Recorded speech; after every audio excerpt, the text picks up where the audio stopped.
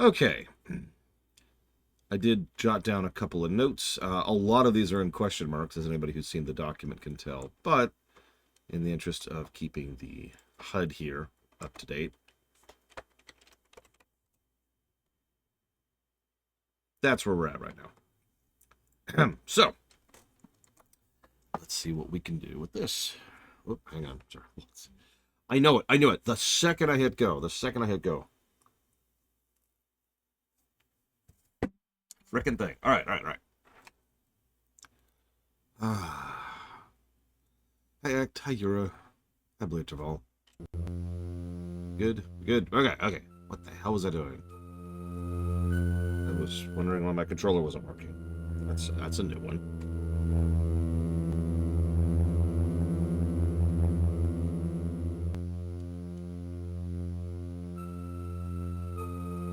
What?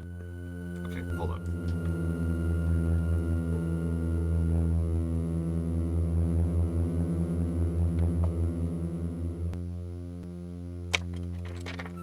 Oh, I see what happened.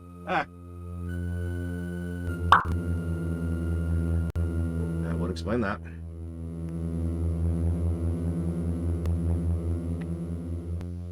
Yes, no adult should ever play a video game.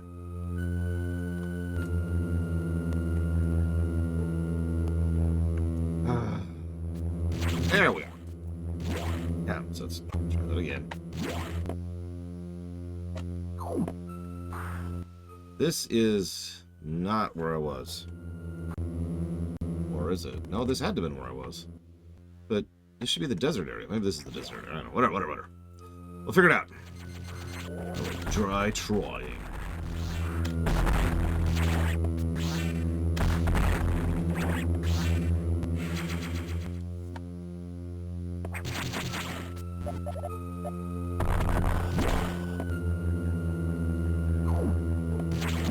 Yeah, it's wild to do, isn't it, Yura? Like I said, it took me a good couple hours to get used to playing Samus Returns with the analog, because, excuse me. So do you mind clarifying, Dakota?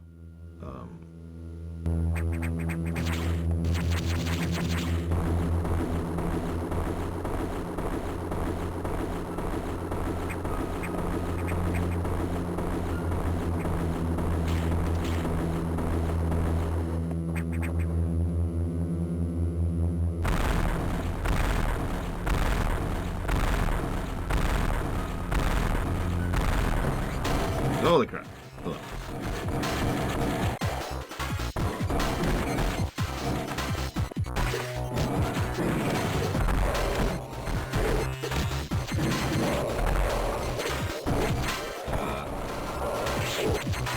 Man, what did they make their construction bots out of in the Federation? Holy crap.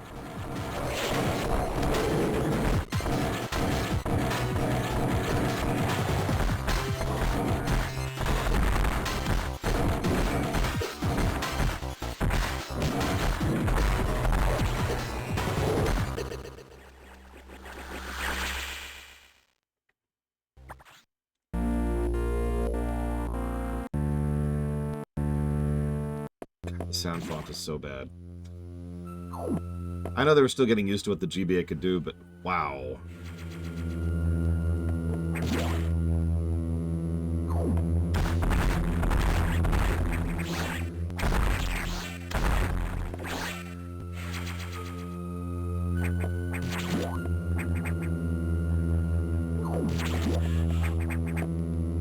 Let's save after we did all that, shall we?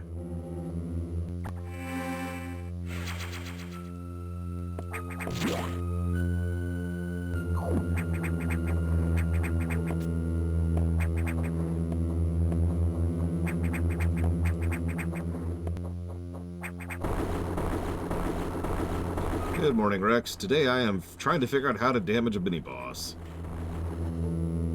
I'm failing at it for some reason.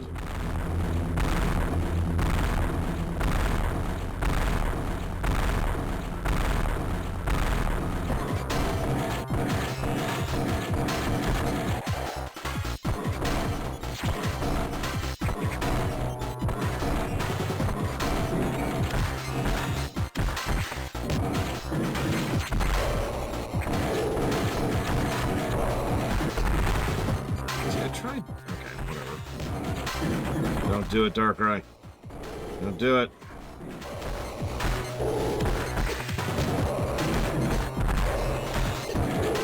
What in the hells?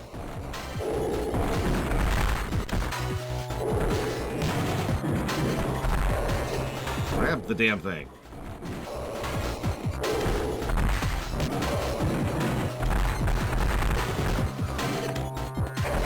She does not want to grab the ceiling. Look at this.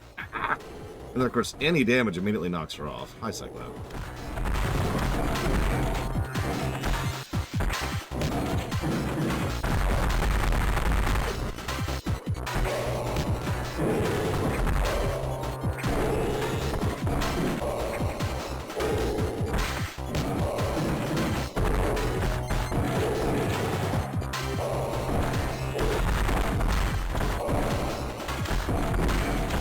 It's got an organic brain, why wouldn't it?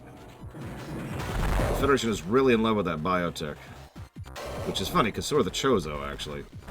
You'd think after the X-Parasite they would have learned.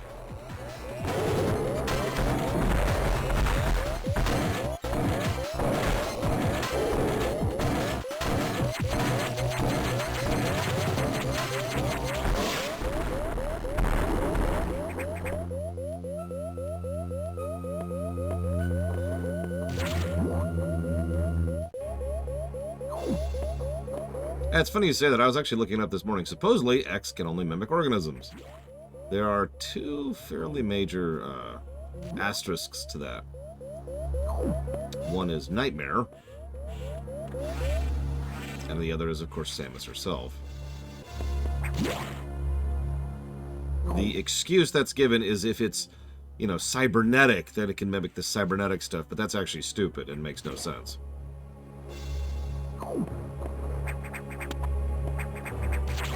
Like, if you can only mimic organic parts, then if you try to mimic, random example, a Borg drone, then you're going to have half of a person who is missing half of their internal organs.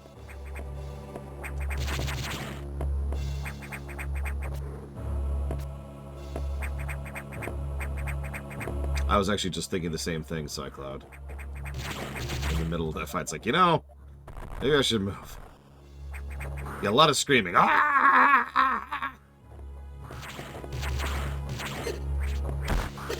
See, that guy would have killed me. The guys can't seem to hit. Holy crap. Jesus.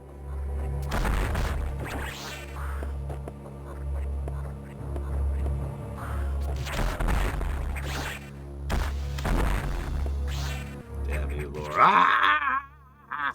Yeah, missiles are... Look at that. There's also a delay. Did you catch that? It, like, fires out, and then the afterburners hit. It's minor. It's, like... It's just noticeable, and it has changed my attack arc in a few specific circumstances.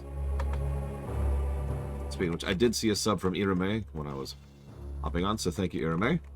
I have jotted that down for Star Fox, Mario Kart, and the beat 'em up block. And thank you, Reggie. I'll put that towards dealer's choice, which I'll figure out later. Oof. So, hi, Cyclone. Did I say hi? Did I say hi to Pillow Willow? I'm not trying to single you out, I swear, I swear. I'm literally Hitler.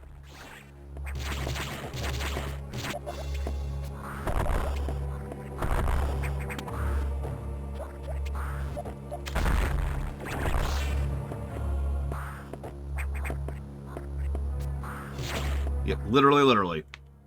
Hitler was like, oh my god, I've got it. I'll become some bald guy. I'll talk about video games. And everyone in the 40s is like, what's a video game? And he's like, don't worry about it. It's going to be great. It's going to be huge. Hi, mein Führer. Lost his mind. And everyone else says, how can you tell? What's different? That is weird, the way that works. So the entering ball form in midair is different than other games. It's hard to describe, but like, you see how I'm losing height because it's interrupting my jump there? That's really weird. So, like, I could totally do what I'm trying to do here in, for example, Super. But I apparently cannot do this in Fusion. Alright, whatever. I give up.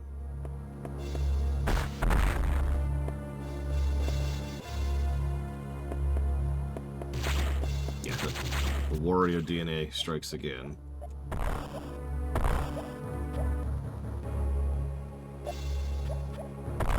I guess I could... Well, no, now I can't try the LBJ.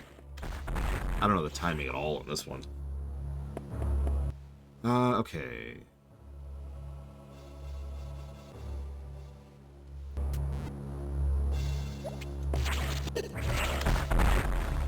Well, we got super missiles. That's cool.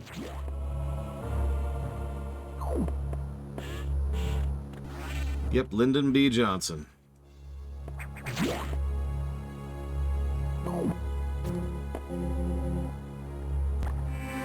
The president most known.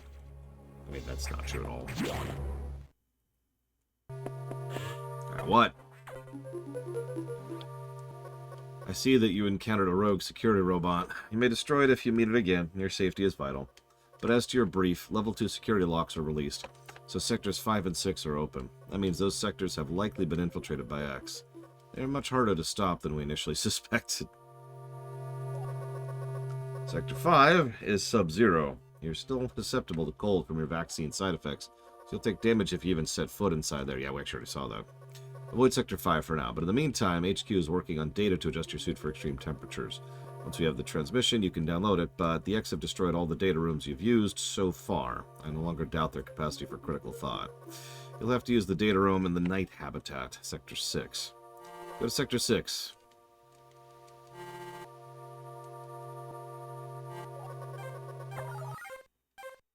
You're the only one who can do this. And the X may be more dangerous than we know. An interesting little side tangent, and I do kind of like this minuscule bit of world building. Even despite the corrupt elements in the Federation, they still agree that Samus is sufficiently worthwhile.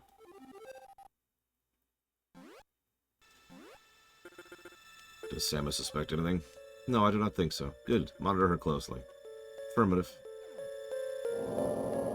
They still value Samus sufficient that the idea of, you know, just killing her is not even on the table. In fact, they're willing to throw away a lot of hardware and valuable resources just to make sure she stays alive because she's freaking Samus.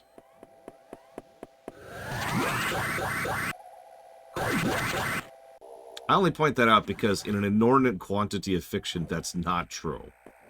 That even the aliens, right? In Aliens, they're usually willing to throw away valuable resources and assets just to gain something that might help. In this case, they're like, let's not go against Samus. Let's not. Damn it, I think I just got my...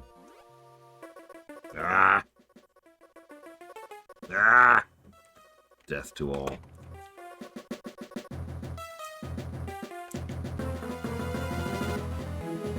The Varia suit data is here from HQ, ready to download. Get moving to a data room. But there's a problem. X from the Sub-Zero sector, ARC are in Sector 6, and they've been changed by the cold.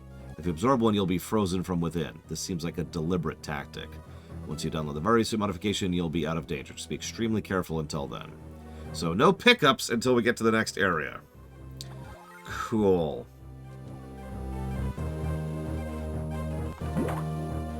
Actually kind of a cool concept.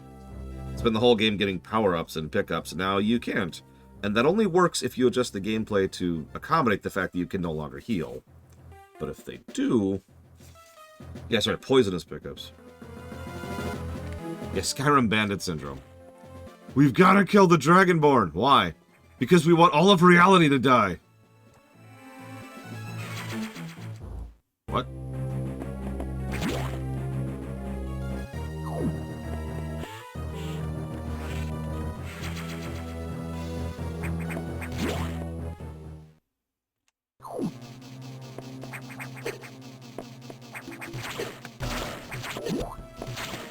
Oof, those hurt too.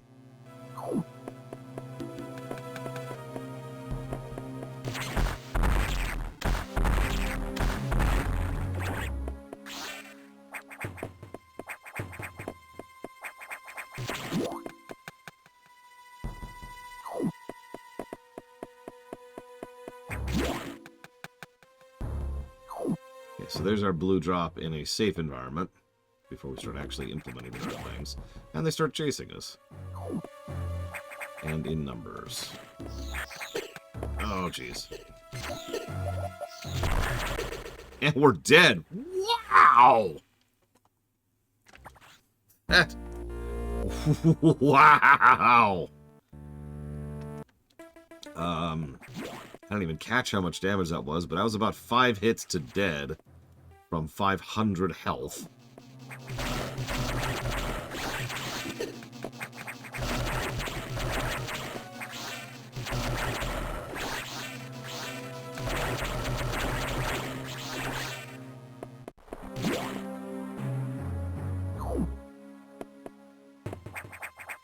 Yeah, I think that's the game's way of saying, nah, come back, bro.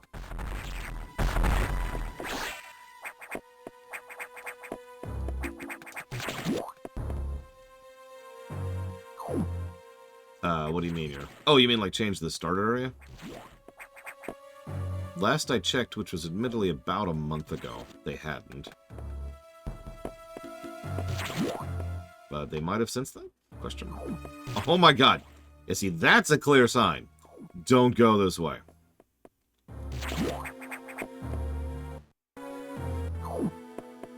Ashran? How did you get to Ashran? Why did you get to Ashran?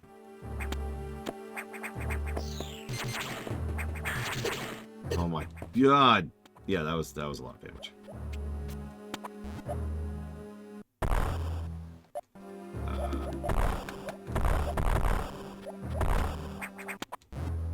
Oh, you followed that, so you didn't actually do the quest. That explains it.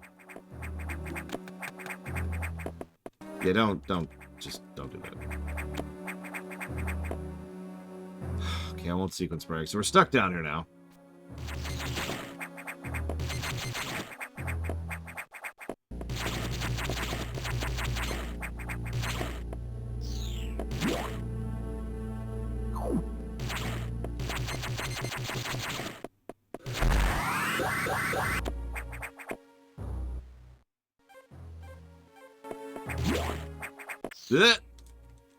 From off screen.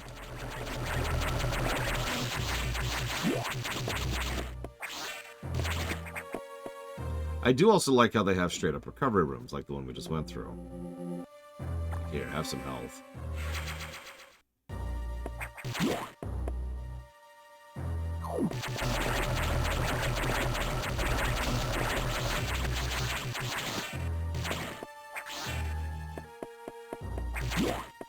Yeah, one of the biggest complaints people have with this game is that it's too linear. Which, to be fair, I don't mind one way or the other. And it will obviously have no impact on the review. Well, I shouldn't say no impact. It just won't get positives for things like connective tissue or routing or overall design or anything like that. All those positives a Metroidvania gets, right?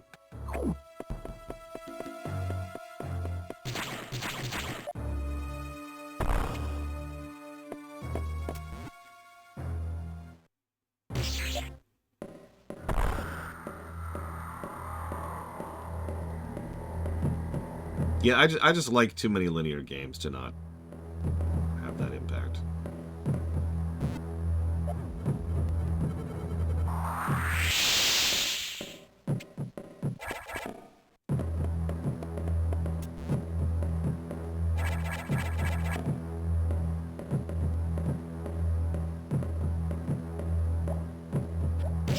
Yeah, don't pull another M.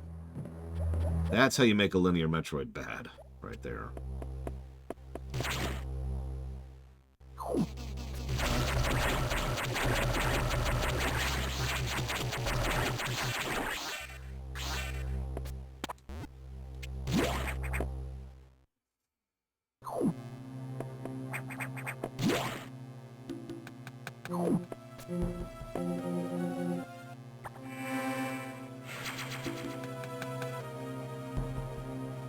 I'm pretty sure she just freaking kills you, Aunt Diddy.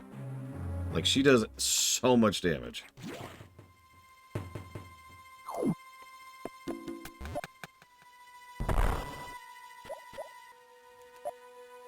I'm not even sure there's an escape possible. Oh my god.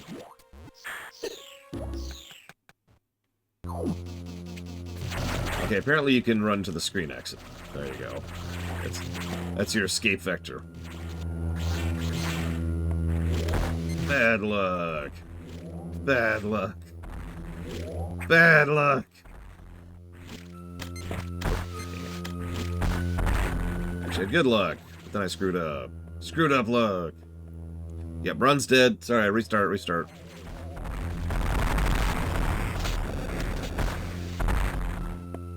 So yeah, so next parasite just took out a data terminal. So we couldn't get the Varia suit.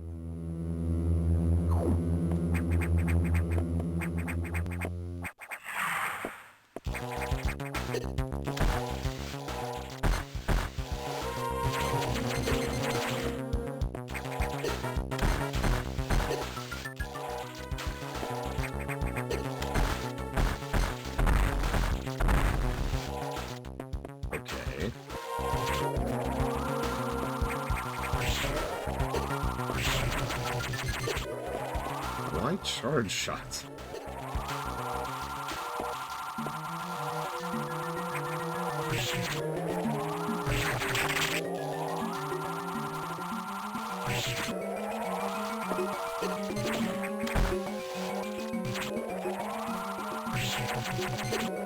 That's really irritating. God.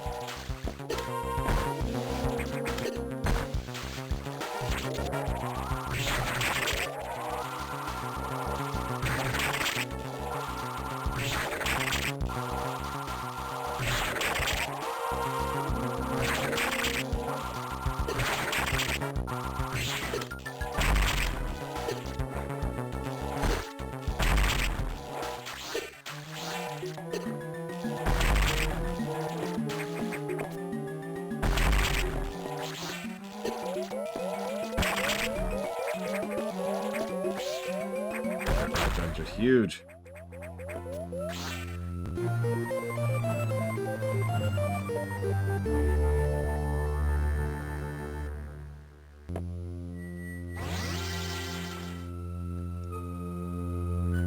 Oh god, we'll look even uglier than before.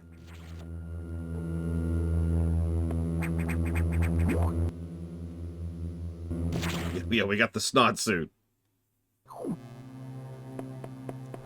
But now the X parasites are no longer, excuse me, the Ice X parasites are no longer a problem. And in fact, looks like they give more health than 10. Yep, they give 30.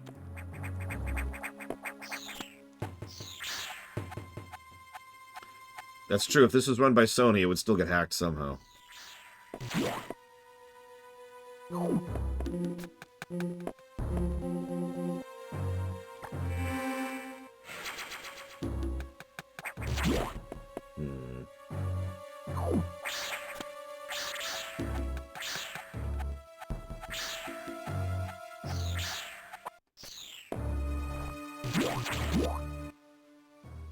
Yeah, I really don't care for the snot suit myself.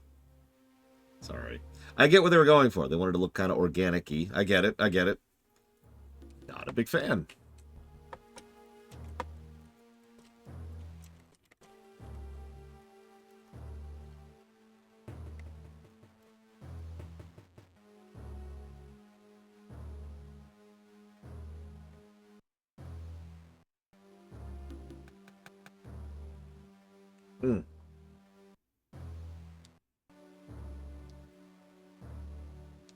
Gotcha. I've always found that funny when they call stuff stations. And, you know, they're mobile. And I know what you're thinking. Well, yeah, of course stations can be mobile, but I mean, like, really think about that sentence for a second. Think about the word station and what that word means.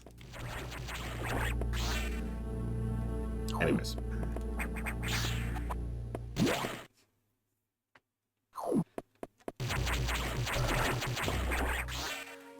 Well, in a lot of sci-fi, I know the only distinction between a station and a ship is just size.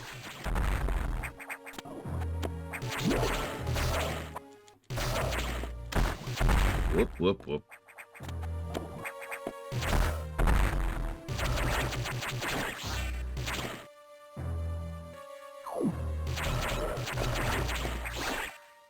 Deja vu. Now we can handle the cold. Stop running from me, you cowards! Yum, yum, yum, yum, yum, yum. Yeah, you need the quest to be able to access... That's true for any zone, really, Euro. Well, for any starter zone, I should say.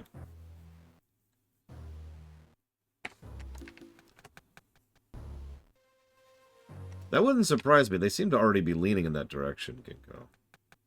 I guess we'll go this way. Yeah. Me too, Rex. That all-important visual storytelling. Or! Hear me out.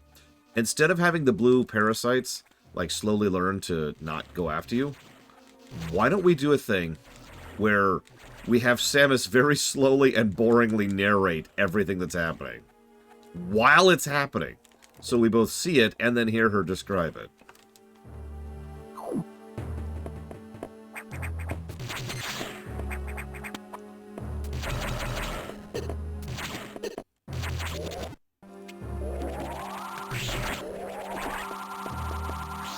The blue X reminded me of the baby. And it's... Oh, yeah, we can go through this room now. Hi, guys! Hey, what's going on? Where are you running? There's something even in here.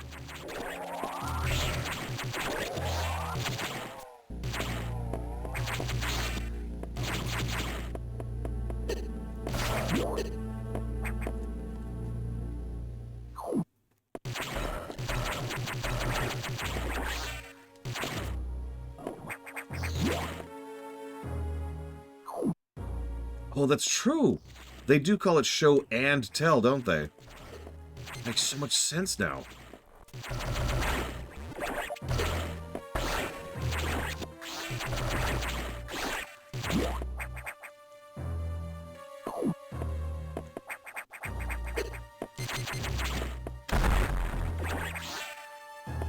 That was a straight-up mimic.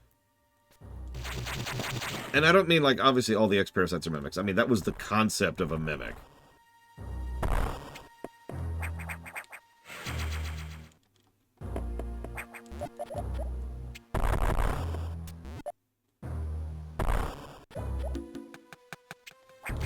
I think it tastes different based on the...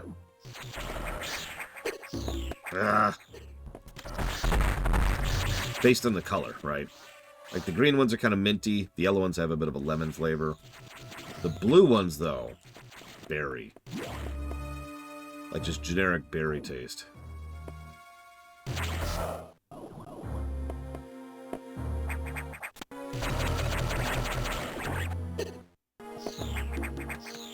hate those things.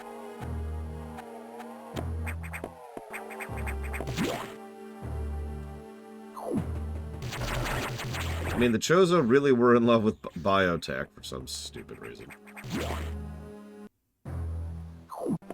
Apple, ugh. Poor Samus. Having to do her apple flavor.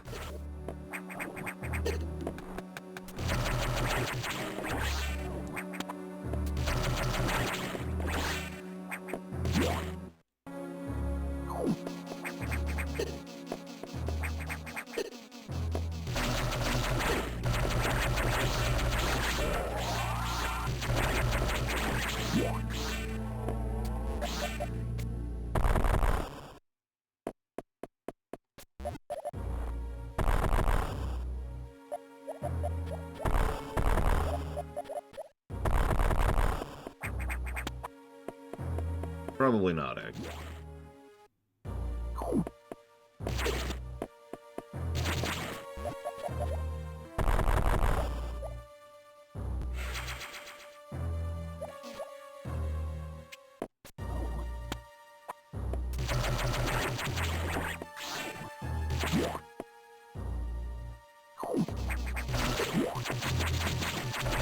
I honestly don't remember X, unfortunately.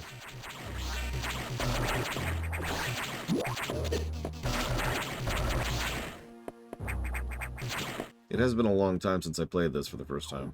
In fact, it's been since it came out. That was the last time I played this. Yeah, I like the Nocturnal Zone. Which isn't dark. Well, I mean, it isn't black. Might be a better way to put that. Yes, I do, Euro. And then there's the train ride to mimic the intro. How did that X download the Variasuit data? This doesn't seem to make any sense at all. Unless the X have the ability to process data organically. And we can do that. You know what protein sequencing is, right? At any rate, you have the Variasuit data. Now you'll be protected from extreme temperatures. More importantly, the SAX will no longer be able to freeze you, so you can escape easier. You're still too weak. That thing is too much for you. You currently have no way of damaging it. But my simulations indicate a penetrating weapon, like the plasma beam, might work. Developing modification data will take HQ some time, though. There's also a chance you might be able to restore your plasma beam by absorbing a large Corax, as you did with the charge beam. As for restoring Ice Beam, I doubt it. Your current cellular makeup would reject that addition. Therefore, HQ has developed the Ice Missile. This will add a freezing effect to your missiles. It'll help. Go to Sector Arc. The only sector we haven't been to yet. Which I believe is about the halfway point now. Good afternoon, J. Palmer.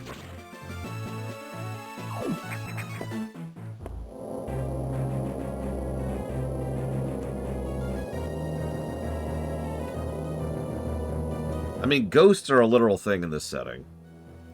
Thanks for that, Prime. Although I guess Super started that, so whatever.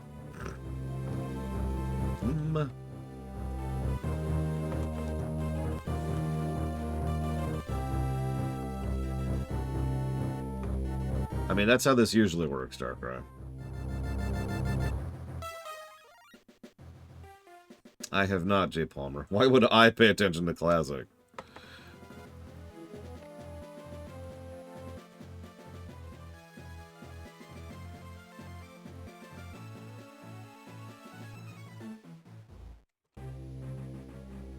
Hey, Junk Garage. Thank you, as always. Much appreciated. Thank you. I will jot that down. I like Kata. I would put Kata as the, let's see, third or fourth best expansion, I would say, overall. Launched terribly.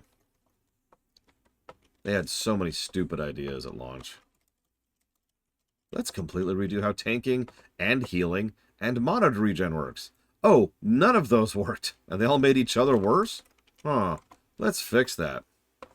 No, I haven't even looked yet, Ect. I have not had time. I apologize. I haven't even had time to mow the lawn, and that's getting more and more jungly. Oh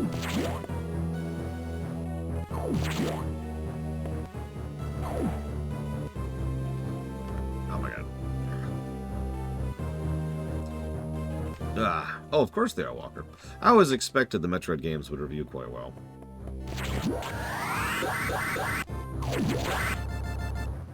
Which is why we started with the ones that wouldn't.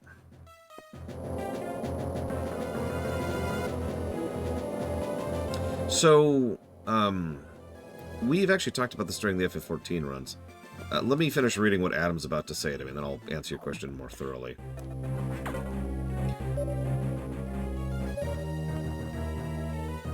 Depends on the time of year, Mira. You need to download data for the Ice Missile upgrade, but as you might expect, the data room here is secured. Level 3 security hatches are yellow. Release security lock, download the data as usual, and experiment with those new missiles. They'll be helpful. You know what to do. Get to it. Okay, so, something that MMO designers have wrestled with ever since the concept of aggro was first added to MMOs, which was actually kind of halfway through MMO history, believe it or not, is how to handle threat generation. Designers have gone back and forth on the idea of... That's really weird, Walker. Have gone back and forth on the idea of what a tank's job should be in terms of minute-to-minute gameplay.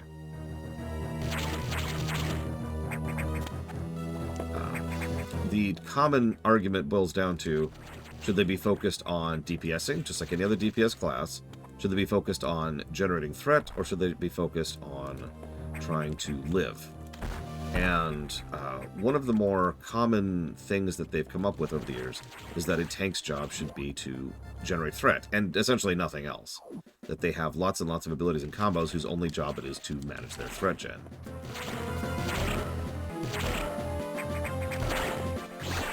Now, I don't think that's... I don't agree with that, personally.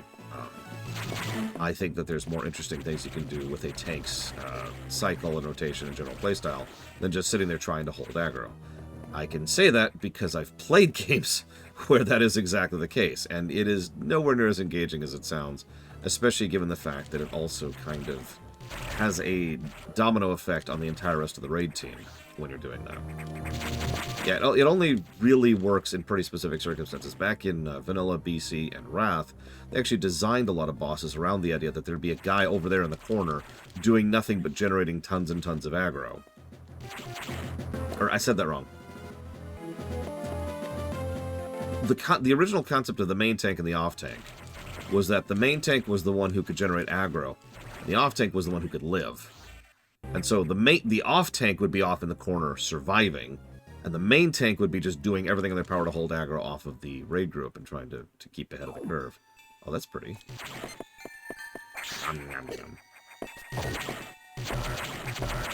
Anyways, all of this is just a preamble to answer your question. So in Kata, they decided, you know what, let's go the total opposite way there. Let's make the threat gen really, really, really the focus of tanks. While we're doing that, let's also not give them any additional tools to survive. And let's also limit their ability to hold AoE aggro. Let's also make it so that everyone else generates substantially more aggro. And, oh, one more thing. Let's cut the amount of aggro generation that tanks do by about a quarter. So you'd be generating about 25% of the aggro that you used to back in Wrath. This was all pretty terrible. Like, really, really, really, really terrible. The patch that changed this actually went live during Wrath, you know, acclamation patch, as is per the normal. So we actually went to do our normal everyday weekly farming raid. As in, the raid we do for fun, just to relax and chill and hang out. And we couldn't get past the third boss. In fact, we were having trouble with Trash, because the tank couldn't hold aggro. Now, you'd think they would have noticed this and been like, oh, hey, there's an issue. Citadel, J. Palmer. They did not. They did not notice that at all. It wouldn't be until, I believe, the second major patch in Kata, which is the one that introduced the Firelands, that they were like, oh, hey, this is extraordinarily broken. So, yeah, they just completely screwed with aggro generation, which might have worked if they had rebalanced the entire game around it, which they did not. And they also reduced our ability to hold AoE aggro. So less AoE aggro in general, less aggro in general, and no rebalancing around aggro. Did I mention they also reduced some of our survivability, too?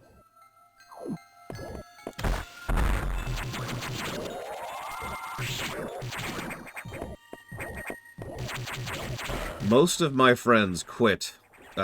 All of my friends quit in Kata. Kata was a weird time for me. It's the only time I've played an MMO solo. Because everybody put the game down in Kata. It was just such a pain.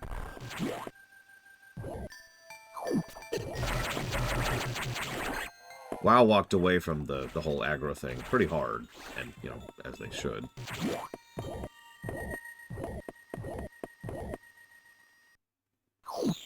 Nope. Don't have the distance.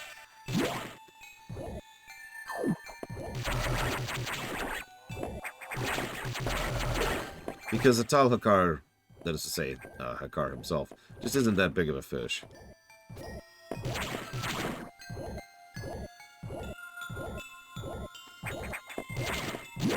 I mean, having him infect Ironforge?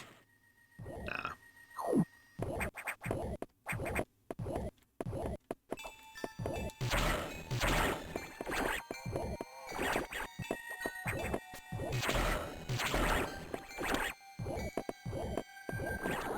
There we go. No, that doesn't work either. I'm gonna have to freeze it. Okay, so this is a wall then. But I can't get out. Can I get out? I can get out. I'm free. Good morning, Loke.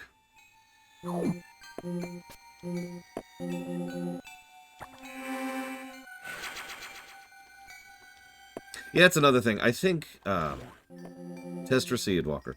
I think having aggro be a major component works a little bit better in a game that's a little bit more paced, turn-based, I think is actually how I want to phrase that, than something like WoW. Because, yeah, WoW combat is extraordinarily high-paced. That's on purpose. I've actually heard several people say it is the action MMO, which is funny, considering it's actually not. That would be something more like Guild Wars 2, or, you know, some of the more modern ones.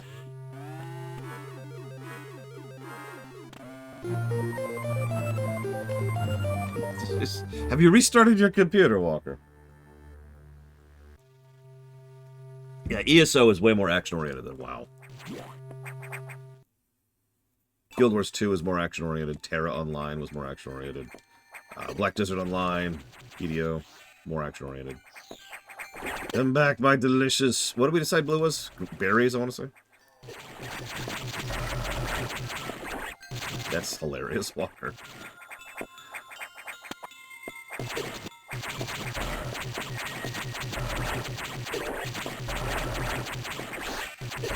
And yeah, when I say turn-based, I don't mean literally, although I could. Aggro being a major mechanic in an actual turn-based game actually works pretty freaking well. Especially one with proper interface for initiative. And stuff like that.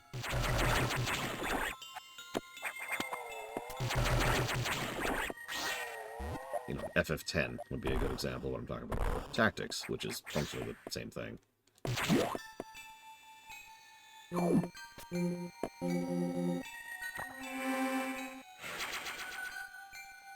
Oh! Healers is much easier to explain what they screwed up.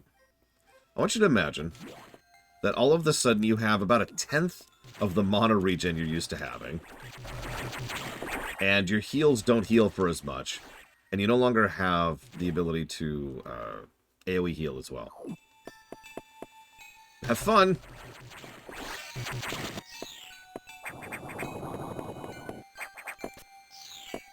Actually ditto Blade Travel, and I do think that's weird, because I stand by my statement. I'm kind of with you, if that makes any sense, Blade Travel. Well, we don't have Screw Attack yet, Loke, so that might be part of why. I do think that, especially in a game designed around it, having proper aggro generation or aggro maintenance is something that can work pretty well. In fact, it's something I have added to most of my D&D campaigns pretty regularly. Warlords had a pretty weird tank overhaul, yeah. Although I was with it in that case.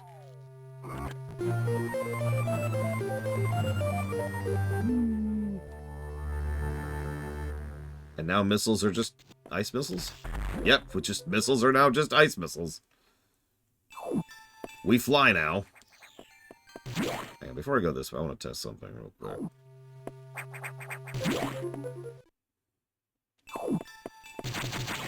Well, test concluded.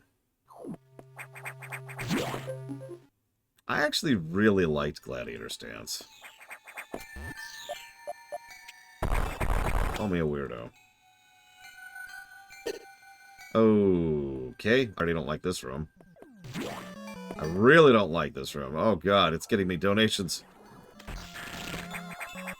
The worst of all possible fates.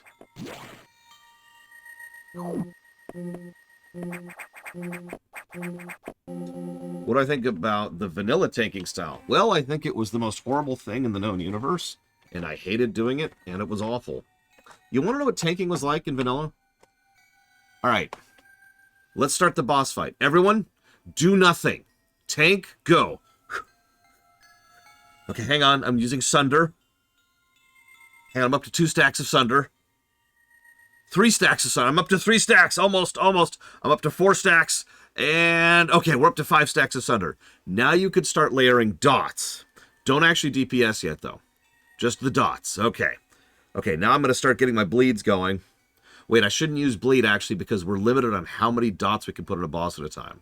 So instead, I'm not going to use bleed, even though that would help my aggro generation. I'm just going to keep focusing on maintaining my Sunder stacks. Okay, maintaining Sunder stacks, maintaining Sunder stacks. Okay, now the rest of the DPS can start aggro. Start generating. God, it sucked! Tanking sucked so hard in vanilla. It was so terrible. I hated it then. I actually volunteered to become an off-tank, so I would not have to deal with that.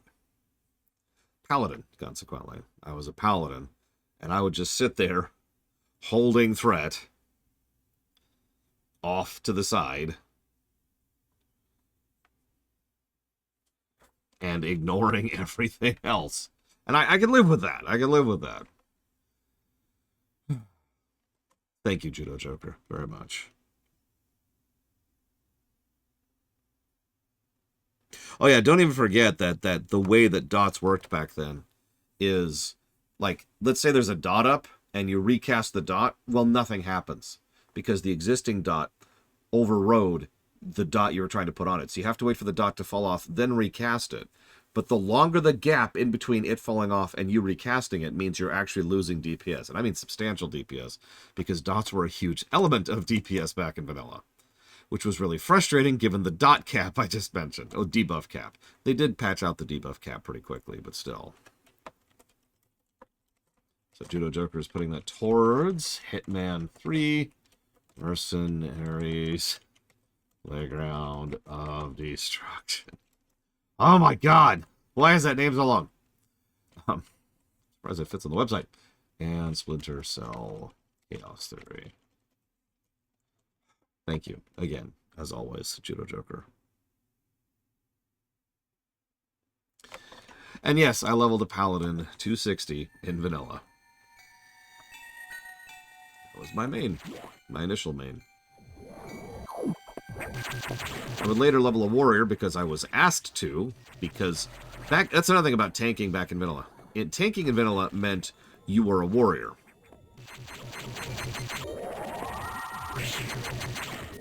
Like, it was the only class that could tank, or at least main tank. No other class was capable of tanking. So, the tank class was warrior.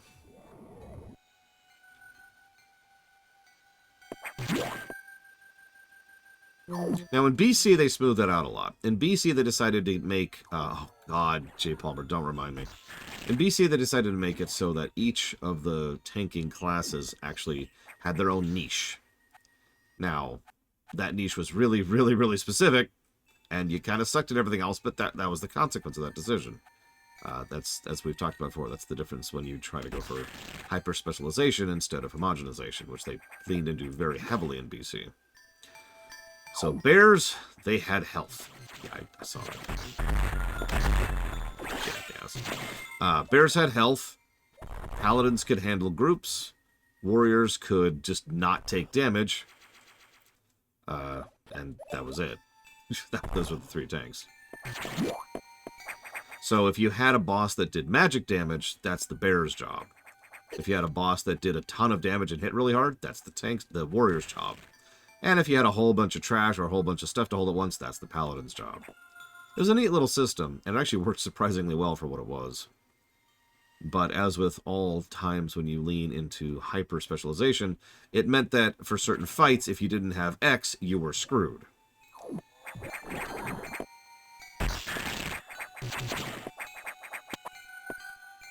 That's right, you needed the X parasite to progress.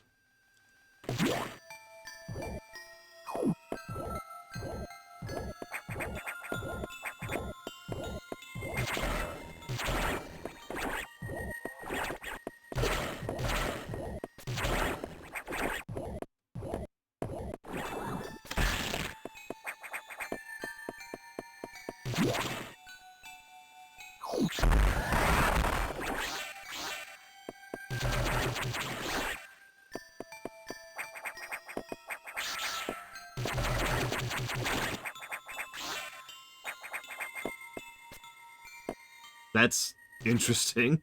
That's pretty common, though, Blade Jamal. very, very commonly in most MMOs, the designers will say, let's design this so that this is true.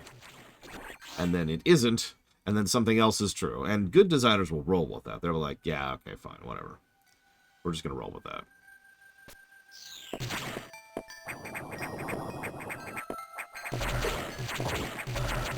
I mean, going back to WoW BC for a second, how many of you remember rogue tanks?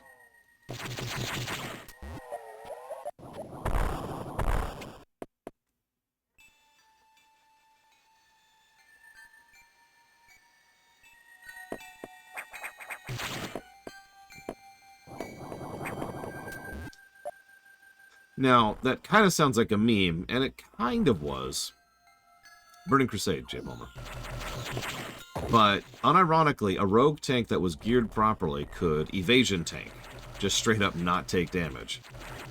It only worked on bosses that only did physical damage, and only on bosses that hit, frequently. Bosses that hit frequently. This is the right way, right? Yeah, okay. But how do I...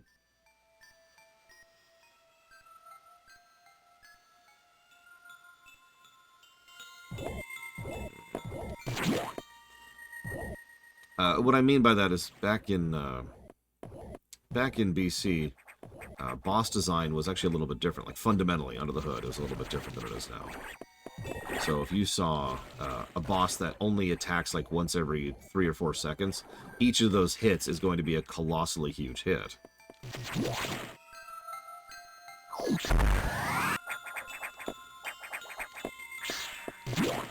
So a rogue tank couldn't tank one of those because if they ever fail the evasion, they just die instantly. Nothing they can do about it. So it needed to be a boss that hit quickly, rapid fire. In other words, their damage would be lower, so they'd be getting hit more often, but the healers would actually be able to hold up to it, that kind of thing. This doesn't make sense.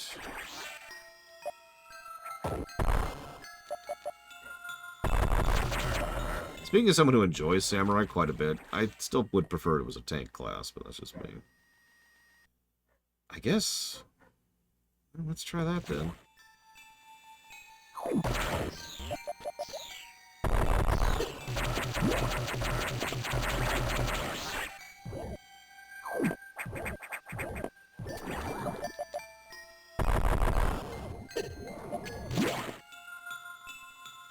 I do like how they tutorialize the concept of the pillars growing right here if you haven't seen it happen before.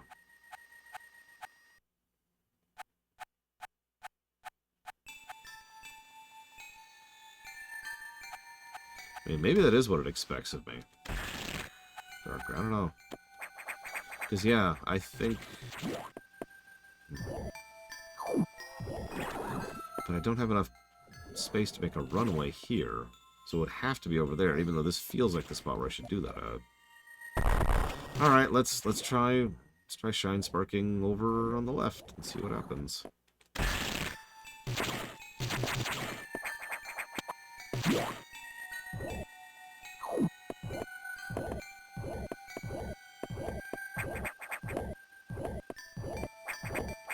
I mean, I don't know where to go if Shine Sparking is the answer. I'm actually pretty lost here. So...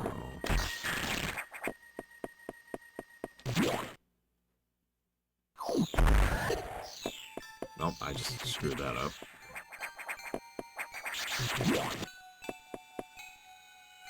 I'll take a hint, because I'm at the point where I'd be checking a map already.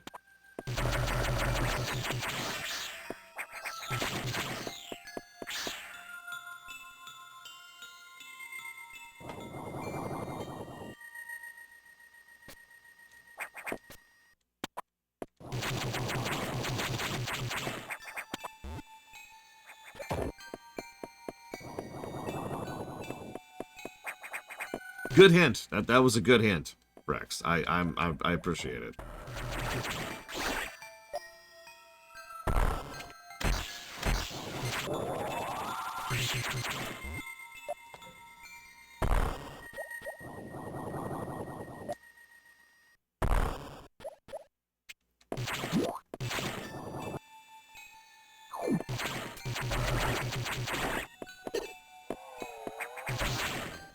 Oh, but now I'm stuck here.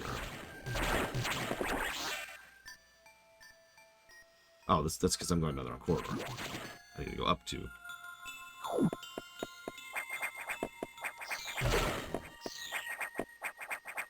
So we can't go that way yet, because that's a level 4 door.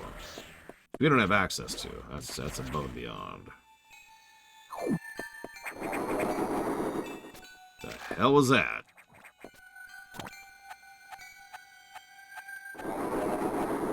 So, fun little fan theory while we're here. The theory goes that that's actually the original, not the X version. Why does that make sense? Well, the reason it's fleeing is because it's specifically fleeing the X parasite. Obviously it fails, and then that is the version we fight.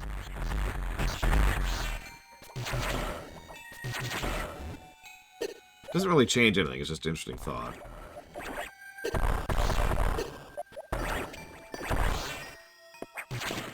Yeah.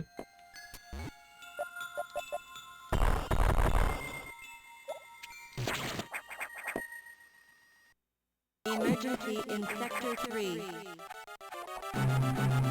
Emergency in... What? Emergency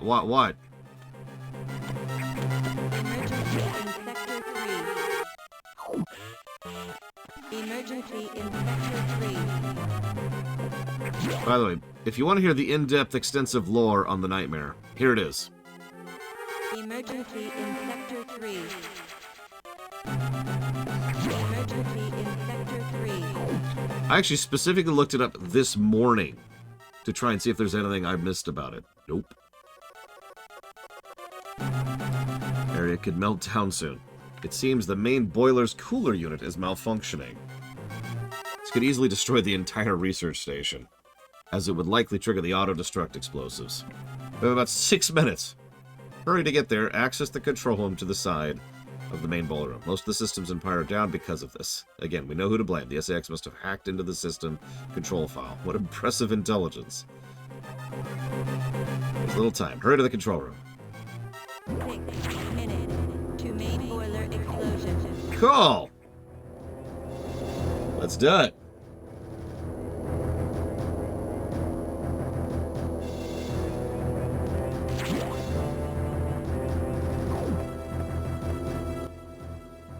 No, I'm right. It's Sector 3. Come on. There you go. What is this, super?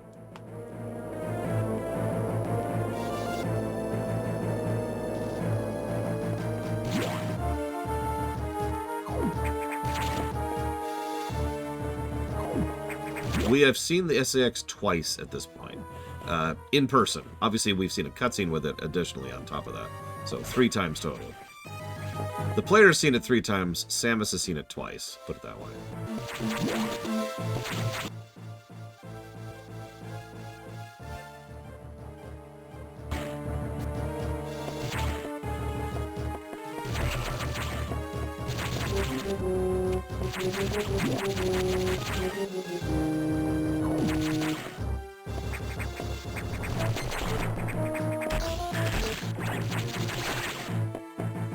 Remember this little tidbit of stupid. Yeah, using Japanese text in order to speed up a game that has a lot of text is extremely common. There are very few games where there's a text style that is not Japanese that's faster. Usually Italian.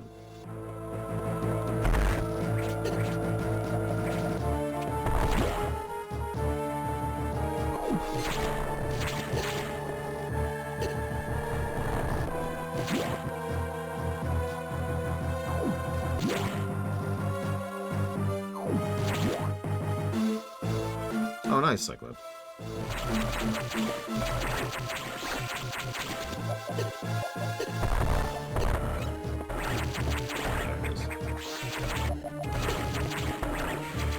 While I'm here.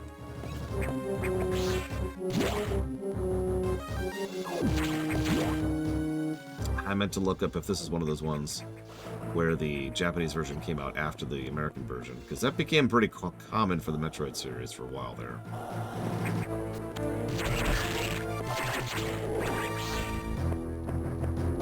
Look, Rex. I got 4 minutes. I got time.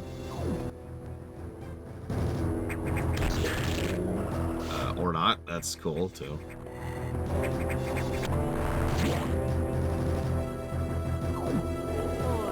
4 minutes to main boiler explosion.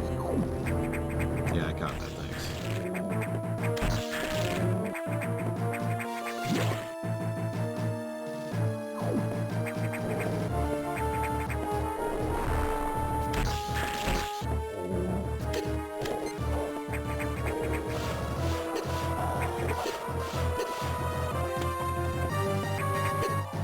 Oh my god. Go away.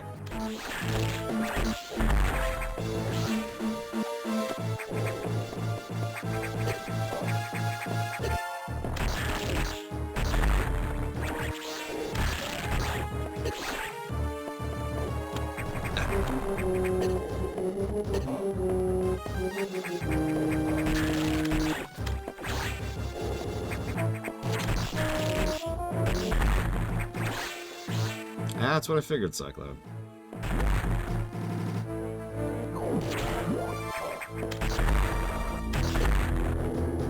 This place is, a little melty, isn't it? 3 minutes to main boiler. See, I got time. All I have to do is figure out what's causing this thing in 3 minutes and fix it in 3 minutes. It's okay. Samus didn't get that doctorate in engineering for nothing. And, of course, we have door luck.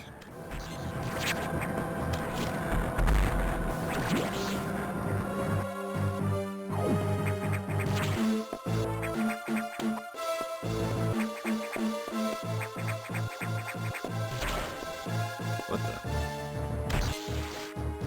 Oh, now that's interesting. That makes sense, though, right? Like, if they're going to imitate someone who has the intellect to actually do something like this, then they could, right?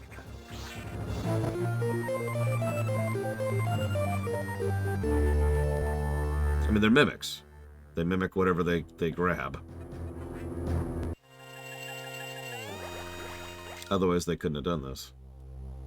It does mean they can inherit information. It also is interesting because it means the X-Parasites are not intelligent. They can only mimic intelligence, which tracks with how we see them presented.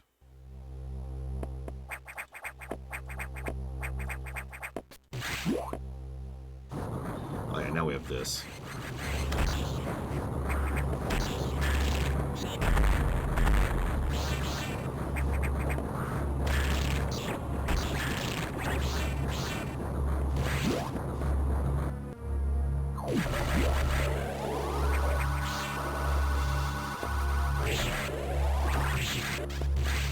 It's a shame we don't have the vacuum from the charge beam in this one. That would be pretty neat, actually.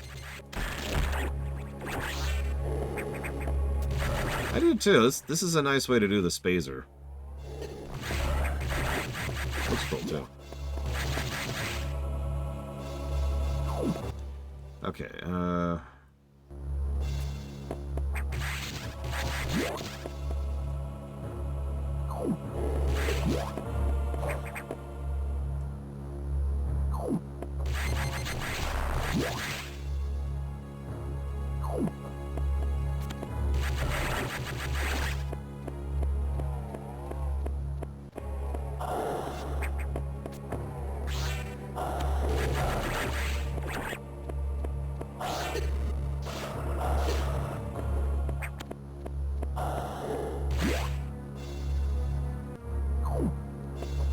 well, since I already got that missile down there.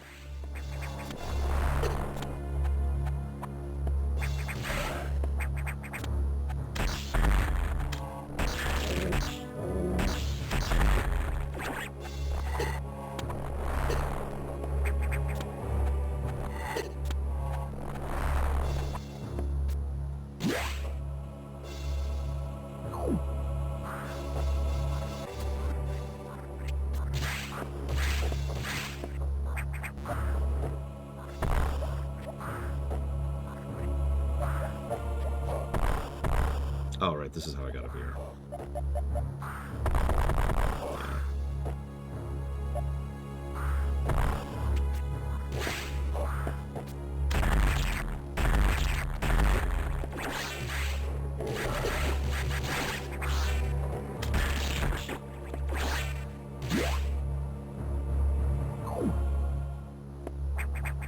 Honestly, I'm not sure they have the ability to think that far ahead, Rex.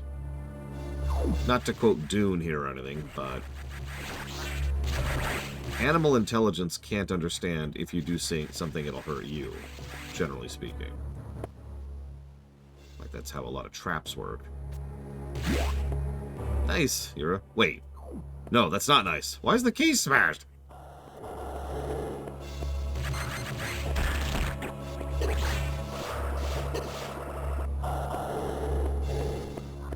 Oh my god. I'm sorry. Whoop! Yes, J. Palmer, it's called being flexible.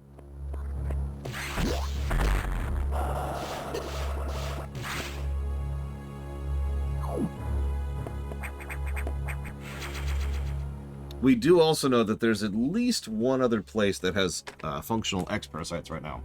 ZPR or ZDR, whatever it's called. The place in the other game. I can't think of the name of.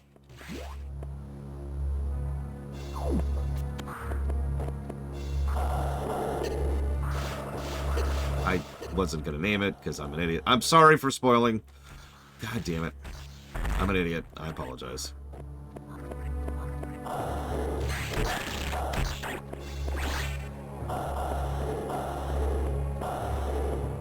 Moving on immediately. But yeah, I've never gotten the impression that the X-Parasites can ever be anything other than what they are. Mimics. Viruses, really. Magic viruses, but viruses nonetheless. Something at the end of this very game kind of elaborates that concept.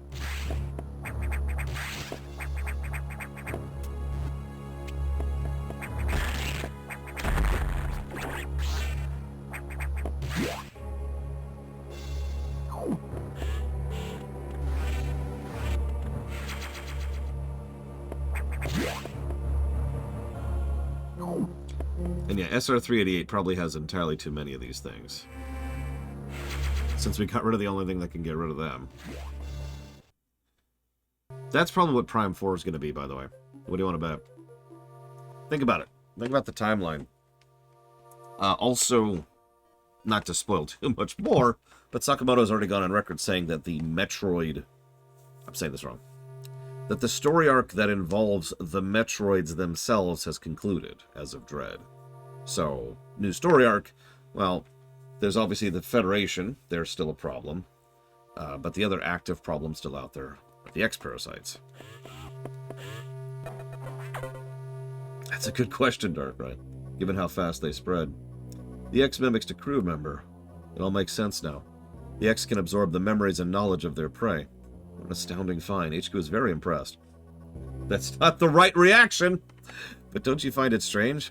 You could destroy the station with the X in it, not to mention the SAX. Unusual for a self-preserving species like the X, unless your presence is an even greater threat, a threat to the existence of the X elsewhere.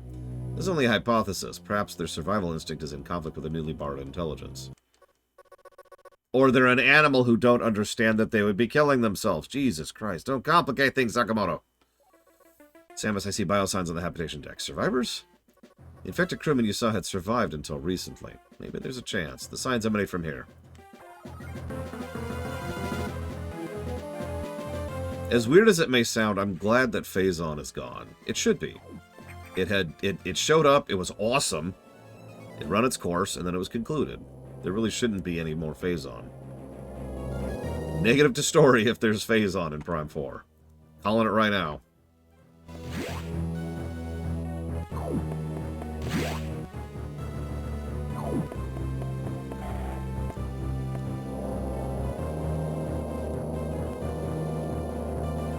And yeah, there's no reason the X-Parasite and the Federation plotlines have to be disconnected. After all, they're not disconnected here. The source of Phazon was destroyed, and Phazon is not a self-propagating material. So, in the interest of total honesty and fairness, it would be possible for there to be tidbits of Phazon still out there, in the galaxy somewhere.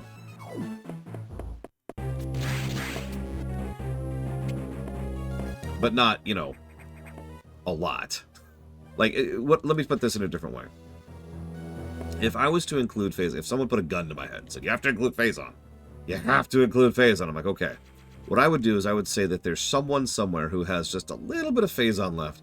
They've been working with it, experimenting with it, and that turns into a boss. And there's one boss that's a Phazon boss.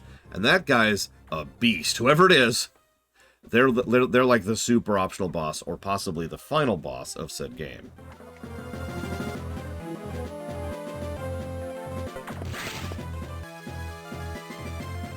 No, I wouldn't say they find a way to replicate it. That's cheap. That just brings it back for no real good purpose or point. That's just, hey! We brought back, you know... of course, I can't think of an example right now. Don't do that, is what I'm trying to say. Don't do that. That sucks. That's dumb. I don't know, Spartan. Everyone just likes holding a gun to my head. Instead, I would just focus on... you know, there's this one last cache of Phazon. Yeah, you know what? That would be Palpatine. That's exactly what that would be. That's a good example, Blade Devil. Thank you. What's stopping it from being like Tiberium? Good writing? I don't understand that question. Also, Tiberium is kind of deliberately spread by spoilers. And I'm not going to continue talking about that because unrelated spoilers. But either way, they're completely distinct from each other.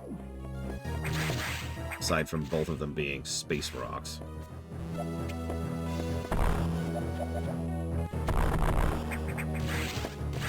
Anyways, no Phazon. We're done with it. We did it. Cool. Palpatine did not come back. We're done. No, Luke. Palpatine's dead. Let him stay dead, Luke. Why do you want Palpatine to come back? Why? What is wrong with you? God damn it.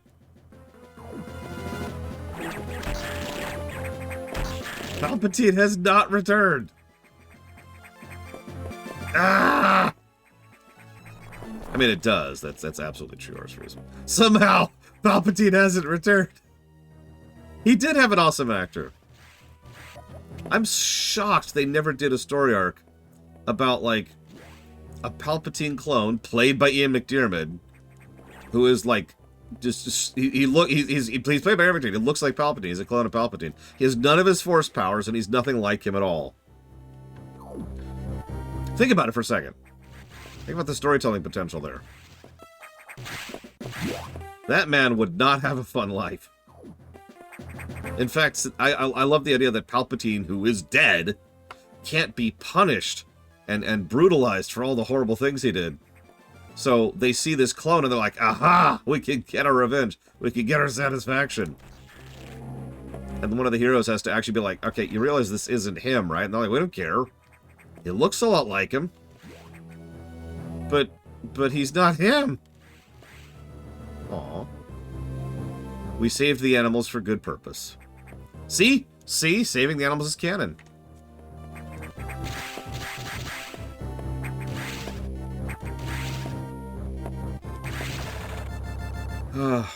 Anyways. Sorry, getting way off tangent here. Oh god, Darkrai. Those poor animals.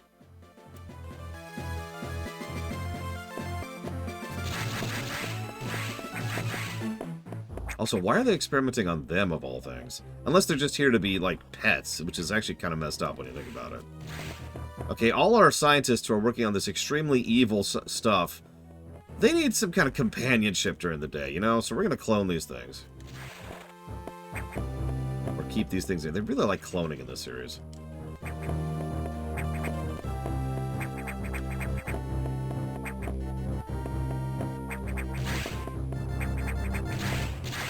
Oh, God.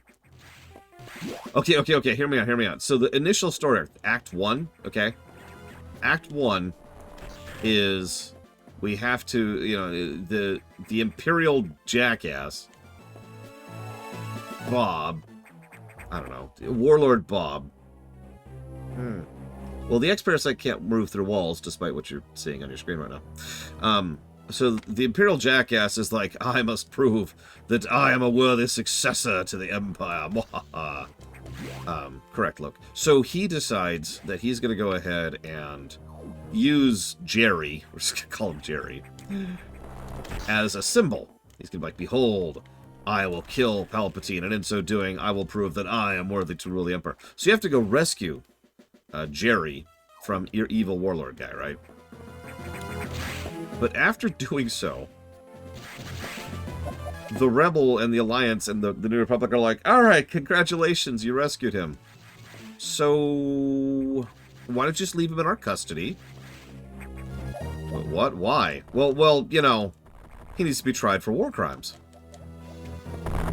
He didn't do any war crimes. But he looks a lot like someone who did. The law is pretty strict when it comes to clones. Clones are, because of the Clone Wars, clones are susceptible to the same, you know, regulations and legalities that applies to their original. Don't worry, we'll have a full trial. We are not barbarians. This is not the Empire. We'll have a trial. We'll put him on trial for the crimes of another guy. And then you have to rescue him from the Republic. That's Act 2.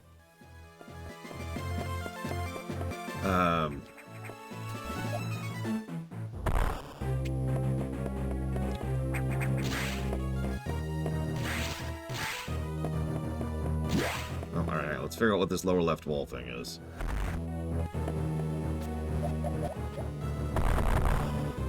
Nothing. Oh, wait. Oh, Jesus. And then Jerry's like, what the hell? I'm kidding. I wouldn't have Jerry go evil. If anything, I'd have him be, like, more determined to be good out of spite. Like, out of actual, honest-to-God spite. They keep trying to make me out to be this galactic genocidal monster. Screw them! I'm gonna donate to charity, and I'm gonna do public service. Screw them!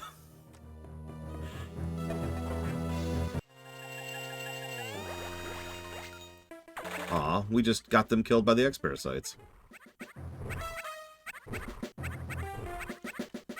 Yes, becoming good out of pure acidic spite. Oh, well. I'm sure they'll be fine. I'm sure everything's fine. So that was the survivors that we rescued. Is there RNG to that, Rex? Wow, this game.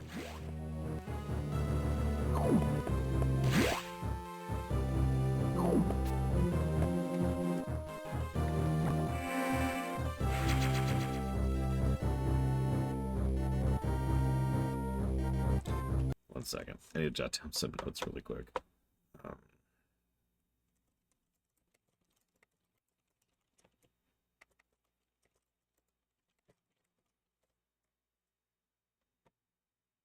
I remember there was an interview by Sakamoto where he actually had to reveal the saving the animals even exists because it was so well hidden that a lot of people didn't even know it was there.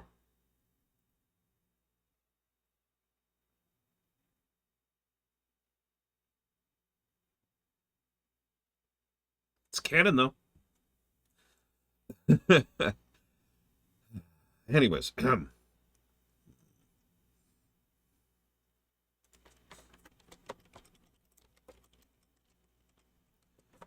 One moment, please. One moment.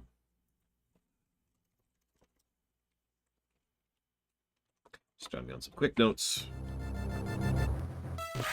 The most speedrun unfriendly game is Xenogears. That hasn't changed in years. Xenogears is an awful speedrun game. A lot of JRPGs where you can't skip cutscenes are awful speedrun games. Etacoons and Dachoras. I've met these intelligent beings before. They seem to recognize me as well. How unusual to meet them again here. In the past, they've helped me unleash abilities I didn't know I had, but where did they run to? I hope they're safe. Nah, they're X-Food. Actually, Final Fantasy X, the speedrunners came up with a custom patch that allows you to just remove the cutscenes from the game to make the game more speedrun friendly. And yeah, FF10's speedrun is a lot better when you could just zip through cutscenes.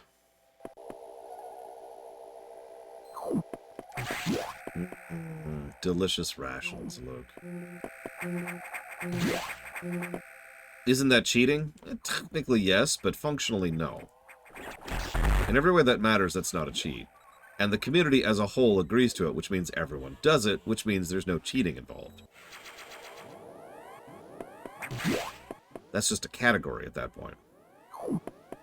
So, in answer to your question, no, that is not cheating.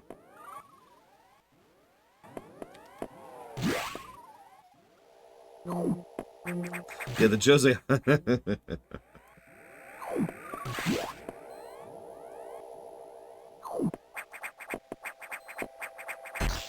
hmm. Hmm.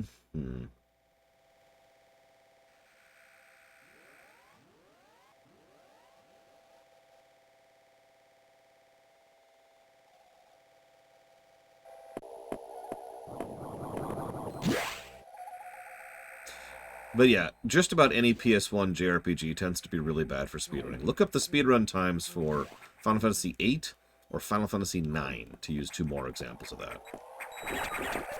And yes, I realize every game I have listed is from the same company, but I stand by it.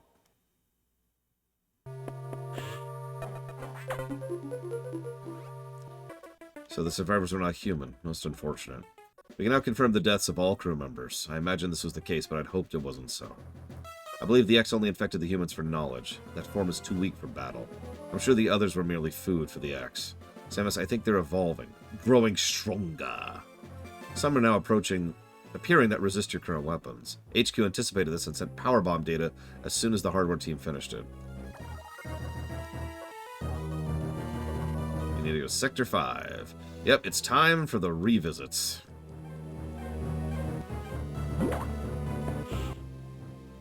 I believe this is actually our first freedom point, and in fact, I believe we are now officially halfway through the game.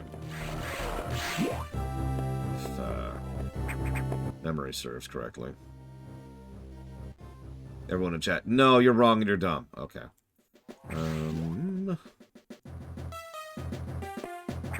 Another really common thing to do when it comes to speedrunning is to run a program in the background that kind of automatically gets rid of load times. That's actually a really cool thing, in my opinion. And you might wonder why. Well, because not everyone has the same quality of computer. So, load times can change seconds or minutes, especially in longer games, or even frames in shorter games, and that can change your time. So, they just have a program whose entire job it is to remove those from the equation so you can see your actual runtime.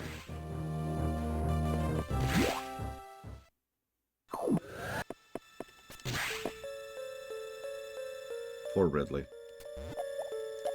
Yeah, what am I saying? Death to Ridley. I am curious about Republic Commando, Zach Taft. I've never played all the way through it. In fact, I've essentially never played it at all, so it'll be a blind run. So that should be interesting. Yep, we've got 2 emergency food reserves. Some fresh, some frozen.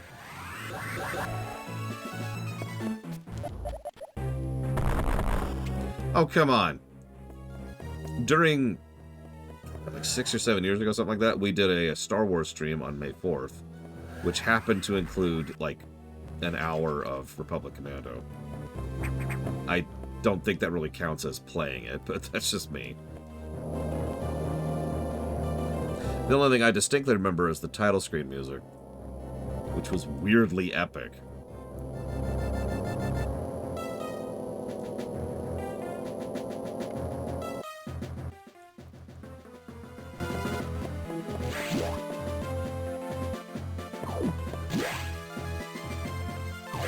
Oh yeah, that makes sense, look. Because, yeah, the opposite's true, too. For older games, sometimes having a better computer is a disadvantage. No, Spartan. No way. No way in hell. Plus, I've already done it. What? Not you, Talmurid. Adam. You've been in this data room before, but I'll show you its position again. Yeah, it's the D on the map. Jesus Christ. I've apparently already missed at least one E-tank. And I was even looking around earlier, seeing if I could figure out where it was, and I failed, so I moved on immediately. Oh god, was this the first Metroid to implement the you can't 100% the game until the end of the game concept? Because Samus Returns does that, and Other M does that.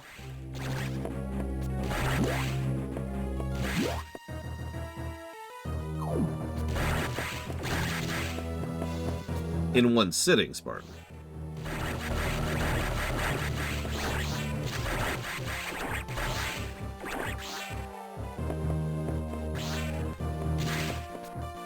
No, dark gray. But, thanks for spoiling that. So, pretty early on, Samus mentioned that she was naming her computer Adam after Adam, the person. So, he is named Adam. It's actually like the second cutscene in the game. She mentions that. How the hell? Okay, I've got to be just missing it.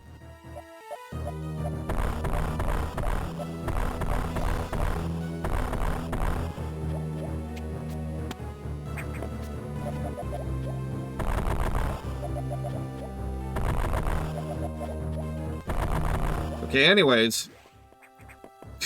Like, nothing. There's nowhere to go in. There's nowhere to go in. There's nothing here. I give up. I give up. Don't care. Don't care. Moving on. That brick means you can fall through it.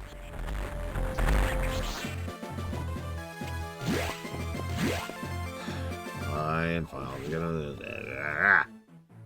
Die. Everything died. Okay, that was funny how the enemy knocked me into that before I even started trying to look for it there. But yeah, that brick means a fallable brick. That's what you...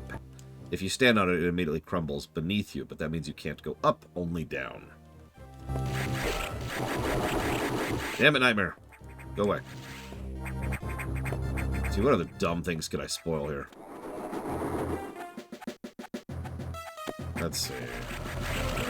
Samus is a girl, everyone.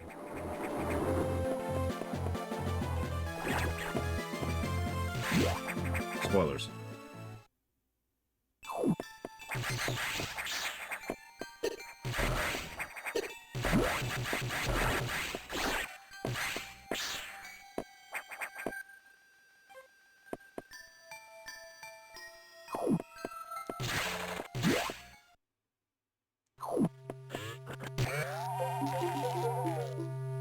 Well, there's power bombs. That was quick. God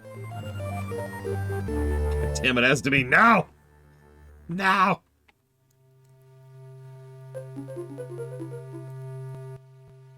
Well, now we have power bombs. Power bombs. Power bombs!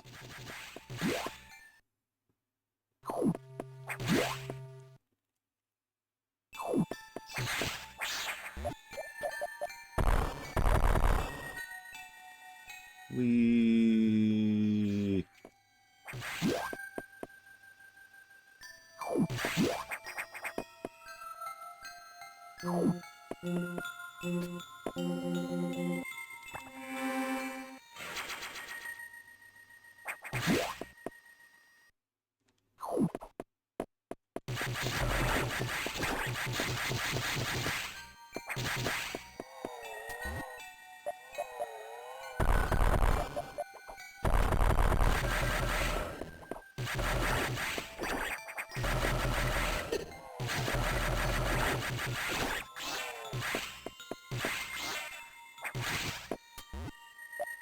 Dang, King DD3. Speaking as someone who's had trouble sleeping since he was a child, I hope you've been able to work your sleep schedule out a bit. She really does, wait of all. She's also way more hunched. Like, look at her. Like, way more designed after the original Metroid.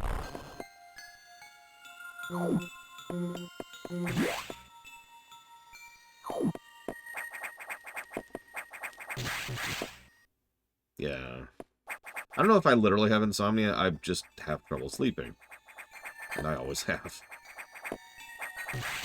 It's been theorized that the deviated septum might have been part of that. Okay. Yeah, and then John was a zombie. As the saying goes.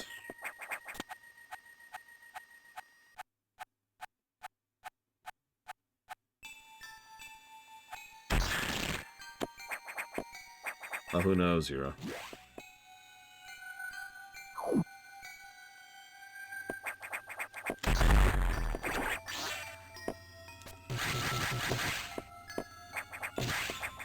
Yeah, I think I'd rather just have trouble sleeping than use a CPAP, to be completely honest with you.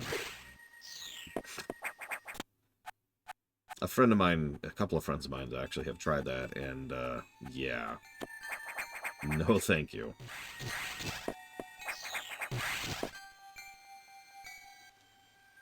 A CPAP is a giant freaking device. And then imagine, like, a gas mask, which kind of goes over here and slaps around here. And so you've got this thing going on, and you've got this giant tube coming out of it into the machine, and it makes a lot of noise, too. And have fun sleeping. Yeah, it essentially forces air in to keep you breathing.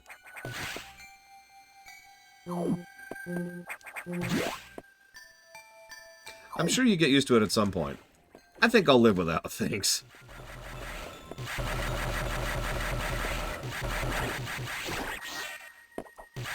I've come up with a bunch of techniques over the years to be able to get sleep at night.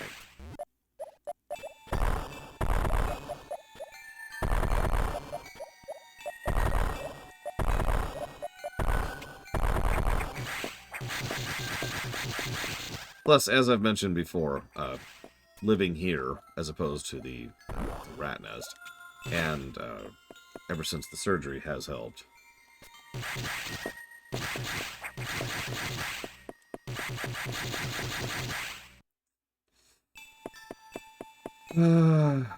Okay, well, let's see what happens.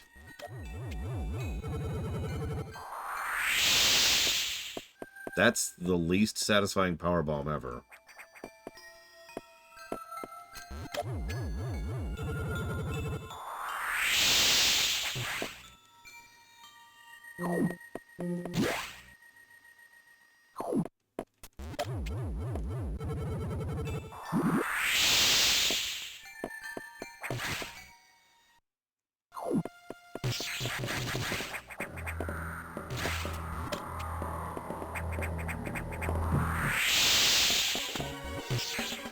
Yeah, I sort of saw that coming. Whoa, right, through the wall, through the wall.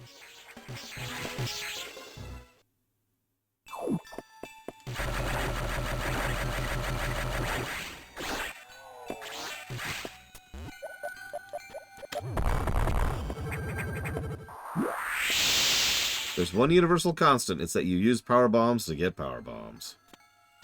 You have a lot of those, too. My goodness.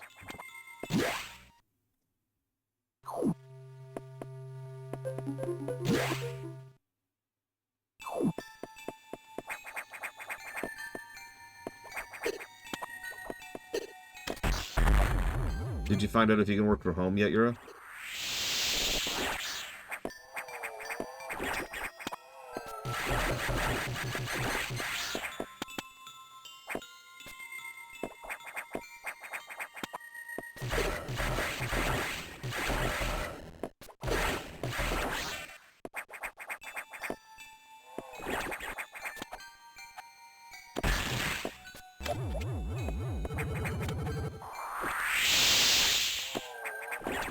I mean, in this day and age, there's functionally no reason to force someone to go into the office for certain types of jobs.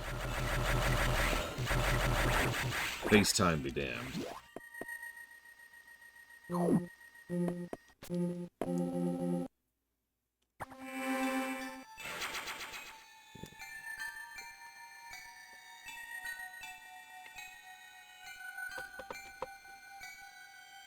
Yeah, it's another thing.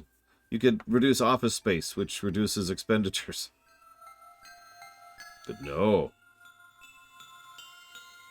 People are so stupid. Anyways,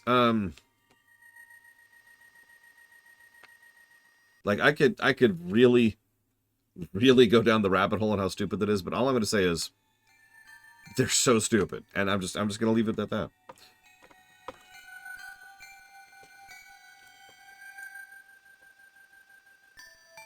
Housing as to mean?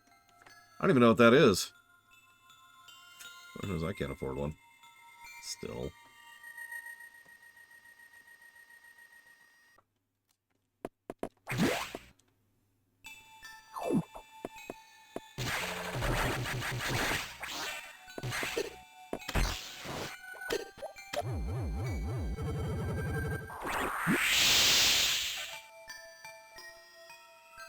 Yeah, no one gives a damn about anything. Come on. Come on, be real. Be real. Nobody cares. Nobody cares.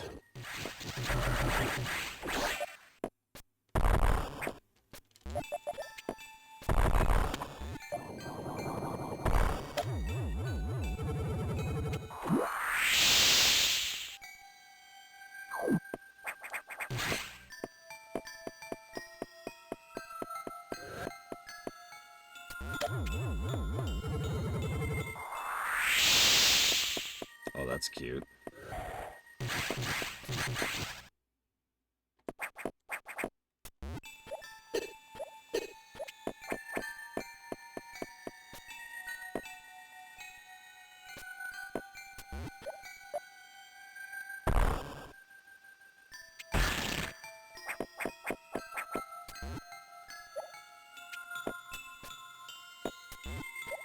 I'm gonna give this one try, because I don't care that much. Do you mind?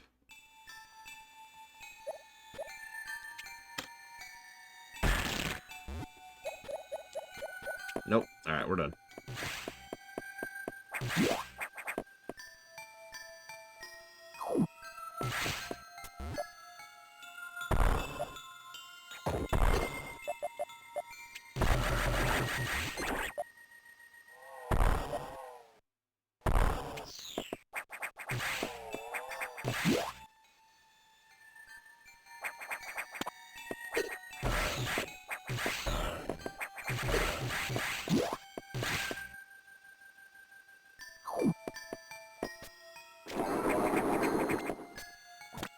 You know, I keep having this recurring nightmare.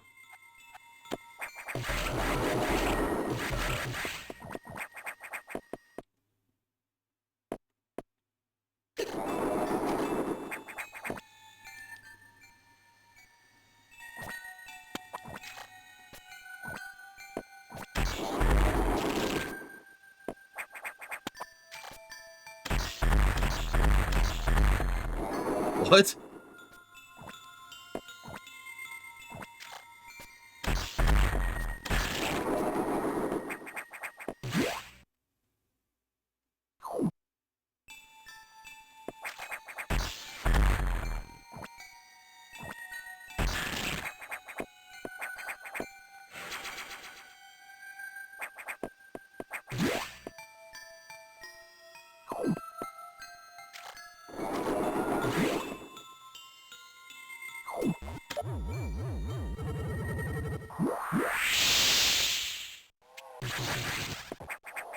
Yeah.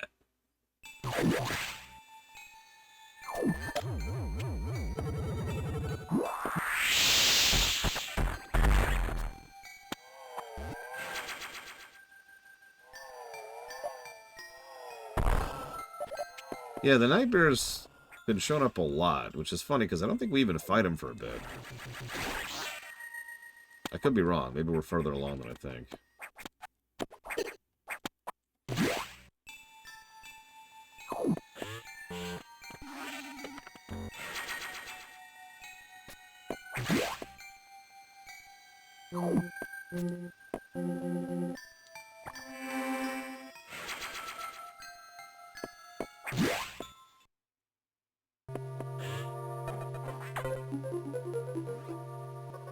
Samus, return to your ship. I have important information.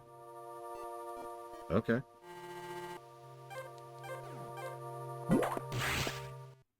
So important we won't talk about it over an open channel, apparently. Even out here.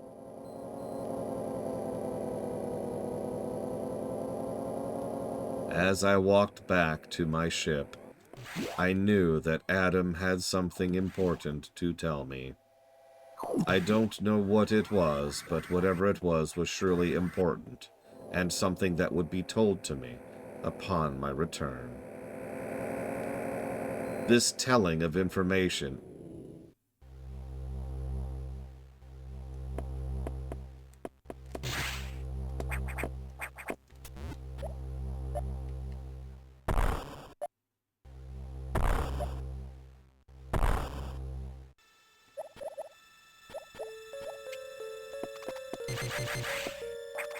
essentially none, Act.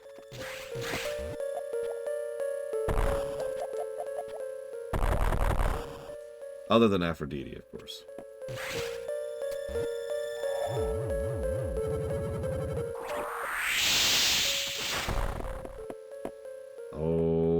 Okay. That's great, that thing that just happened.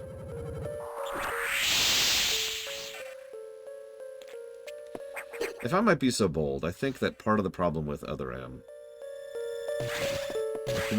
one of many problems with Other M,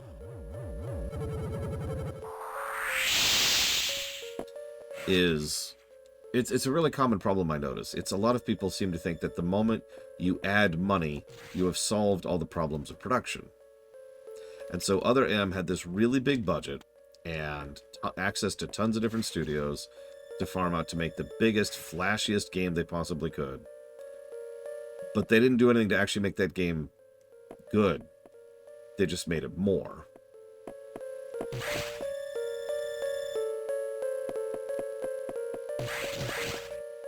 In fact, if anything, they made it worse, but that's neither here nor there.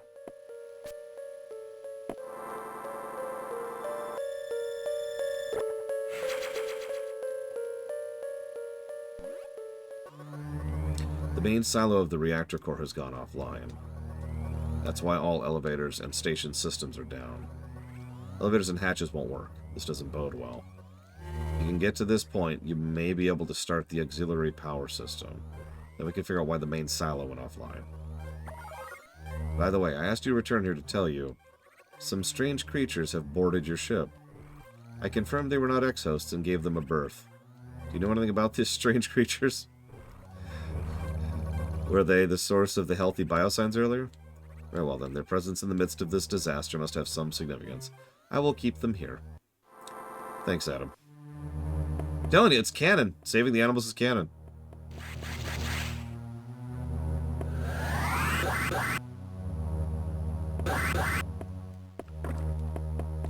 Completely new enemy types. Also, the terrain is a little bit different. This is how you do good backtracking, by the way, which is important in a linear game. The Messenger.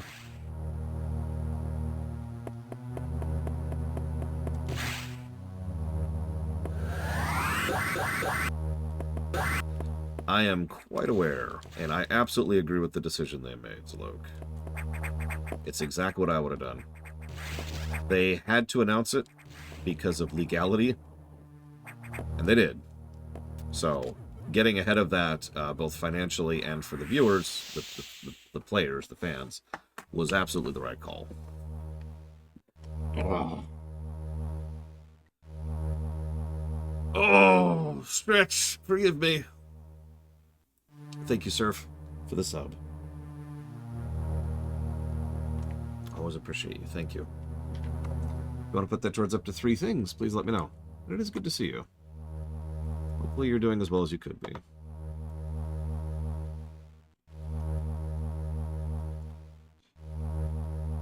Goofy comments. Sorry, you asked that earlier. No goofy comments lately, just the usual. You suck and you're dumb. Actually, comments have been pretty cool lately. Like, for example, someone telling me that, listen. You're dumb. I did have someone complain that I was talking about the Star Trek rewrite during the Enterprise ruminations. That's about as goofy as I got.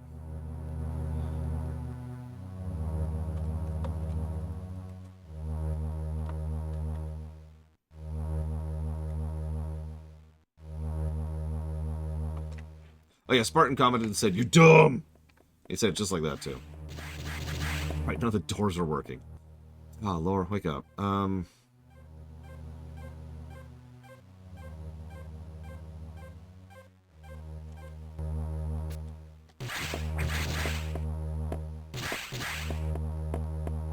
Well, we can go this way.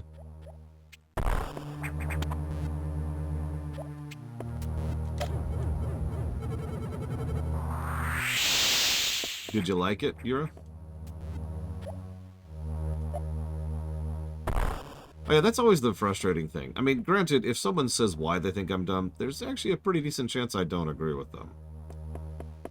But when they just say, you're dumb, or something far more vulgar than that, and no other information, I'm just sitting here like, okay. Like, about what? What have I done that is not up to your exacting standifications?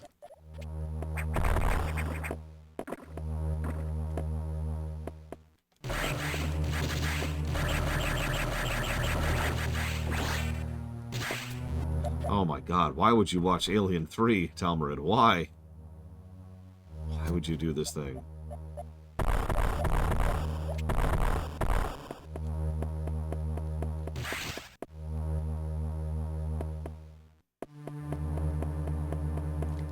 Oh god, you're right, Spartan. Ugh.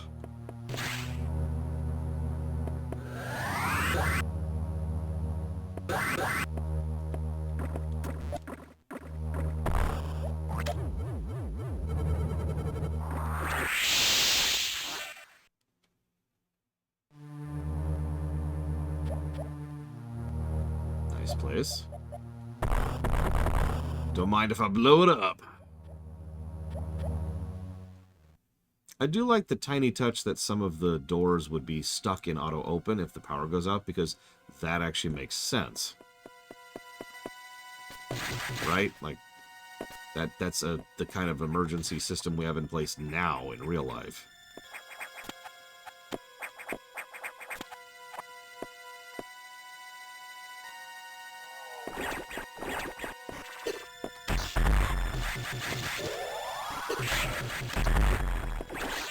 They got some health.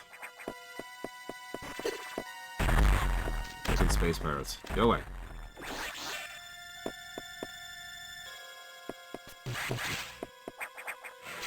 Woo. Also true, Rex. In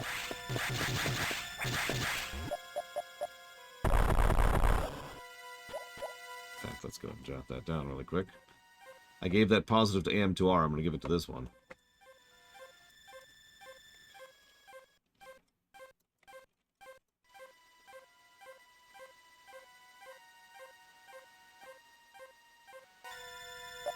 But why would they do that, Yura?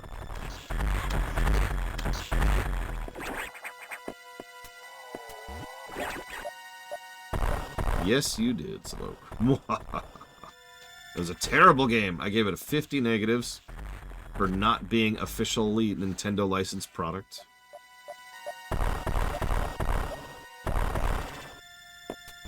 Calling that the fan game negative.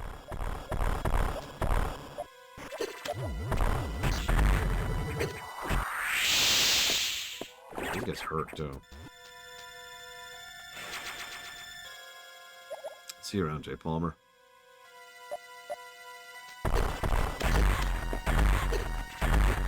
These guys really hurt. So I'm going to keep getting hit by them.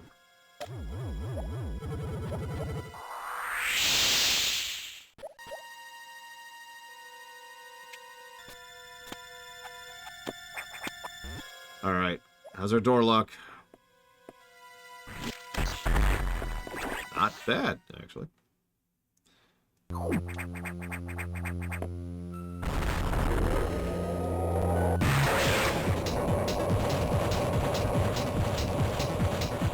What? Ah! Ah!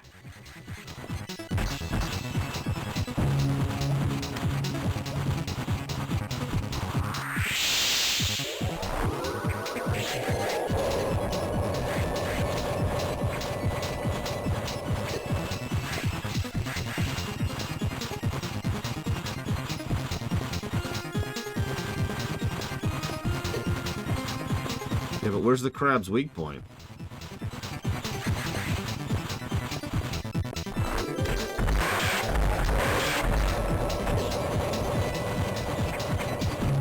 I was kidding, Drax, yeah. Giant crab, weak point. It's a meme.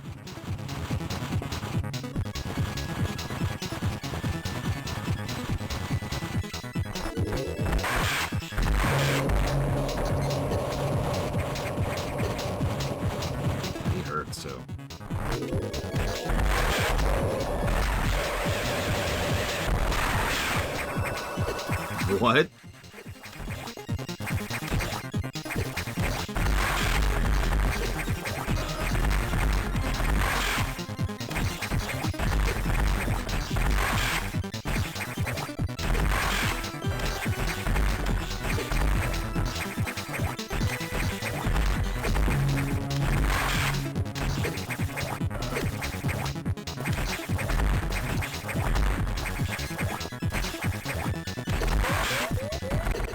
Nope.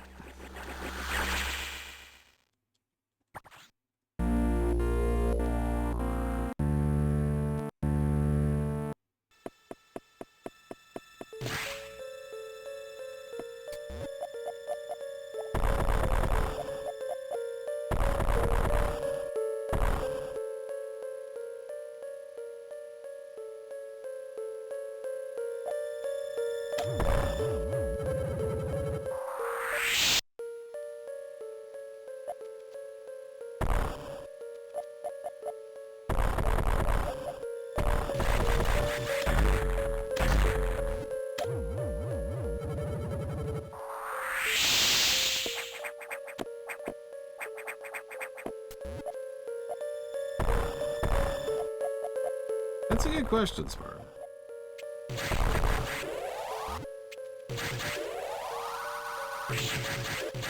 Get out of the way! What the hell?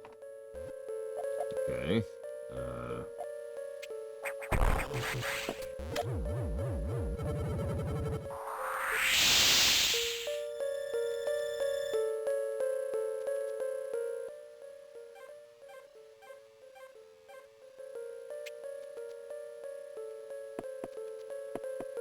That's a good point, Rex.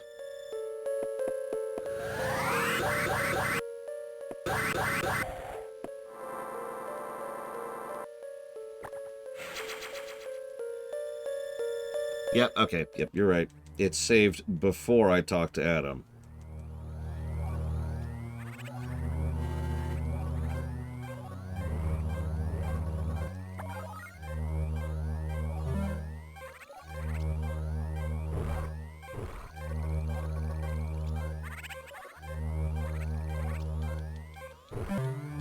Yeah, that was just throwing me. I was about to be like, what the hell am I missing? This is absolutely where I went last time.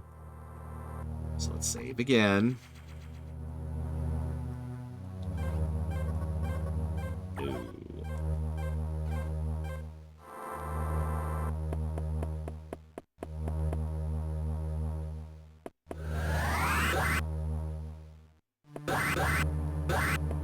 Ham.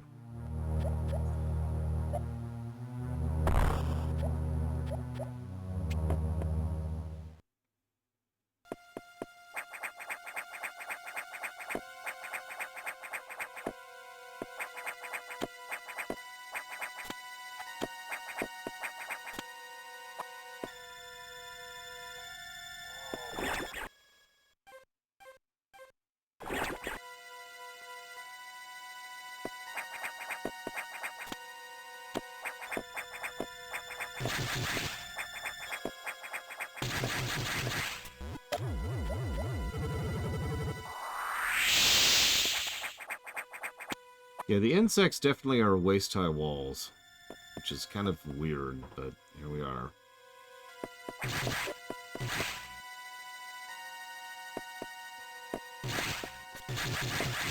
Because that's what they are, right? Nope, you can't go past this point. Well, why not? Well, because there's a waist-high wall in your way. But I could just go right over it. 5 seconds ago, I just jumped from a moving train to another moving train. No, no, no. Waist-high wall. You cannot get ye flask.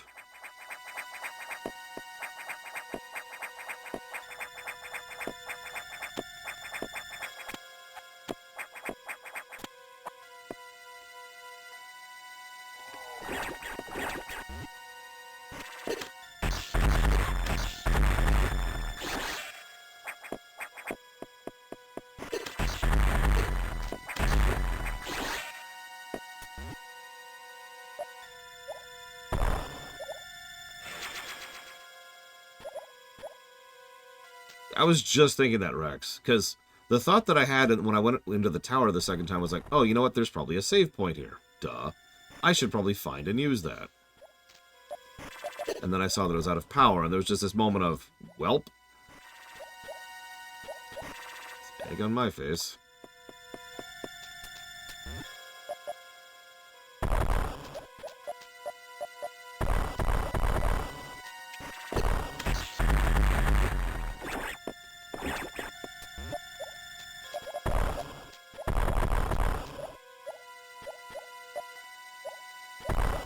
Physics and the ball are so weird in this one.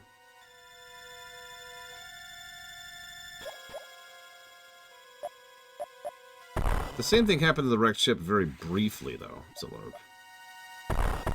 It's not a thing for the entire game in Super. It's literally just a thing until you defeat Phantoon.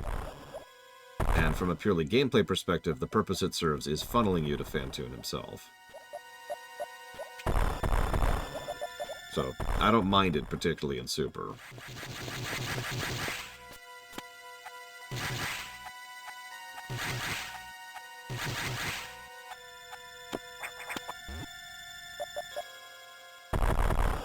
We might hit Super today. I'm not really familiar with Fusion that much. Yay, good luck. So we'll see. I did just have to do a lengthy run back on an irritating boss fight.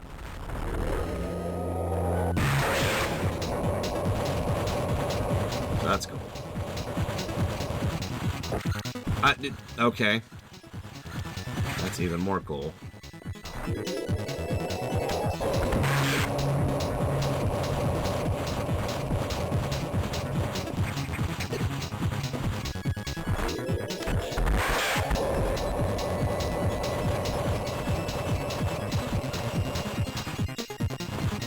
Yeah, I'm not a fan of that movement either. It's not quite hitting my Ractophobia, but it's kind of getting close.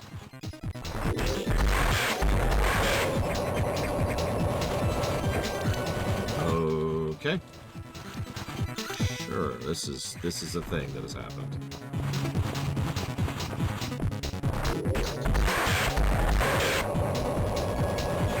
God damn it! I didn't get caught this much last time.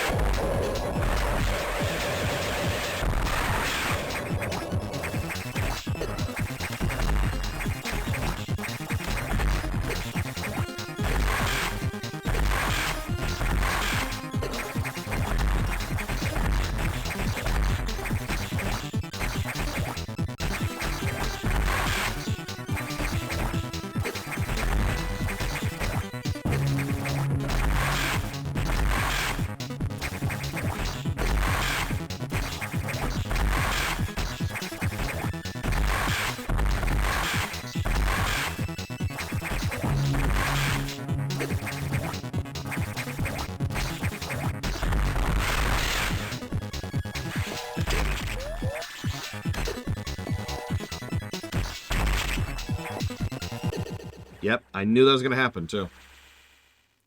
Ugh.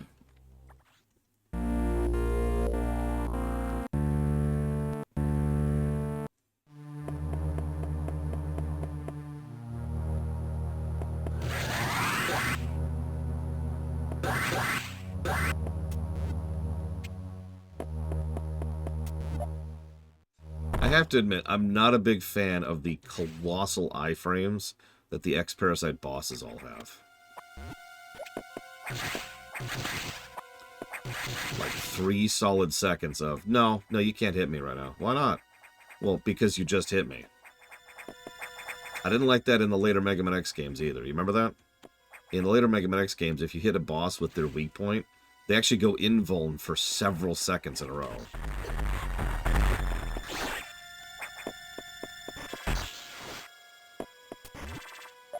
Which, you know, de-incentivizes you from using their weak points.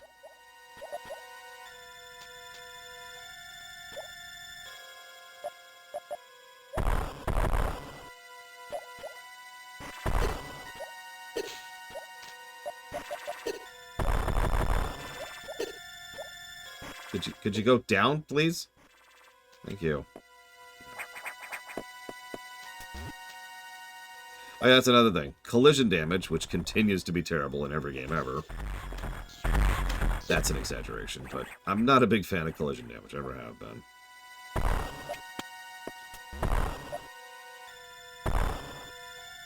And yeah, they absolutely abuse that. It's like, oh, well, I'm invincible now, so I'm just going to run into you. Wonk! It's the frickin' alphas from AM2R all over again. And this game without collision damage.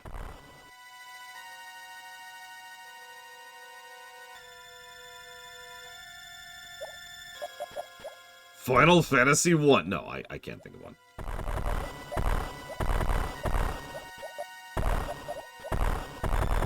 Yeah, I noticed they give you a full heal before the boss. That is nice. Credit where credit is due.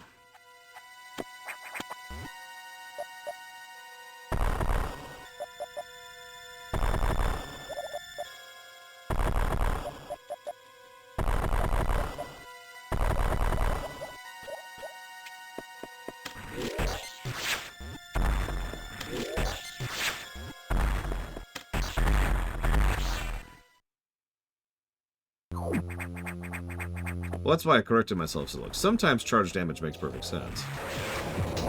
Like, Mega Man 5. Charge Man.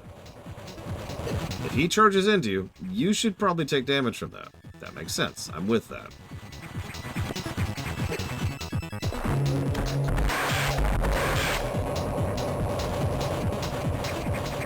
But if I accidentally bump the tail of a Zeta Metroid, I should not take more damage than if I get hit by its lava breath, you know?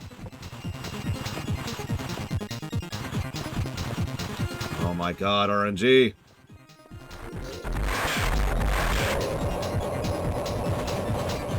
Yeah, a train to the face should probably hurt. I can accept that, you know? I can accept that. Even Gravity Man makes perfect sense, actually, in the same game, while we're on the subject.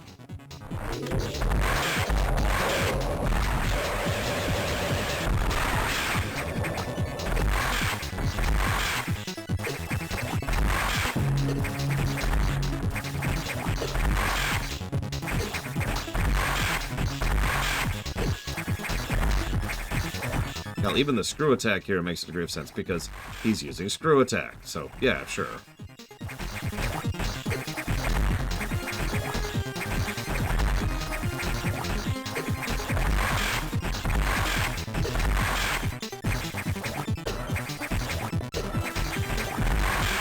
I hate this face so much.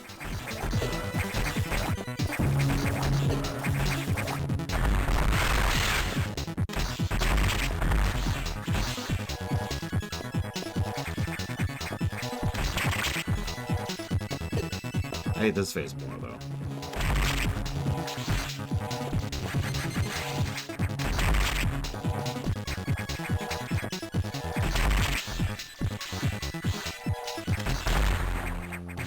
Asshole. So what's the tip, Asdamine?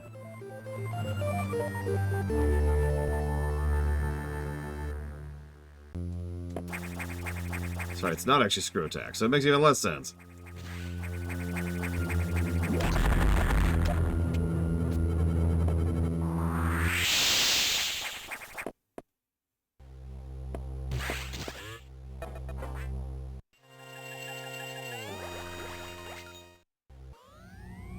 Auxiliary power engaged.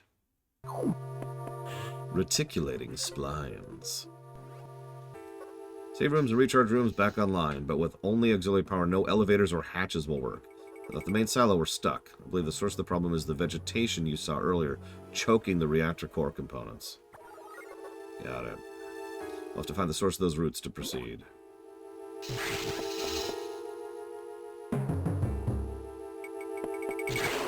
Well, okay, you know what? Fair, Narlax. I'll give you that. I'll give you that. If something goes, whoop, that's probably going to hurt. Alright. Okay. So I am giving a negative to that boss. That's not a good boss fight. What was the name of that boss? Does anyone know?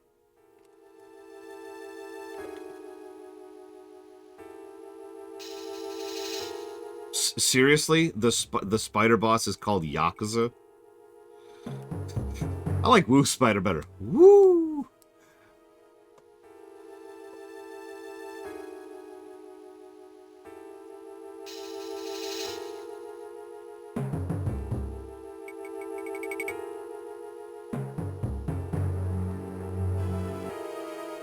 In to win.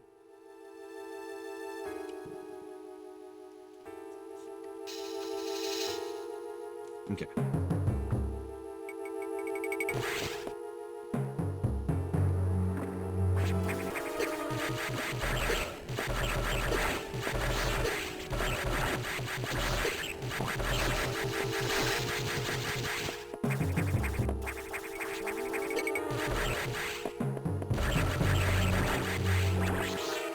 Damn it, Ross. No. No. Oh, I'm a little low in health. A lot of low in health.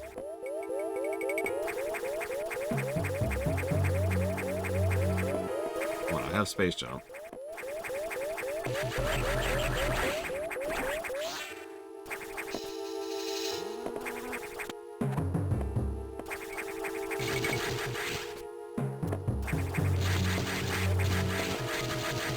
There we go. See? Problem solved.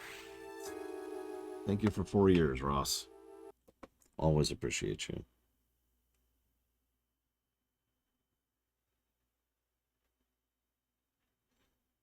And what do you want to put that anniversary sub towards? I mean, if you think about it, giant flies would also be extraordinarily irritating to fight. Just in general.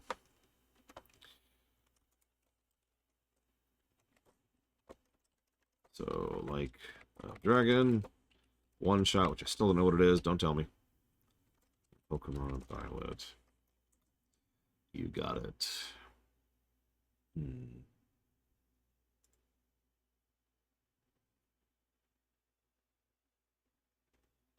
Yeah, exactly. King do the and they don't like attack you. They're just like acting like regular flies. Now, giant wasps. At that point, we nuke the planet. Just the whole thing. We're evacuating to the next planet over. Everyone, the wasps get this one. We're just moving off from this.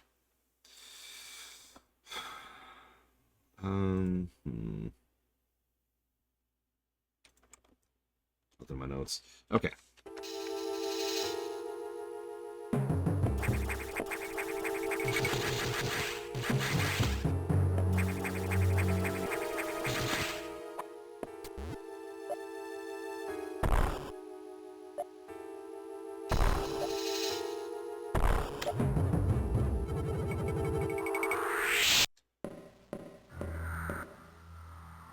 Can I get a heal, please? Or an anything? God, the nearest restore site is so far away. Well, there was a save down there. Hang on, hang on. Of course, now we've just respawned all the flies. So we're just gonna do this. And die. To something I couldn't even see.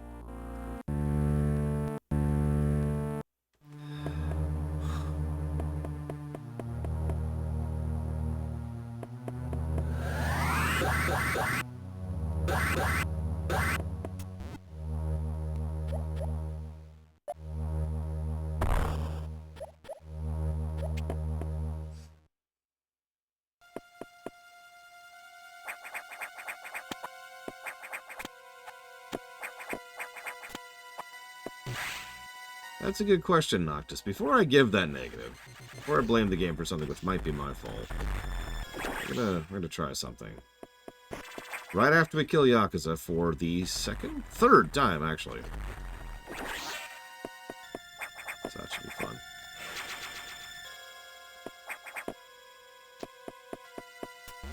Have fun at school, Blue Fusion Bolt.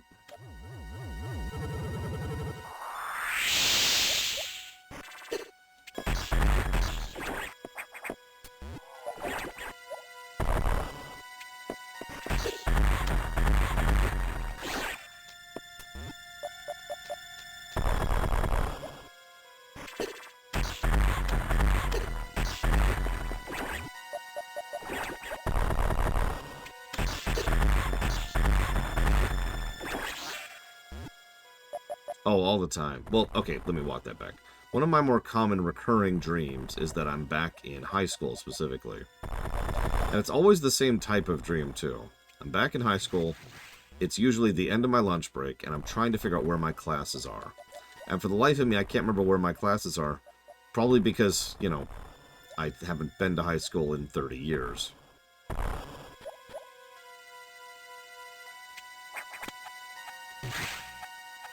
And that makes perfect sense in reality sense, but like in the dream, I'm just freaking the hell out because I can't figure out where my classes are.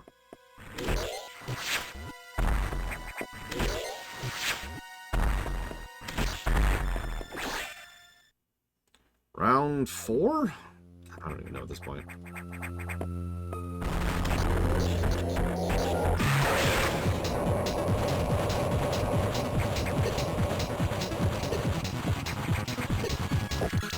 God damn it! This is such an irritating boss fight.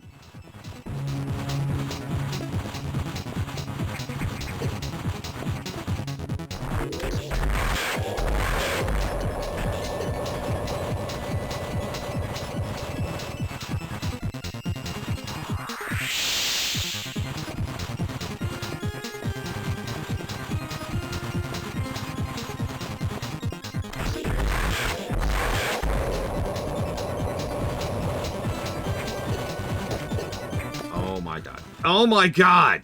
Did you see that? This fight is so crap.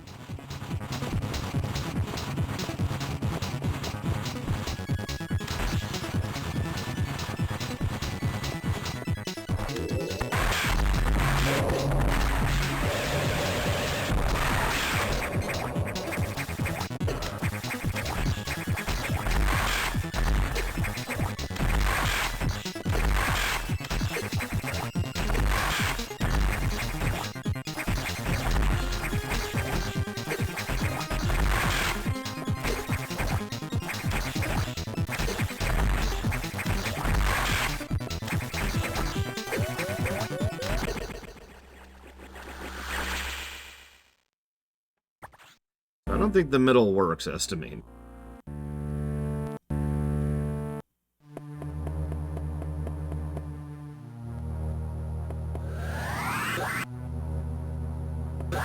I've been lied to. Prepare the donut cannon.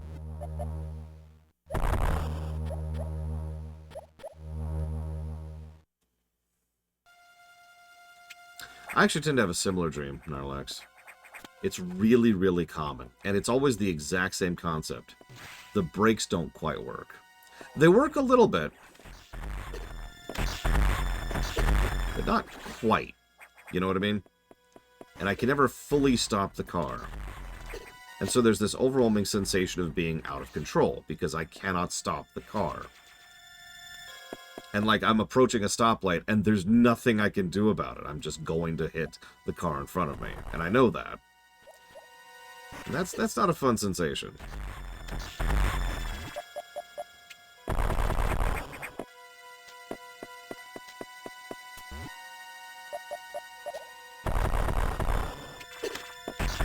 And yes, I'm driving a Tesla, obviously.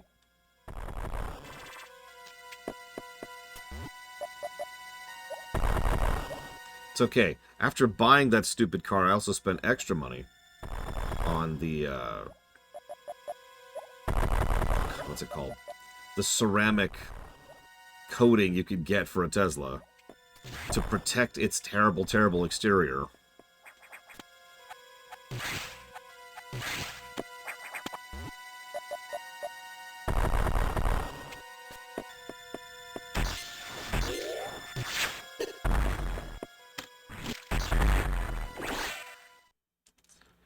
Five, six? I don't know, I'm losing track at this point.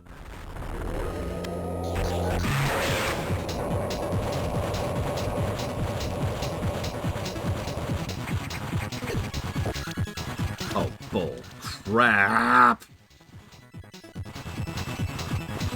That's actually what we were just referencing, Ross. That's the Tesla.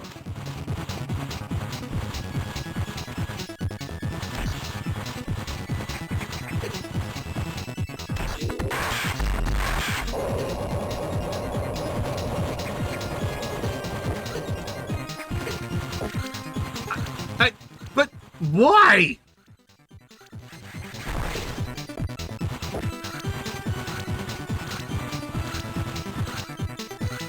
Game? Game? How do you get out? Because obviously mashing buttons doesn't... I'm just gonna die. I'm just gonna die.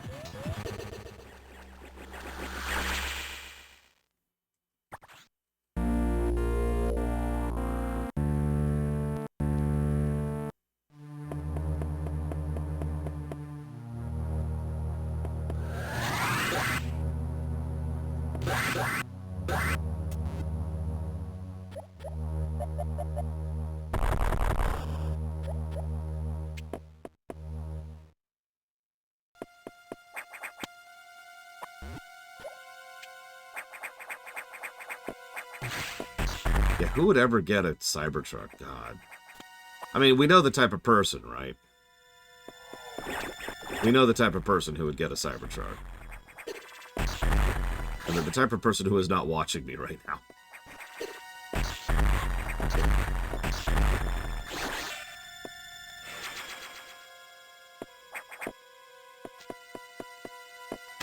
So that's nice.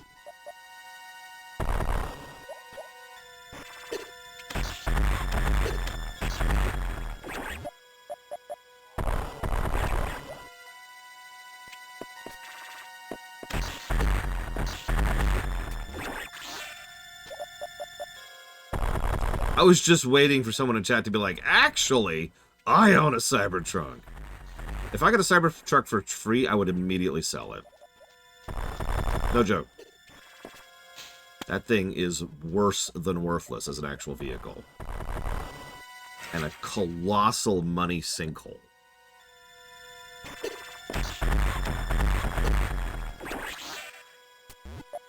Unfortunately, that is not true, Dakota. I live in an area where there are Cybertrucks, so I could probably find a buyer around here.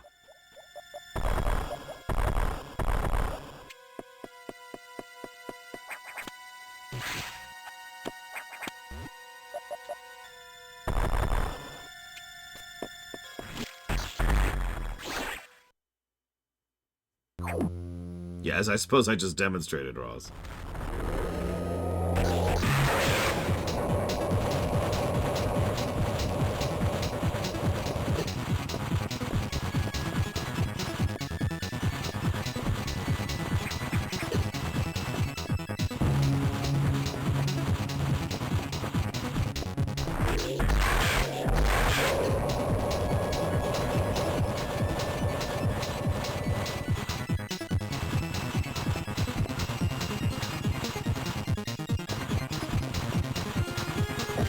Oh, bull freaking crap!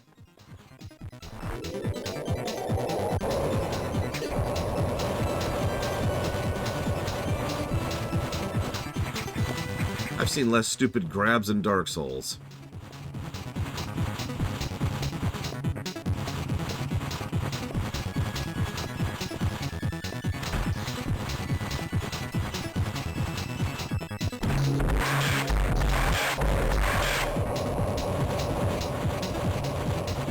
See, I tried morphing the very first attempt, and all that did was get me grabbed.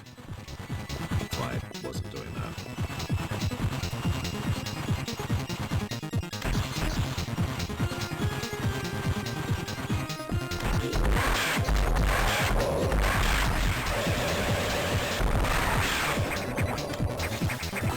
So let's try this method. I got missiles to burn, so we're just going to use them. Advantage of having 100 missiles in your back pocket.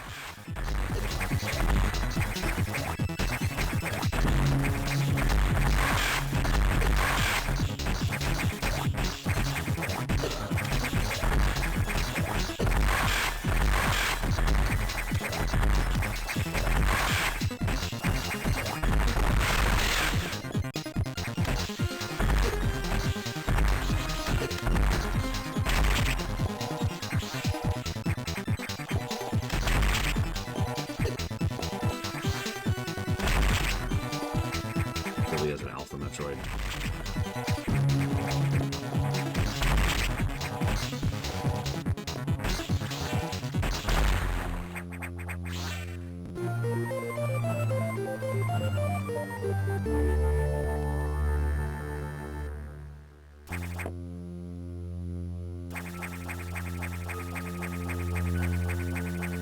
A little better on health than last time. Depends on how you define dangerous, Loke. A single Metroid won't wipe out a planet, but a single X-Parasite could.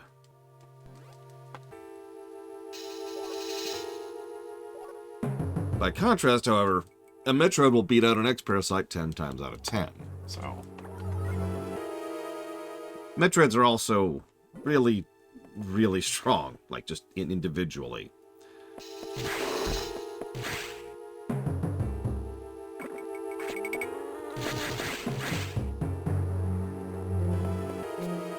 So we'll grab the save. Still no heal, by the way. So hypothetically, if we'd gone to this save room immediately last time, it would still be at null health. So, you know. Cool. On a large scale, which is worse? I mean, X-Parasites. You get an X-Parasite loose on your planet, there's a pretty good chance your planet's gone.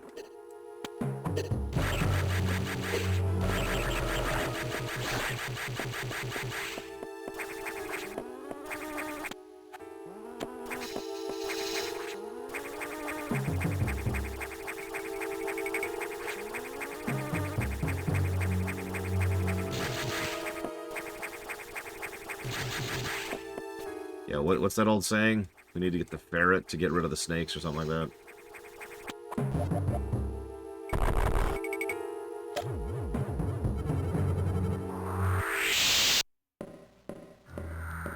So anyways, deja vu.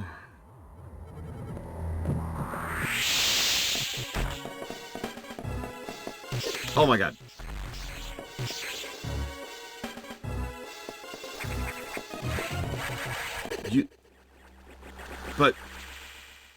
But there's no health up. There's no health recovery in between this save point and there. And if I didn't save, I would have had to go and fight that boss for the billionth time.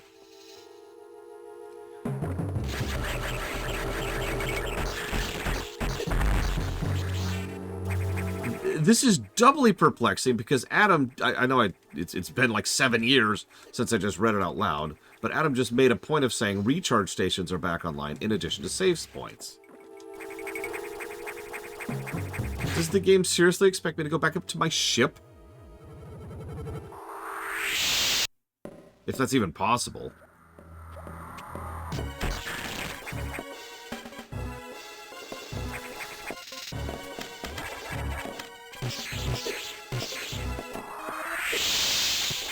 They hurt, and I'm dead.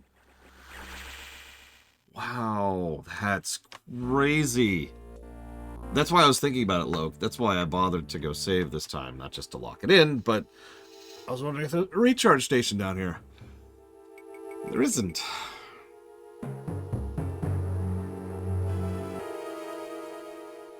Okay.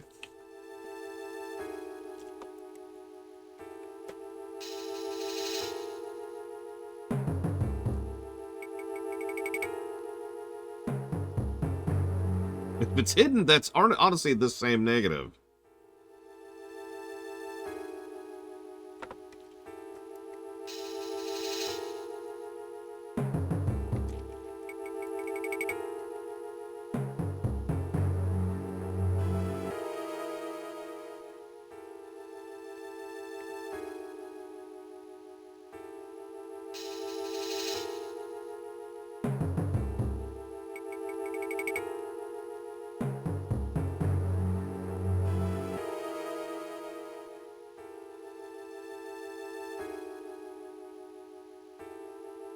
What is it, Sector 2?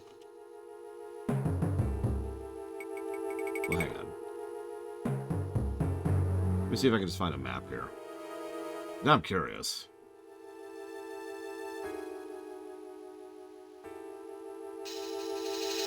Alright, so we are here. Nope, there is no recovery station here.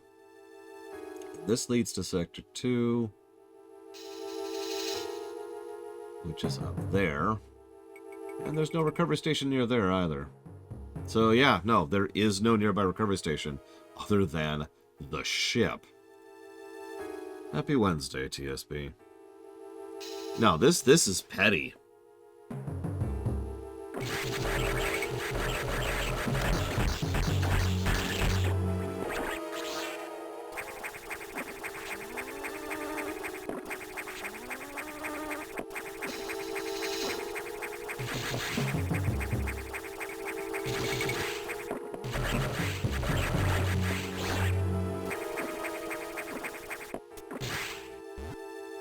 Yeah, this is the... Oh, you rented the game?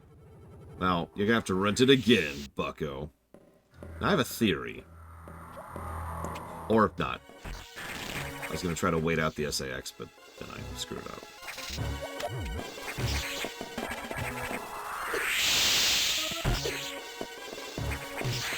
I love how the terrain is specifically designed to slow you down, too. You notice that? And we're dead.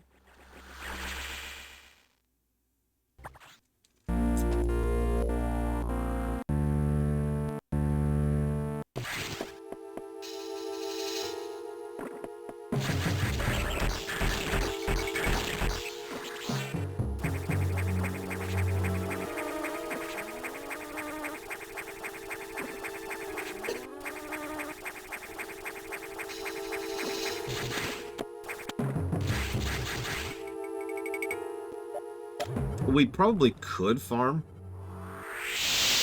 but at 10 health a pop, I'm not sure that's really worth the time.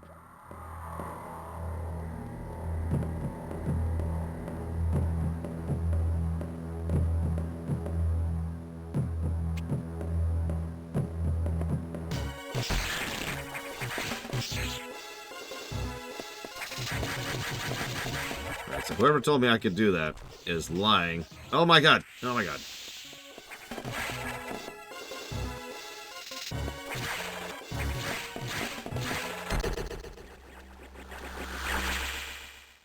Three times I tried to shoot that button. It's just like, no. Wow. This is triple negative. I'm just going to say that right now. This is absolutely terrible. This sequence could and would work under the right circumstances, which this is not.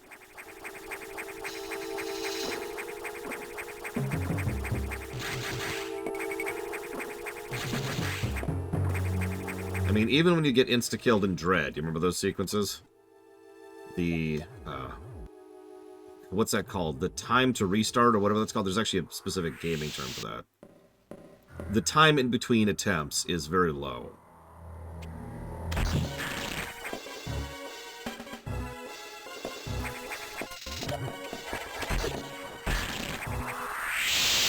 No, there's like a gaming term for that, because it applies in more cases than just platformers.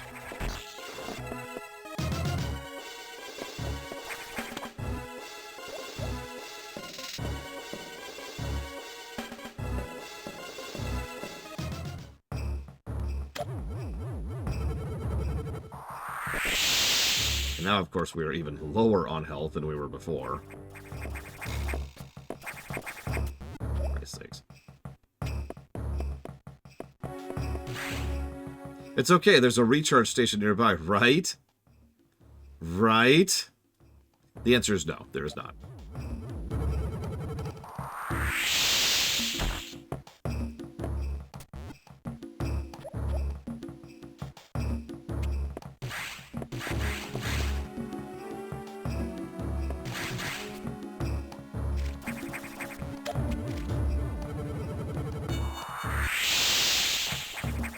Oh yeah, I have space jump now, right? I was just thinking I can't wall jump up there because I don't want a sequence break. I almost died. But keep in mind, I have not had access to a save point.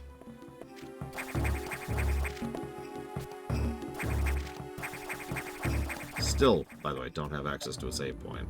So if I screw up on anything, and I've got 36 health left, 56 health now, I have to redo the entire SAX section again.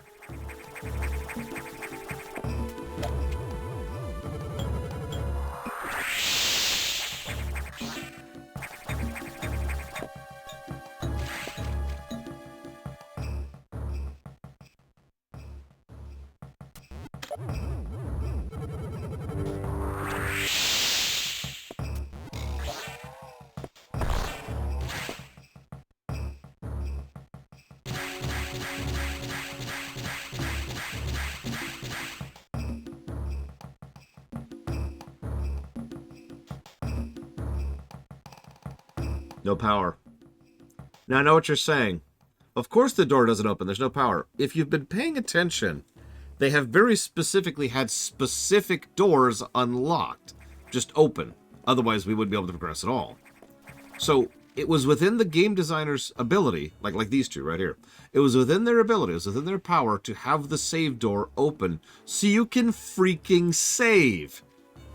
They decided to not allow you to save here.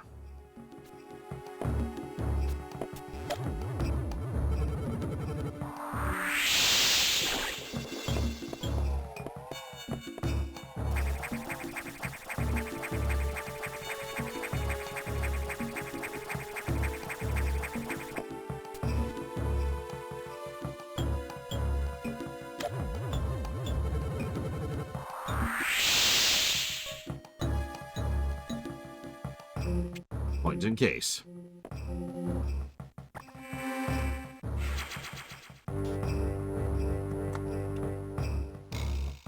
So, yeah, triple negatives. Moving on.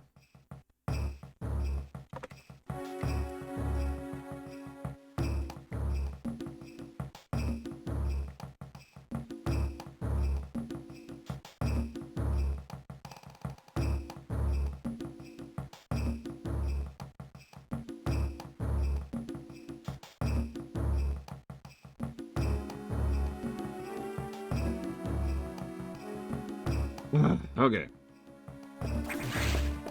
We still don't have health, by the way. But at least now we won't lose too much progress when we die.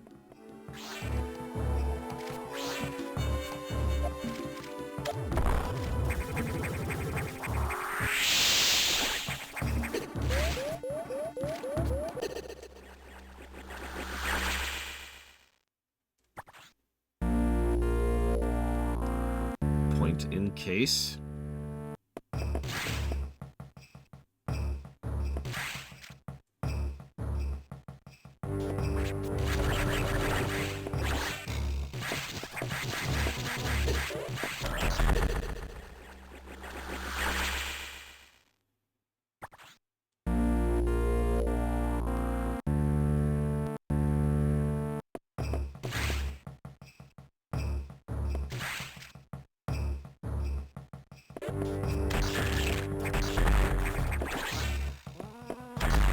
This really is like being back in 1 again. And considering Sakamoto's love affair with the first game, that might be on purpose. Although it's weird because Zero Mission didn't have this issue. You know, the game they were developing while they were developing Fusion. Then again, maybe they took the lessons from Fusion and put those into Zero Mission, because Zero Mission did actually come out later.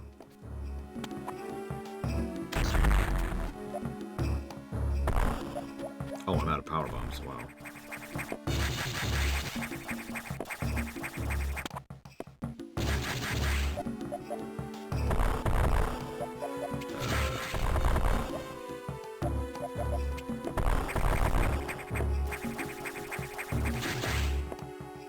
Okay.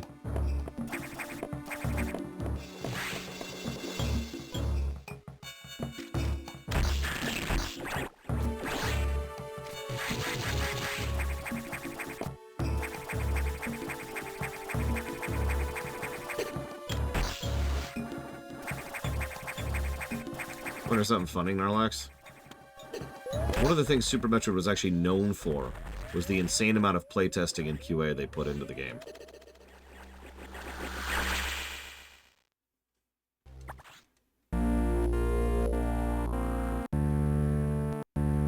Seriously, it was actually considered revolutionary how much playtesting they put into Super Metroid. And it was something that several other Nintendo teams would then adapt and use going forwards.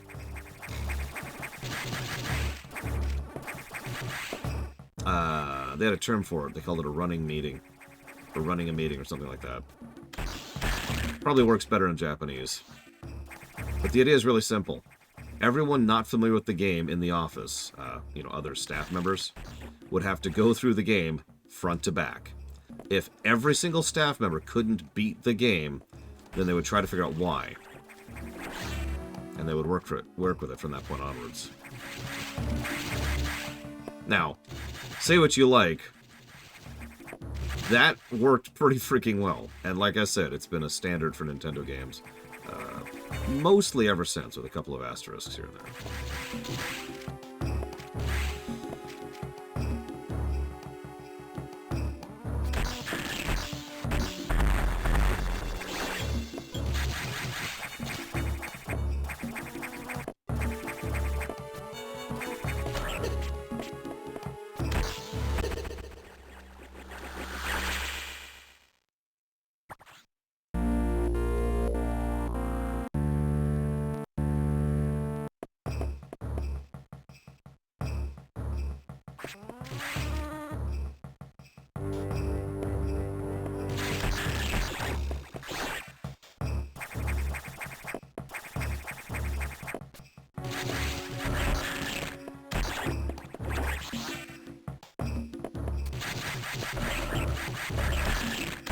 No, late of all.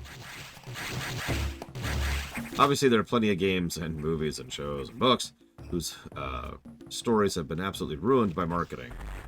But I try to just eject that from consideration.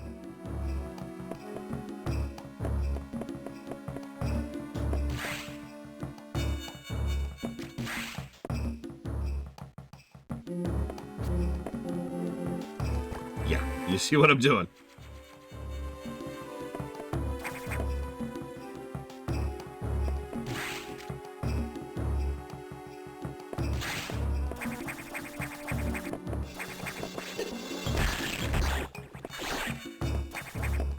Come on, game.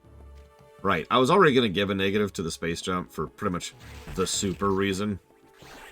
But, good lord. I think that's every space jump has gotten a negative so far. In fact, I don't think that is. I know that is. Every space jump has gotten a negative for controls. Oh no, that's not true. Samus Returns didn't. My bad. Go up! God! Well, that's an interesting question, Blade Taval. Let me ask a counter question. If I've played a game before, do you think that impacts my ability to review the game? You know what? I think Dread will be fine, too. Let's go ahead and jot that down.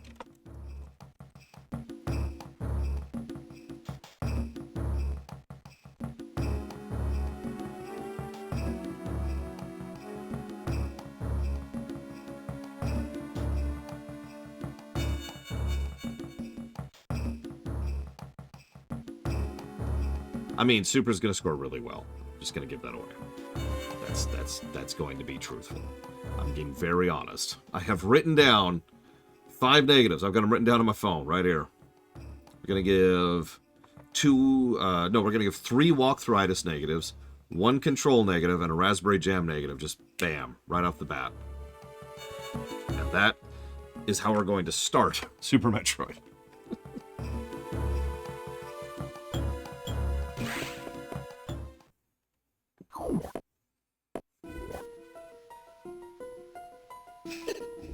Oh my god.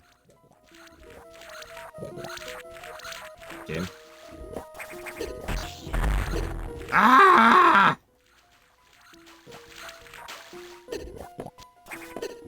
Oh my god. Oh my god. It's actually got a vacuum effect, dragging me into it. And oh my god. Dead. Wow, yes, Raspberry Jam. In this case, it actually refers to low health beta leaps, which is actually the exact same concept, just audio instead of visual. It's when a game does a bad job of conveying to you that you are low on health, usually in a way that's irritating. So, for example, and this is probably the worst low health beta leaps in gaming, Pokemon Gen 1.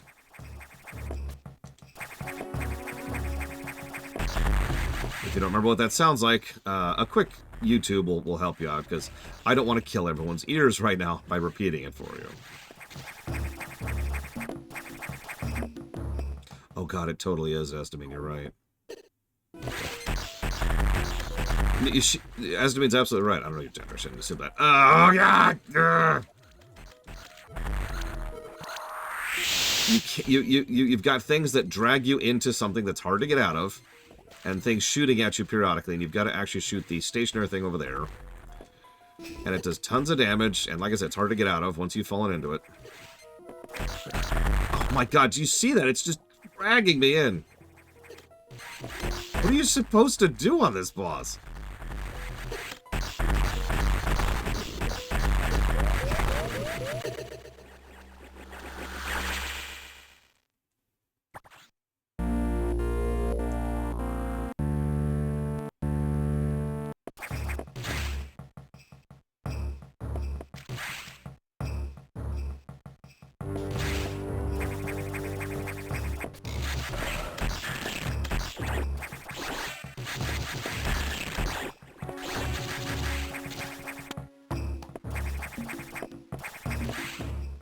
Sure, Spartan.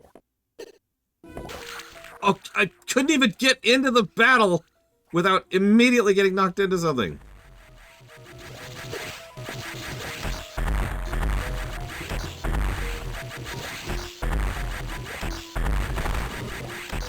Boss design, ladies and gentlemen. AM to our wishes it had boss design like this. Samus Returns? Nah, Mercury Steam's got nothing on this. Behold the power of boss design.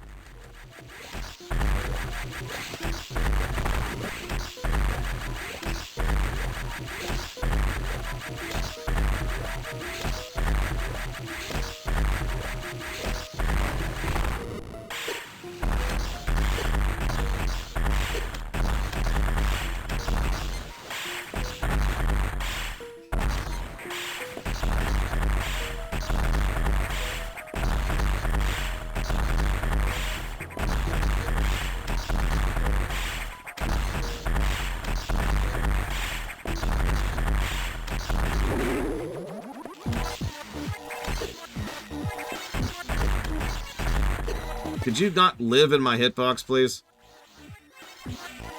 6 feet. 6 feet. Oh my god. Please? Please? I can't shoot this thing.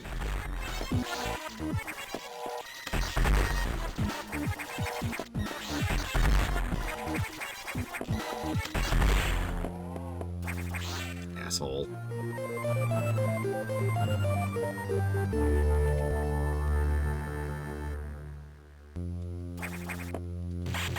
Yeah, I'm starting to remember why I never replayed this game.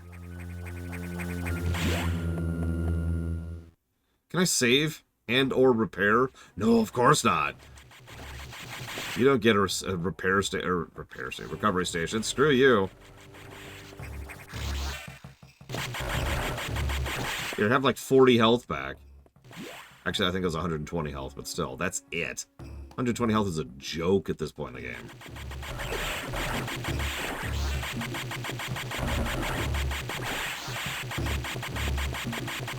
Yeah, when you realize that these people went on to make Metroid Other M, it suddenly makes a lot more sense. I'm joking. That's actually unkind. These people would go on to make Zero Mission, which is just confusing as hell. Okay, so I wanted to go up, game. Could you stop existing, please? Thank you.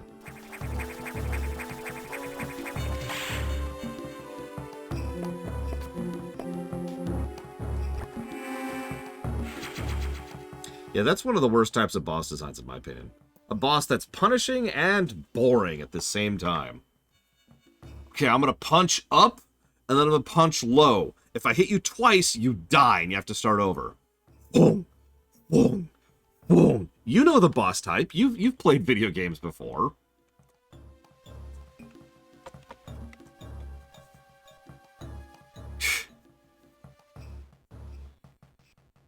What was the name of the boss we just fought?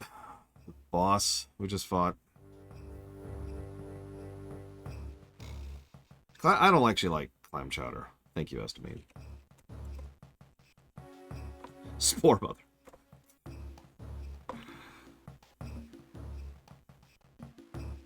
No, Zero Mission was pretty solid. And I mean, even this game, as much as I'm having a lot of frustrations with it, is going to score decently.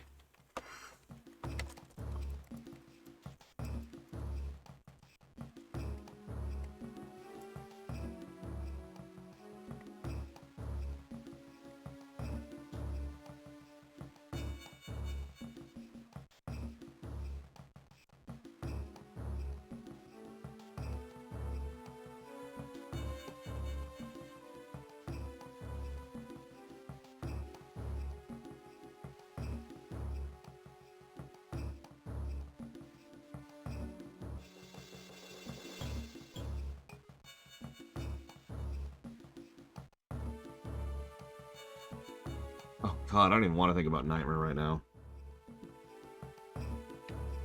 Ah. Hey, I know people who like Metroid 1, okay? No judgment. Well, okay, maybe a little bit of judgment, but no, no real judgment. Okay. So I can go left. So let's try going left. What's left? Nothing. Okay. I don't actually really have a destination right now. Like, I'm still trying to get the power on and take out the roots. So let's go back. Let's do that. Opinion on Cataclysm Classic. I'm glad that more of gaming history is being preserved and have negative interest in ever interacting with it myself, because I've played older games. They tend to suck. Like, I've played WoW Vanilla, thanks. I'm good. I earned my scars.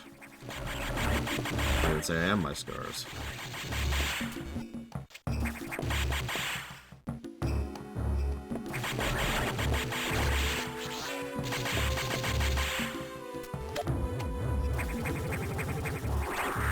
Well, something I've pointed out a few times is that Classic is not vanilla. I've actually noticed a few times where someone will point to... someone will essentially look at Classic and say, oh, this thing you said that's in vanilla isn't in Classic, therefore you're lying and you're wrong. But no. The problem there is that there's actually quite a few quality of life features to smooth out Classic in order to make it not as bad as vanilla. Okay, so power does seem to be restored. Full tilt. Good.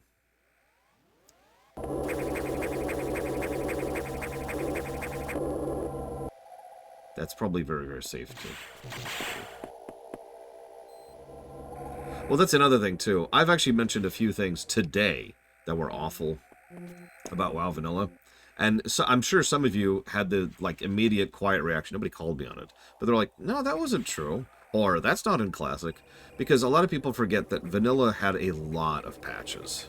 Like, a lot. And that polished up a huge amount of the gameplay. Like the debuff limit, which was awful. They did fix that in Vanilla. For those of you who don't know, the way it worked is the bosses had, I want to say, 15 debuffs they could have, and that was it. Just 15 total. And imagine a 40-man raid, and amongst everybody, you're limited to 15 debuffs. That's not great. And it meant raid teams had to actually design and balance around who would actually get to have their debuffs up or not. So tanks pretty much automatically got Sunder, but everything else had to be planned out.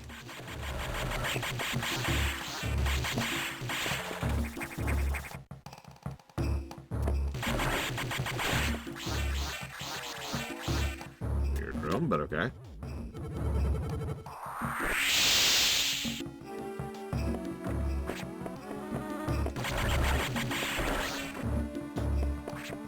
I also remember when First Aid was actually worth a damn, which ironically they patched out. How do I, Yeah, no, this is right,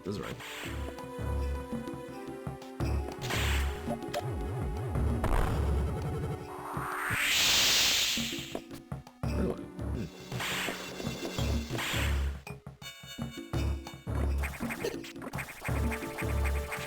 For just 1 second there, I thought I had screw attack for some reason. I don't know why I thought that, but I did.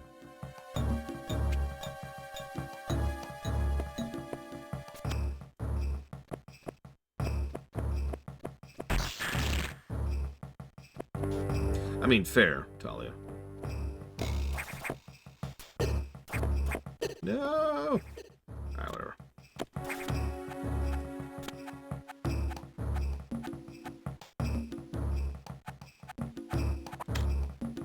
I don't care that much.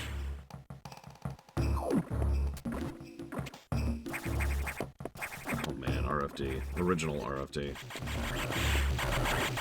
Here's another one. You know how you actually have maps in Classic? A lot of the maps either didn't exist or were just crude screenshots of the gameplay in Vanilla. And they slowly patched in maps over time.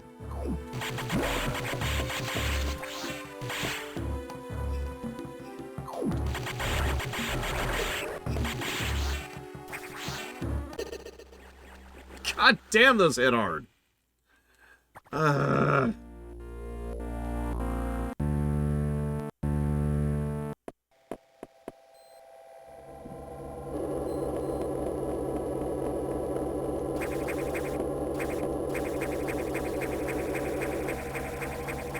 actually already given it to Dakota, and yeah.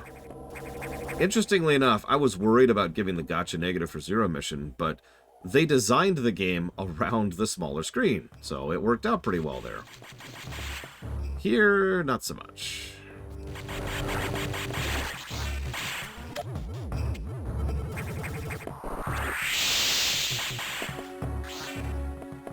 Tell you what, try Hexy. If I die again, I'll go back to the ship.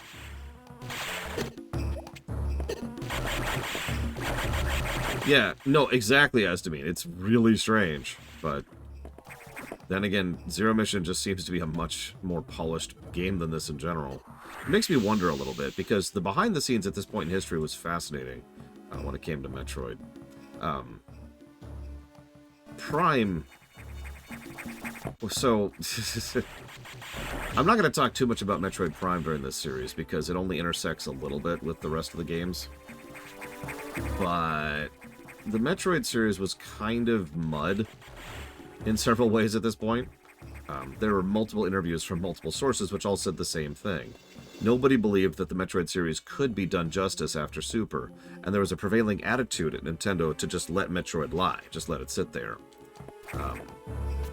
It wasn't until Miyamoto actually got the Metroid ball rolling again, specifically because he saw that terrible, terrible demo by Retro for Action Adventure, and said, this could work for a new Metroid game. But I've got some stipulations. Now, I'm not gonna cover that right now.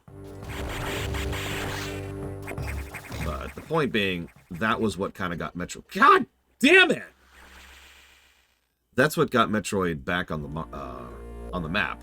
So they're like, okay, Sakamoto, who was trying to work with the Retro Studios at this point in time a little bit, started pushing for his own thing. And he's like, okay, tell you what.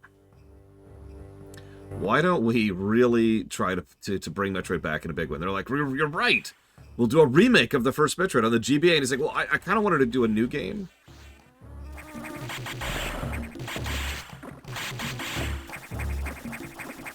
Look, I didn't do it on purpose, Archers. I'll be completely honest here.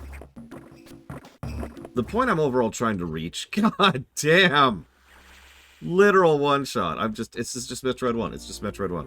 The point I'm trying to reach is Zero Mission demonstrably had more support and more backing in the office. I'm wondering if that bled out into the quality of the games in question. Because, well, because of this.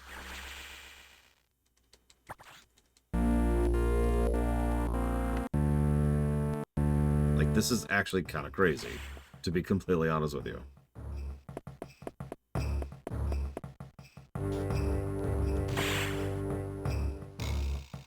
Reminder, I do have the Various suit.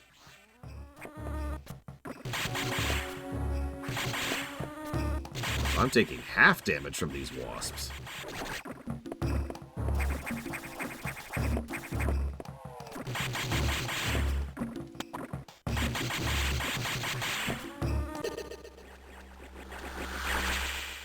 In case you missed that, that was me being cautious and taking my time and slowly making the advance upwards.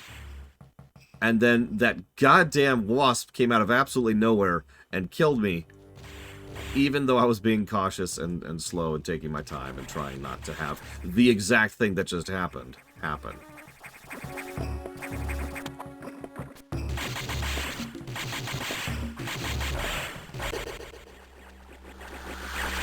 You saw that, right? I'm not even sure where he's coming from. He just appeared on the third jump in mid-lunge.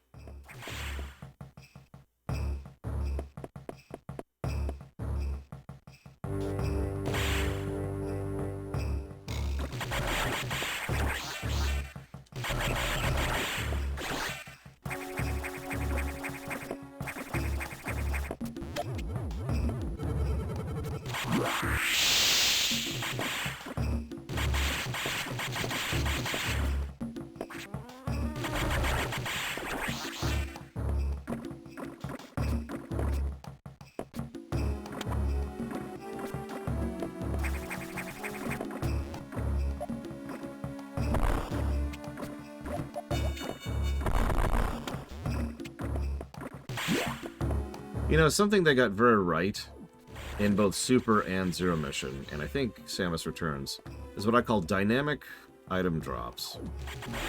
If you need something, it has a higher chance of dropping. So you're low on health, you get health. They also drop more in general, so between the dynamic health system and the bigger drops, that's actually been triple positive consistently several times now. Go off! God damn! Hi, Colgrim.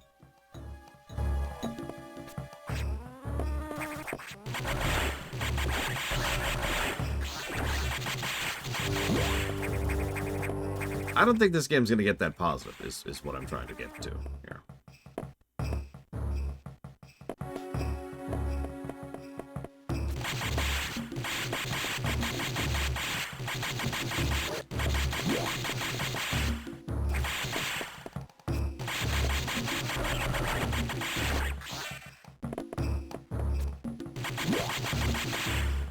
Oh my god, we did it. We got to a refill room.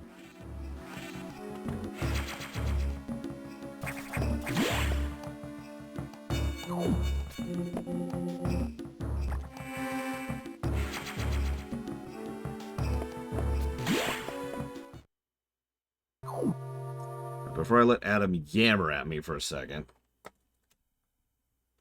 Oh my god. Christ.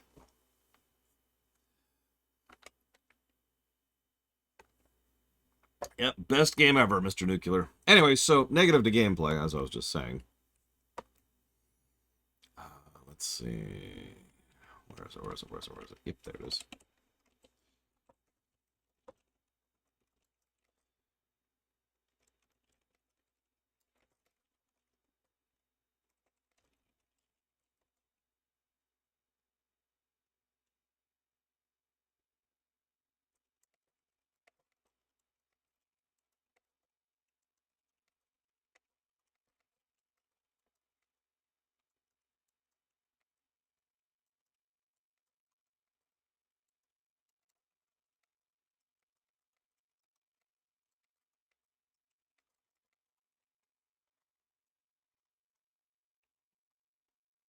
Of course it is Spartan. Of course. Anyways.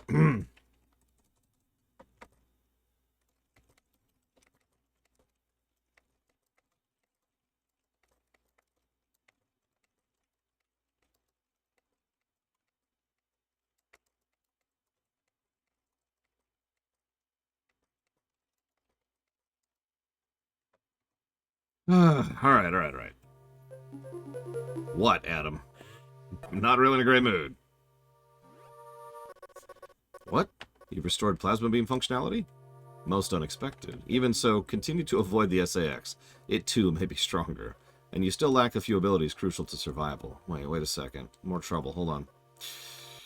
I've isolated the cause. There's been an explosion in ARC data room. So I must go to Sector 5. Okay. Damage is staggering. Find out what's causing it. I think this might be Nightmare. Have to lead into that a bit. I do not have a lot of E-tanks for the Nightmare fight, so this might suck.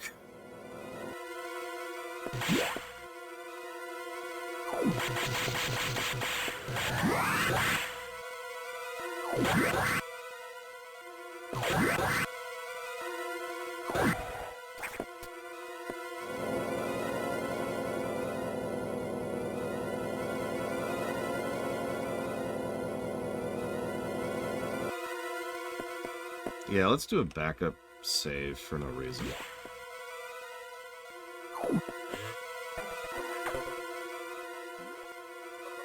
It's gotten worse. The damage seems to have been caused by a creature captured by the researchers who named it the Nightmare. Apparently it was a biomechanical organism designed for military application. It possesses uncommon power and can manipulate gravity. We must assume it's become an ex-host. We have no choice. You must find and defeat it. I can't confirm its location. This thing is out of control. Hurry before it destroys the entire station.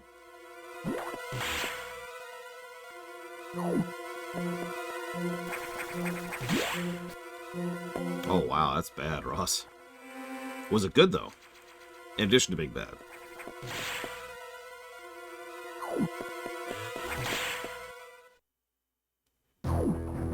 Yeah, I'm not gonna like the Metroid fight. Or the Metroid, wow. The Nightmare fight, almost guaranteed. We'll see. It's been a while. It's been a couple decades, probably. So yeah, it's been causing a bit of a fuss and a bit of a muss.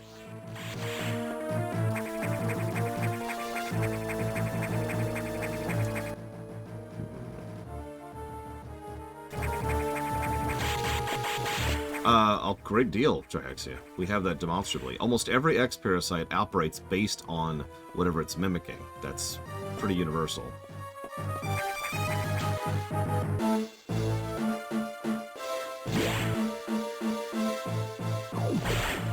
We have several circumstances where the X-Parasite is different specifically because of what it's mimicking.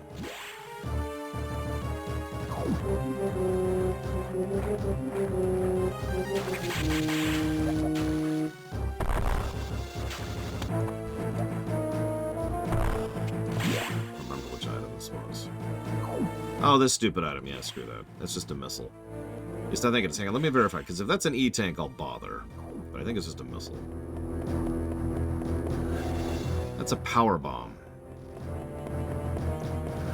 I'll give it one more try. One.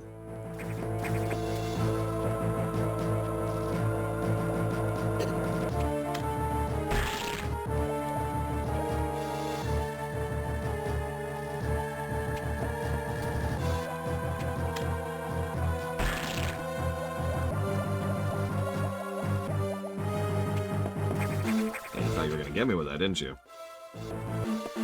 Dances.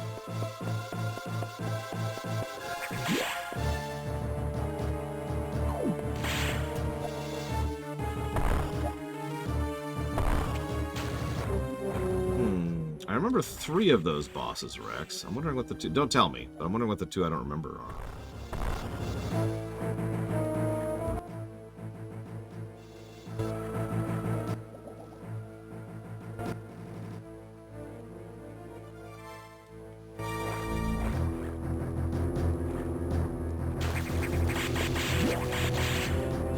Probably Trihexia. Although, the thing is, and you have to remember this, the SAX isn't perfectly replicating Samus because the SAX didn't infect Samus, it infected her suit. Key distinction there.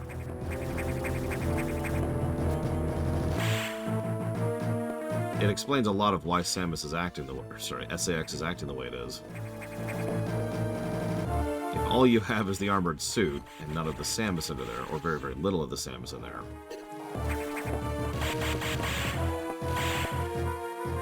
I'm not saying it makes sense, because they're way too loose with what the SAX can, or what the X-Parasite can interfere with, or interact with, excuse me. As pointed out earlier, the SAX shouldn't even be able to, or the SAX, god damn it, can't even get my own words right. The X-Parasite shouldn't even be able to interface with technological parts at all. And yet we're about to fight a boss that does exactly that.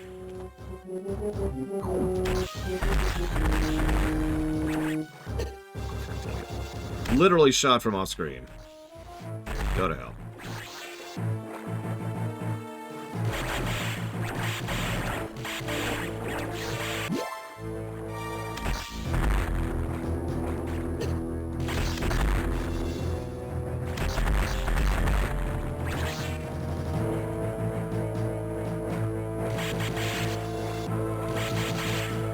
Pretty much playable.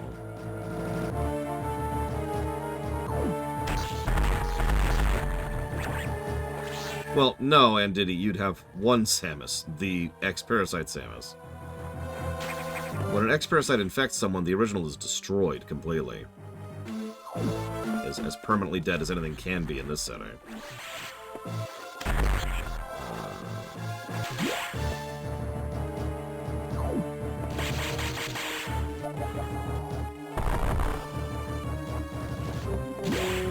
Really? Okay, play with that. I don't know if it's even possible. I mean, I have Talia, but you know. Did I ever say myself getting a PS5? No. I have so little reason to. And that's ignoring the availability problems. In fact, I'm pretty sure I actually have zero reason to get a PS5 as of this moment in time. I don't think a single thing is on the PS5 that is not also on something else.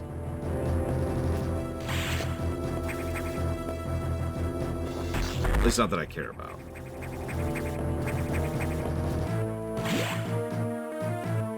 That's gonna come out on PC. You know what it is, Zartov.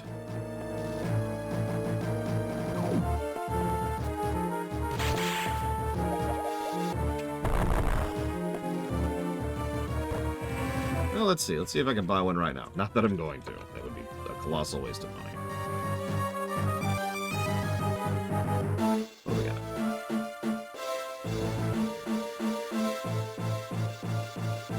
They do have renewed options, which I will never buy for a console. So, actually, no, I could not buy a PS5 right of this second in time.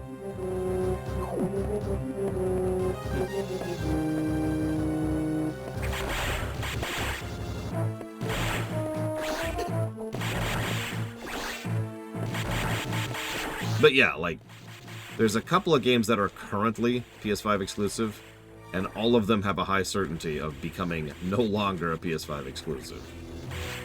I'm good.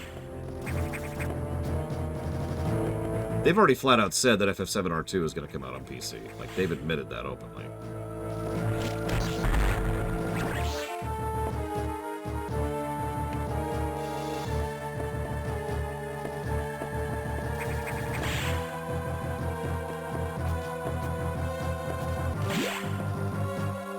So let's see, that's FF7R2, FF16, both of which are going to come out on PC guaranteed. Spider-Man 2, which is probably going to come out on PC. And I think that's actually it. I think that's the list.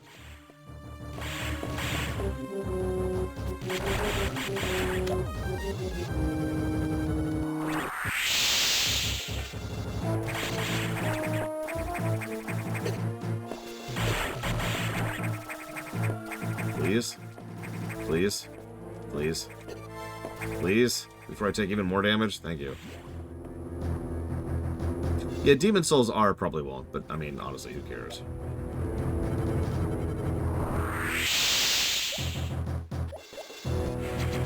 I'll take that.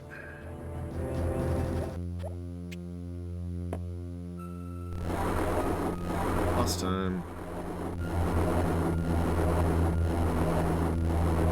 Rise of the Run, which I've never even heard of. Stellar Blade, which I have negative interest in.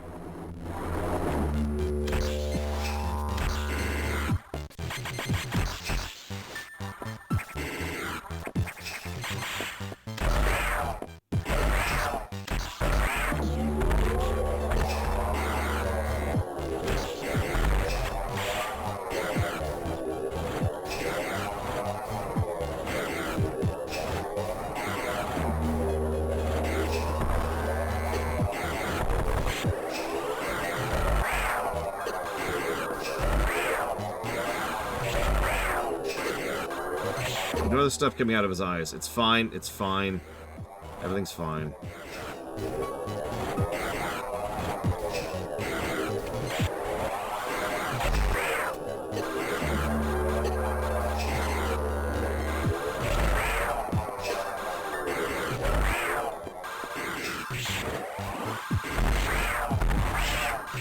Ignore his face. It's fine. It's fine. Everything's fine. Everything's fine. Could you not be in my face? Thanks. Appreciate you. 6 feet, dude. Oh my god. Okay. That's just the thing that's happening now.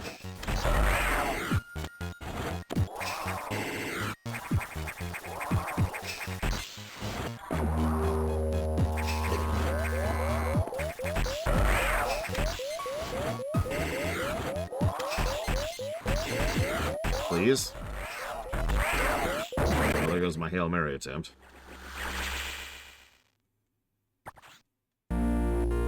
Yes, this is... So, I kind of was joking earlier, because I was trying to figure out what the hell the nightmare actually was in lore. The answer is, who knows?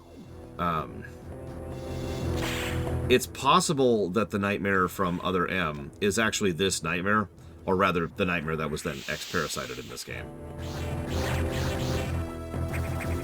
Because we do know that in Other M, they go in and they remove the nightmare prior to destroying the bottle ship. So, woo.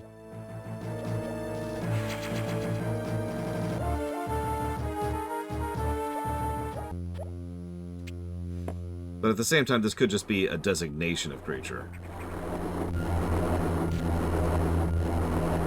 They're always doing weapon research at the Galactic Federation. They never say why. Probably because nobody ever actually thought about it for more than 5 seconds.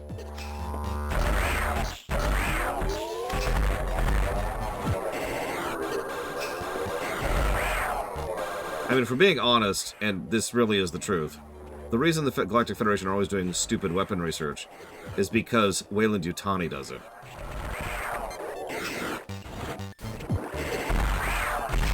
Ignoring the reasons why Weyland-Yutani was doing all that stuff.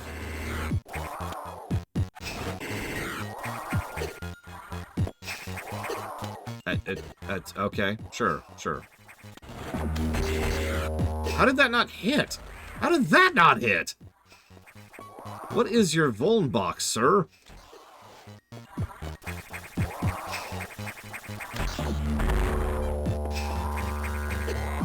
They really like that mechanic, don't they? Oh my god, I hate this fight already. I hate it so much. I don't even want to try. I'm just gonna die. Just gonna put the controller down for a second. Stretch my fingers a little.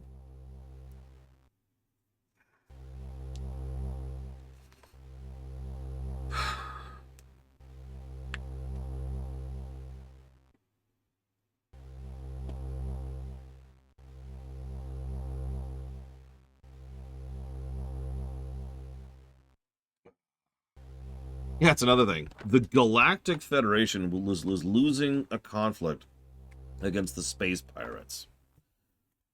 The more you think about that, the less sense that makes. That's right up there with the First Order being a galactic superpower, which, for the record, also doesn't make sense.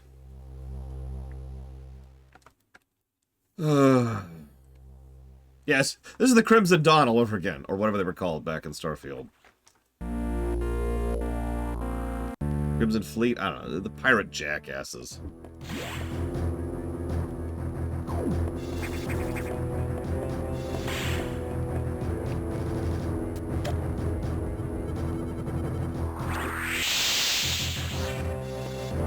So apparently someone took my suggestion to heart with the power bombs. Listen, the space pirates are just the space pirates. I don't know what you want from me.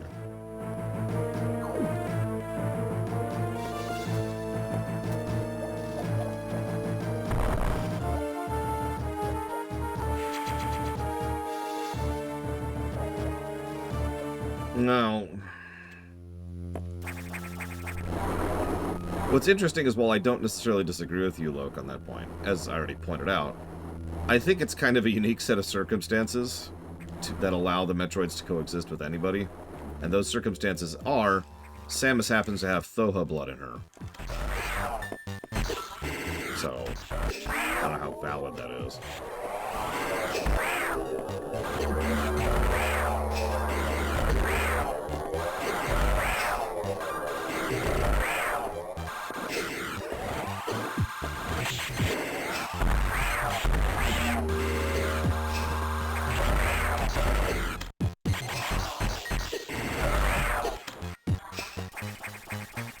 I might like it more if Space Jump worked correctly. Like that. You know, that's not fun.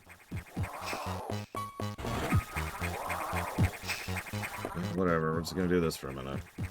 Or not, because, you know, the Space Jump stopped working in mid-jump, as it is wont to do in all of these games. I have 3 health. Why am I even trying? I don't even have this guy at, like, half health. I don't even know why I'm bothering.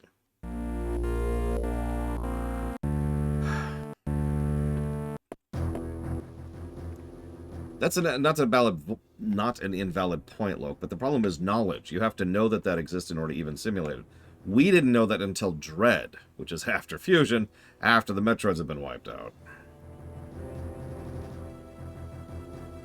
I mean, if you want me to die even more, Trihaxia, I could. The X-Parasites are the natural one, Mr. Nuclear.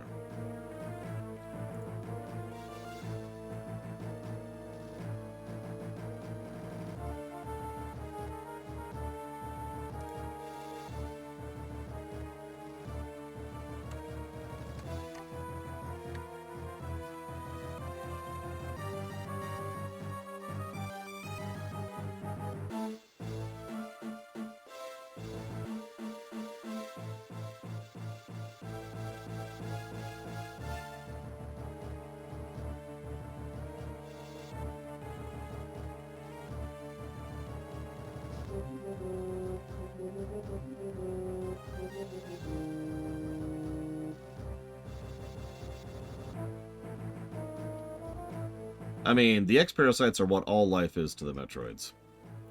Food.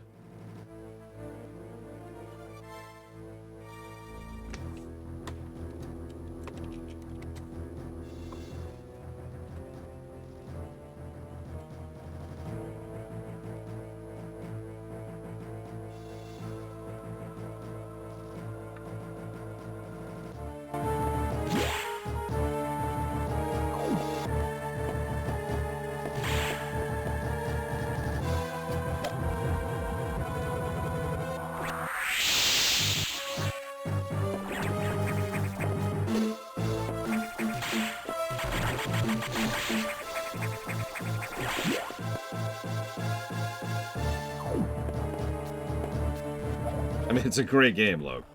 If you haven't played Homeworld Cataclysm, it has some flaws, but God, its story axis is so freaking good.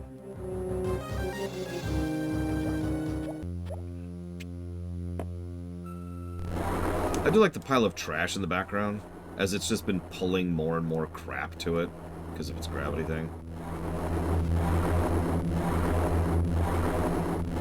Probably not, Triax, you know.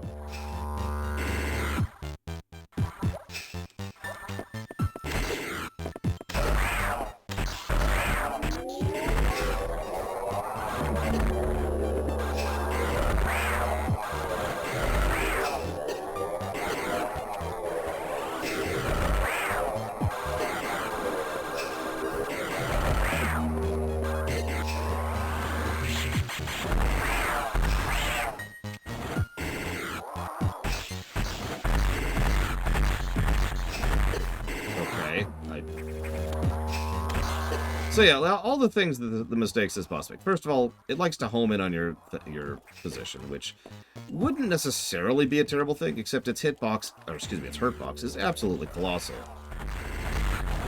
Second of all, its vuln period for its face is really, really small. Like, way smaller than you'd think it should be. Like, look at that giant mug. You'd think you could hit it from anywhere. But look at that.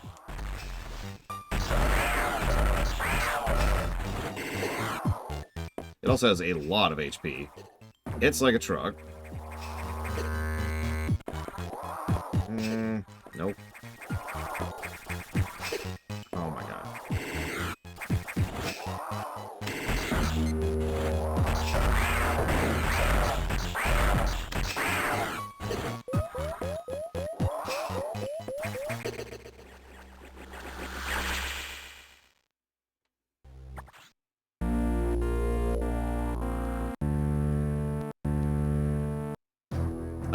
I think it's just glooping out, but it might be blood. I don't know. So yeah, it's huge. It has the zoom in on you thing, which again is something I haven't dinged any boss for, except for the Alpha Troid. And frankly, the Alpha Troid had other things that made that a negative. Which brings me to this guy, because there's something else that makes that a negative, which is his colossally huge hurtbox. Or hitbox, or whatever the hell you want. I don't even care. The thing that makes you take damage. The thing that hurts you. So, you also have very limited room to maneuver, and the game pretty much expects you to use Space Jump, which definitely has issues in this version, just like Super.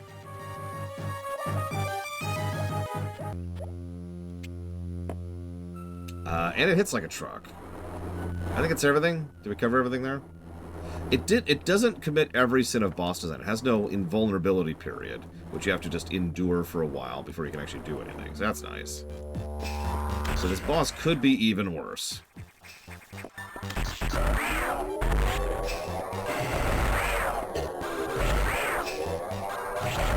I'm not even going to mention the fact that its Vuln is under its arms for the first phase, because actually this doesn't bother me any. I'm being a little bit casual about this phase, but I'm pretty sure you can do that phase damageless.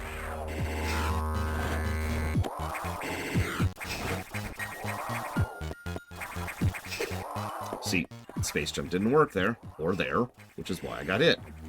And when you get hit and you lose tons and tons of health because an ability literally doesn't work, that doesn't feel great, regardless of what causes it.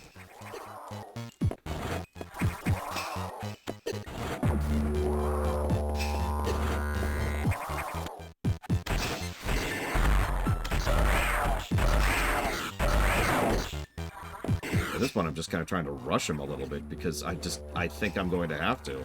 I don't think I can dodge him physically. I'm not even going to try anymore.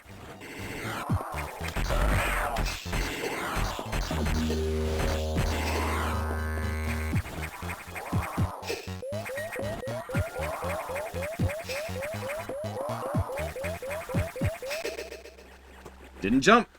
Didn't jump.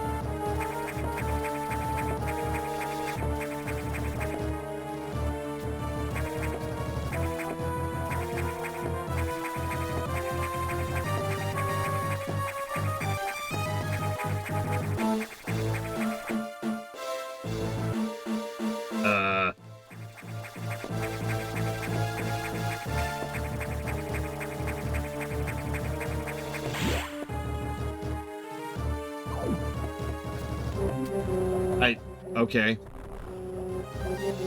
I'm not 100% sure what was causing that or what made it finally work. I did not deliberately do anything differently. Now I can do it perfectly. What the crap? Okay, I don't even know. Whatever.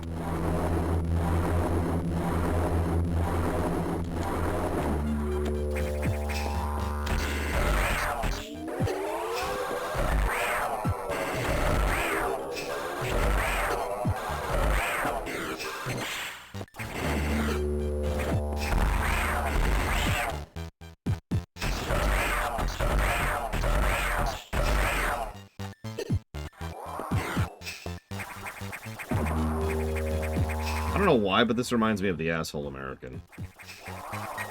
Anybody familiar with that concept?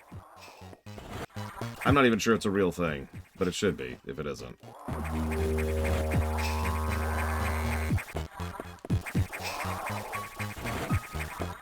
Are you gonna just do this forever? Jesus Christ. So, the idea goes that because of how stodgy and dinosaur and awful Japanese corporate and cultural politics are, you're not allowed to disagree with the boss, even when they tell you to do something really, really, really stupid. I knew this was coming, too. Now, the thing is, obviously, bosses can tell you to do some very stupid things. So the concept is you get an asshole American who's on the staff, whose only job, really, is to be the guy who tells the boss, "Boss, that's a stupid idea." And they can get away with that. Because they're an American. Nobody expects better of a foreigner.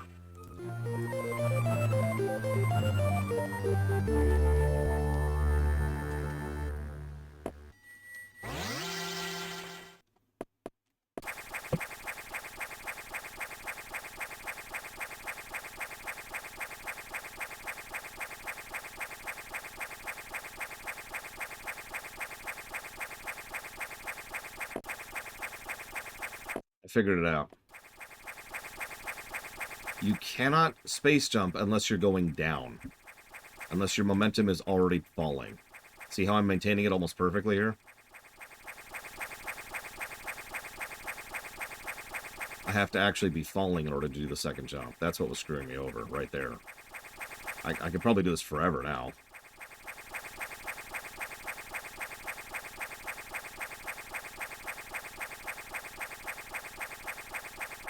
Still gets a negative.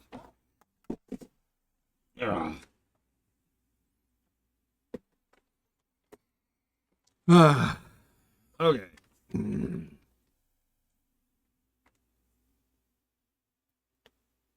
Yeah, no, exactly, Talia.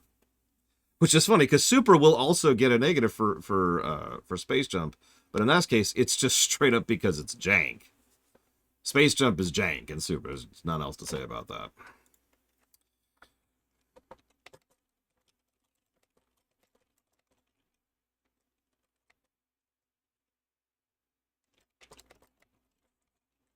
I'm not sure how many negatives I'm giving that boss, because that boss really, really, really sucked. But I've fought worse bosses, you know?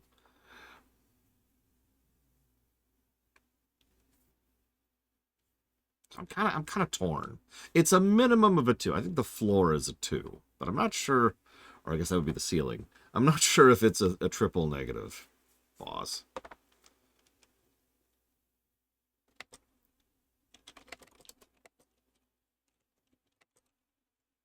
Well, see, the thing is, all of the negatives I mentioned also are still valid as domain. It still has a giant hitbox. It still tracks in on you while being giant. It still has a tiny little window of vulnerability both here and here. It still does a crap ton of damage. And it still has a bunch of health. All of those are still what I would call check marks of bad boss design. What, Act?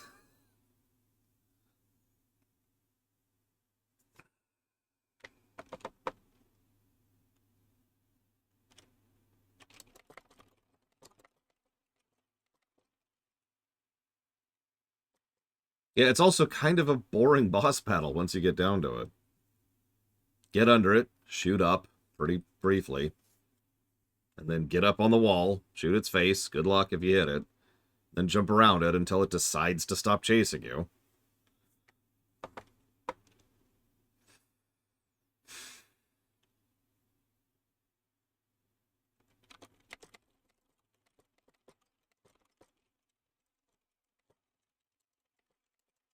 I think I'm actually only going to give it 2 negatives, as weird as that sounds. If I play the game on the game's rules, which, you know, I did do, it is merely a very bad boss. Having said that, that might be the most frustrated I've been in this entire run.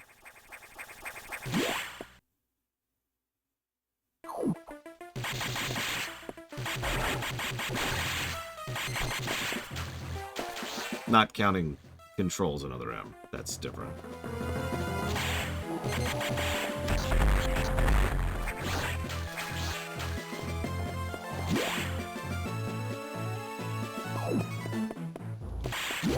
That's fair.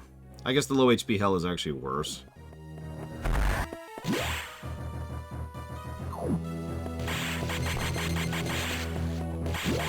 But my HP, my mental HP, was already too low because I just dealt with that crap. If you remember, that was the sequence right before this.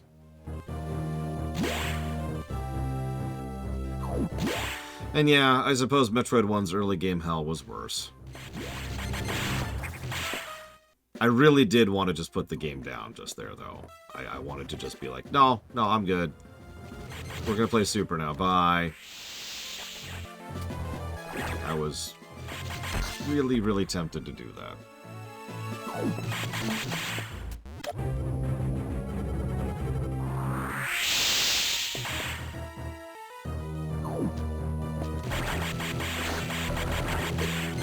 Go away. Go away.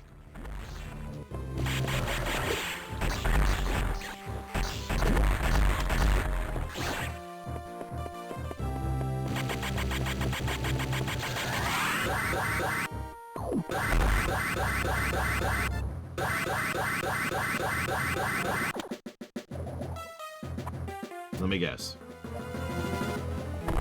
No? Okay.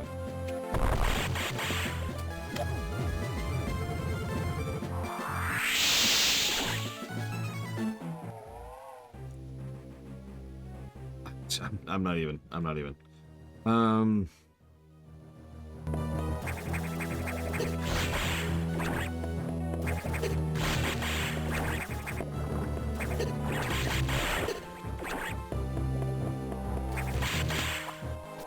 You know, I just realized I haven't saved since that fight.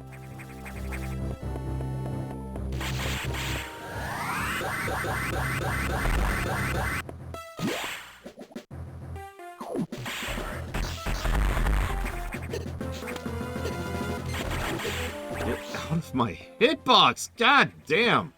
Bad touch.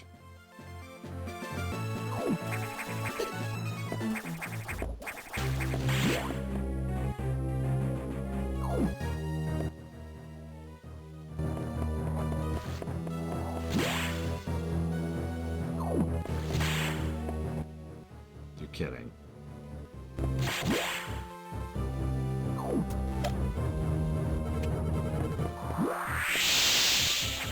We're okay, we're okay. I was about to be mad. Yeah, we never have to fight Nightmare again. I never have to play this game again, and we never have to fight Nightmare again.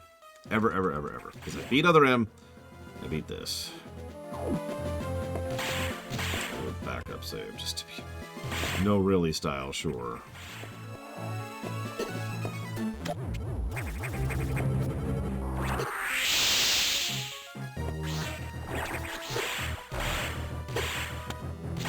Not, no.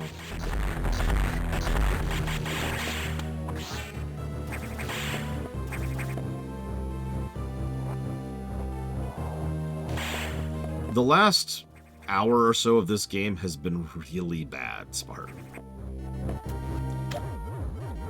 Now, that's not how a game review works.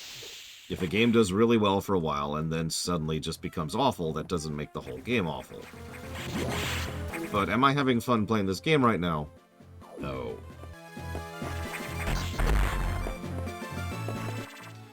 Now, let's see.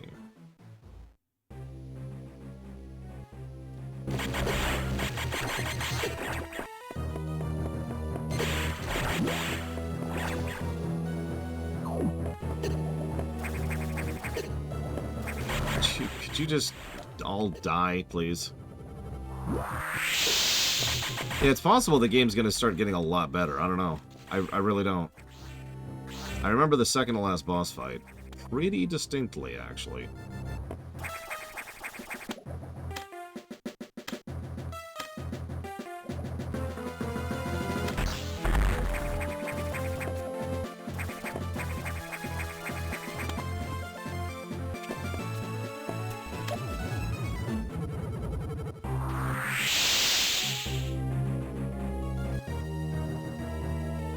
Huh?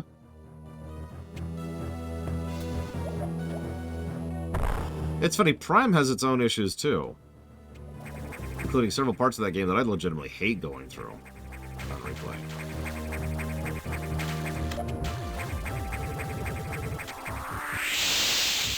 Okay, yeah, so this is intended to be a dead end. Got it. That doesn't leave a lot of options. In fact, it only leaves one. It is flat out forcing me to go right.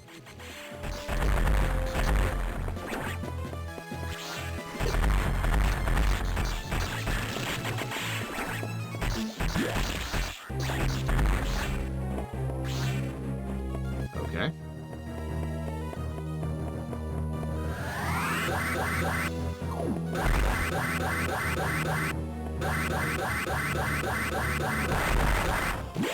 Let's see what's this way. Of course, they have an underwater biome on a space station. Come on. What is this, Star Trek?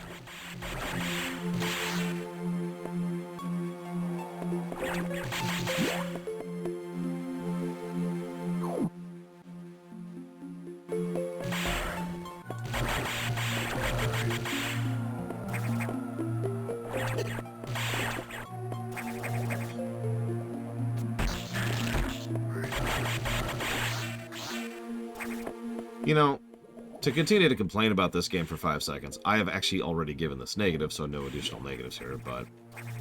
Have you noticed how, even at this point in the game, at which we have, what, 899 max health, enemies still drop 10 health at a time? Like, have you noticed that?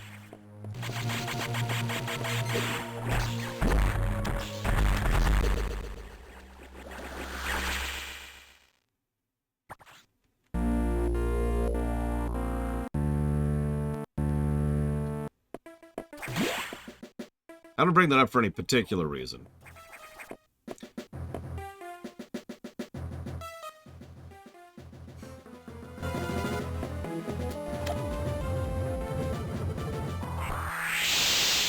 Although, to continue to compare this to the other hard game, Samus Returns, at least Samus Returns had really quick and smooth refills, right? Drops were pretty decent, and refill stations were decently spread out. Better than this.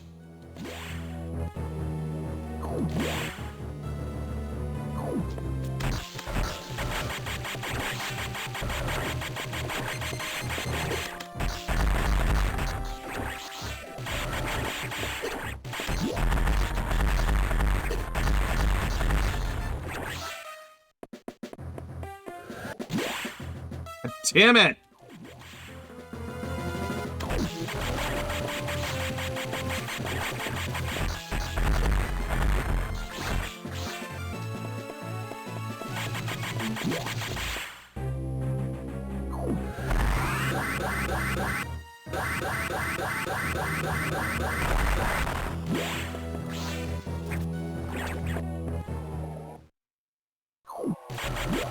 You know another thing Samus Returns had? The automatic home-in, the pull-in for health ups and missile ups and Aeon ups. Drops automatically homed in on you.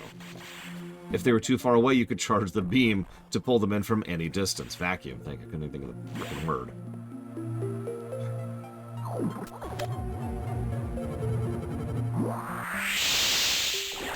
Also, I'm going to just go ahead and say we're not starting Super today. There's no way. I've got way too much of this game left, and it's taking way too long.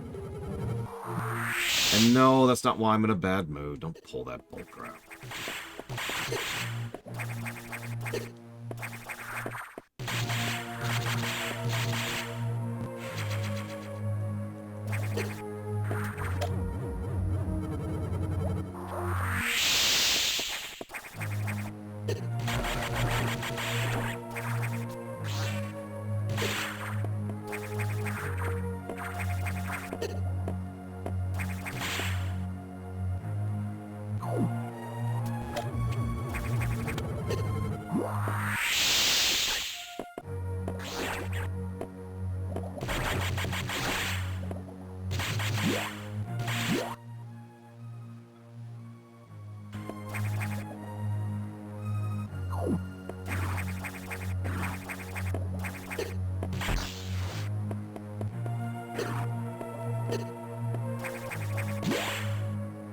It is good music.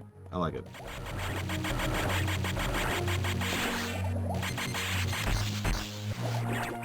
Oh, hey, it's mini crates. Or not crates. Dragons. And that's a dead end. What?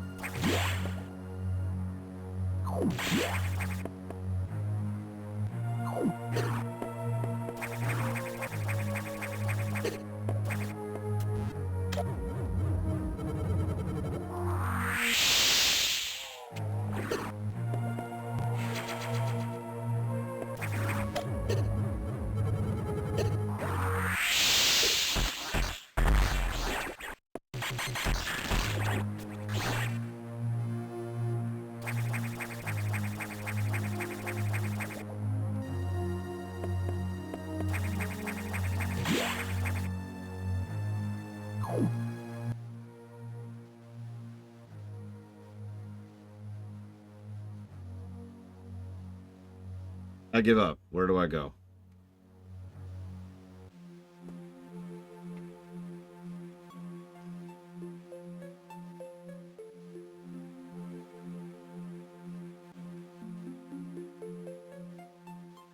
No, I'm sure there's some people metastays.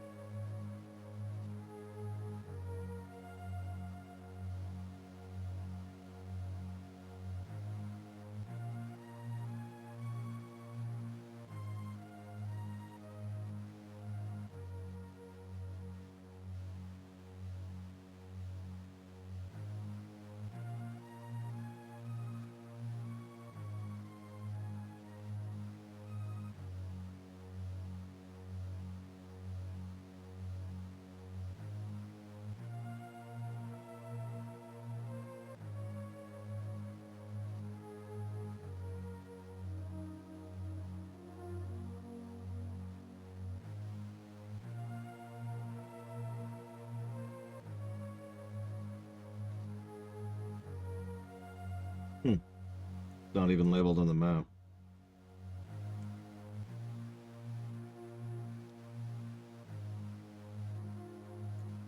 Also, who puts the way to unlock red doors behind a red door? I get that logic from a Metroid perspective, but think about that in lore for a second. Apparently we're about to unlock red doors.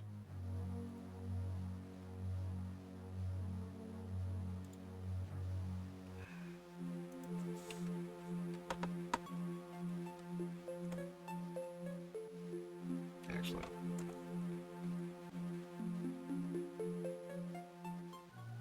Hell of a place to put a panic room.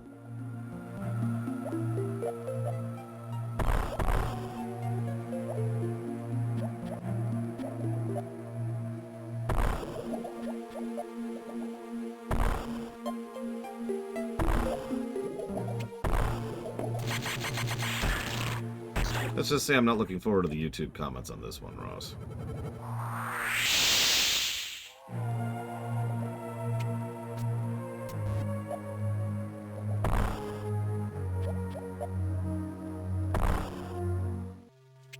Anyways, red door.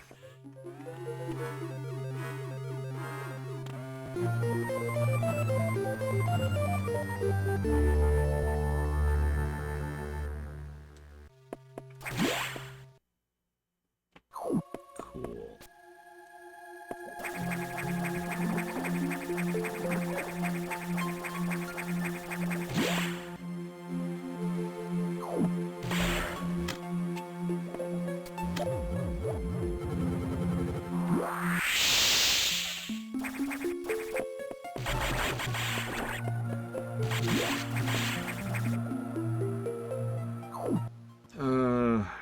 Okay.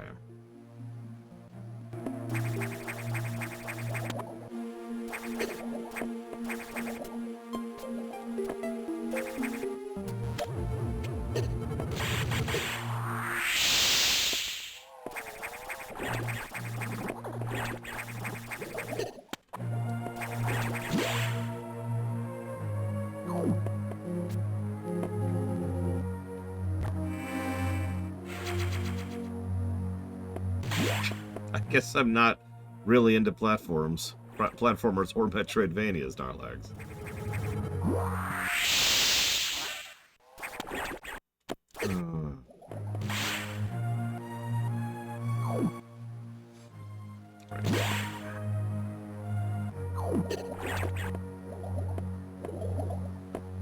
Most Metroid games have those kind of hidden block things.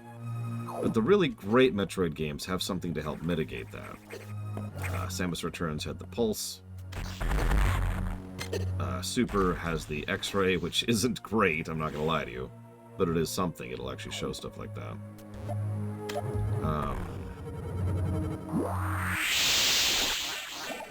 Some of them just have straight-up level design. Just, you know, you can tell that you're looking at something significant just because of the way the room is laid out, or because of the platform, or maybe there's a crack in the wall, right? That happened during Zero Mission, for example. There's actually a crack in the wall I missed during Prince Kraid's lair.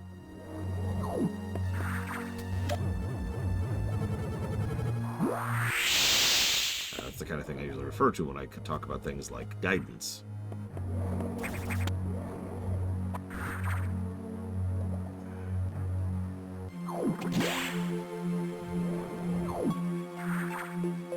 And yeah, Prime has the scanner. In fact, Prime actually centered a lot of its explorative puzzle gameplay around the usage of the visors, which I don't remember disliking, so we'll see if that stands up if we ever actually review the Primes. Probably next year at the current rate they're going.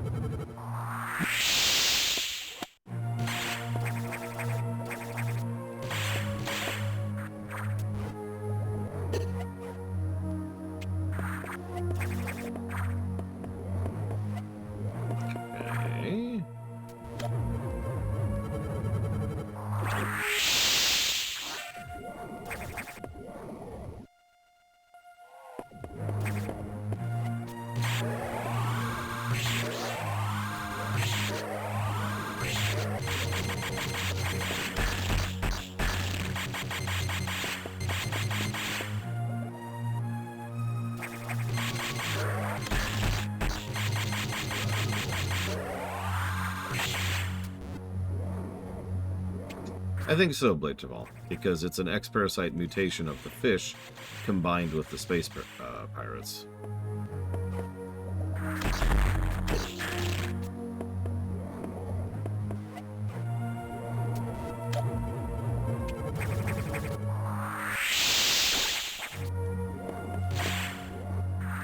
In, oh god, which one was that?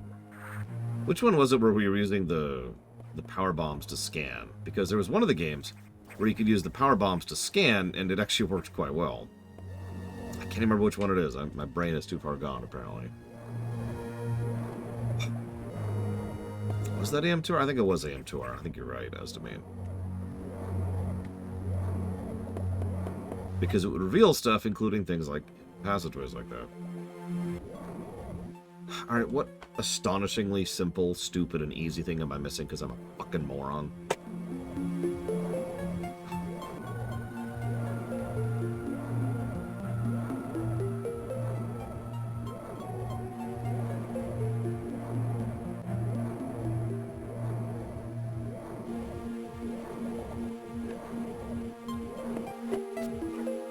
I already tried that, Lord Firestorm, but sure, we'll try that again.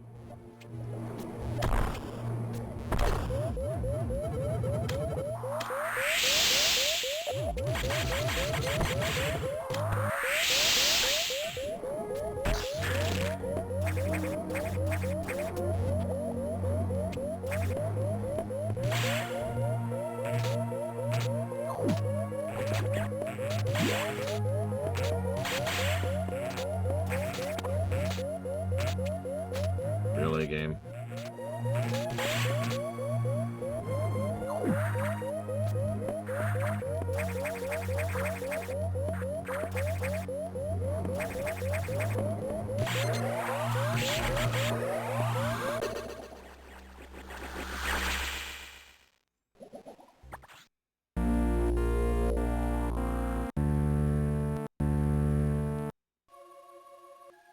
Why am I playing this game? No, I know you didn't mean any offense, Snarlax. It's just funny to me, right? It's like, I just...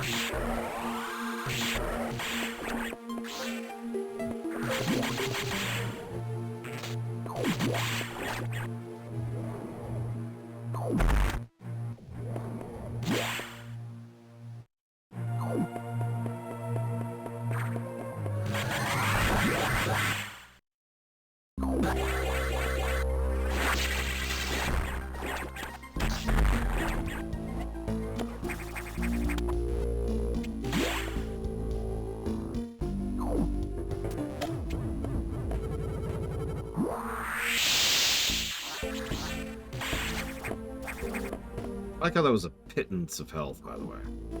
Just a microscopic fraction of health.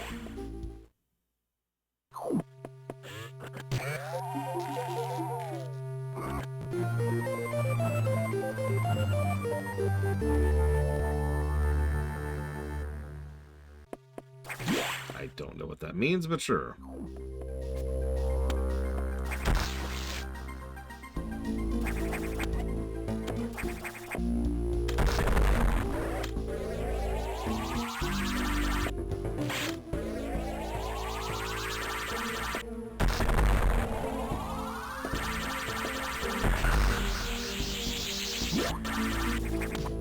Okay.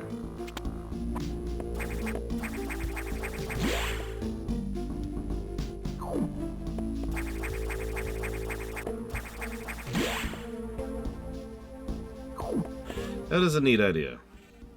A screen ice is kind of neat, especially in a game like this.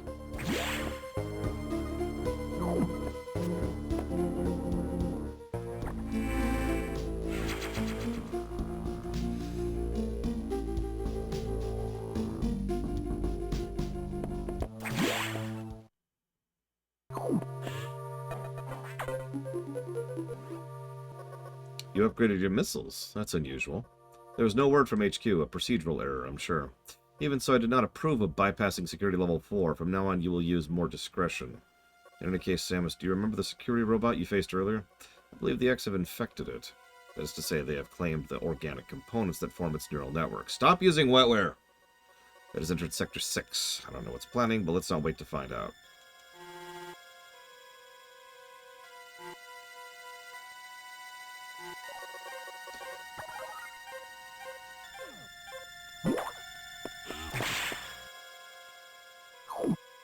Yeah.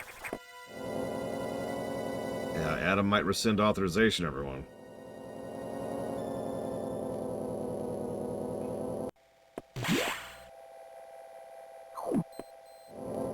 Hey, Asdamine, you there? Have you not abandoned me in protest and hatred?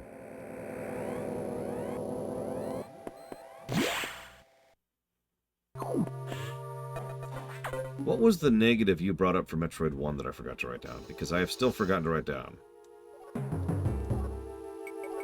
Once you're done, leave knock immediately. The SAX is tracking you. Okay. Go longer than you must. Got it. Get all the items. The wave beam. Yes, thank you. That is exactly what it was. I realized I needed to add a plus to Samus Returns, which means I think it's going to beat AM2R. But when I was doing that, I was like, oh shoot, I was going to add that negative to Metroid 1, and I completely forgot what that negative was.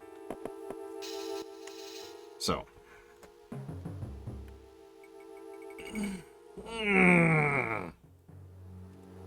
Listen, we've got to save all of the stuff we've invested in, Arspruce. It's actually for the HUD.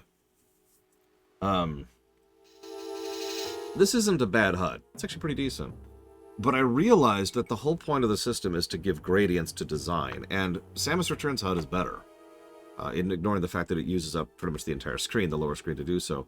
It also uses color distinction in order to indicate things like max. So, for example, when you max out your missiles, your super missiles, or your power bombs, it'll actually change color to indicate that. Little stuff like that. There's a couple of other things, but I realized that that meant that Samus Returns has a better HUD and deserves an extra positive for it. I actually realized that last night, but I'm an idiot. So, what we're going to do, we're going to pause the game, pause the recording,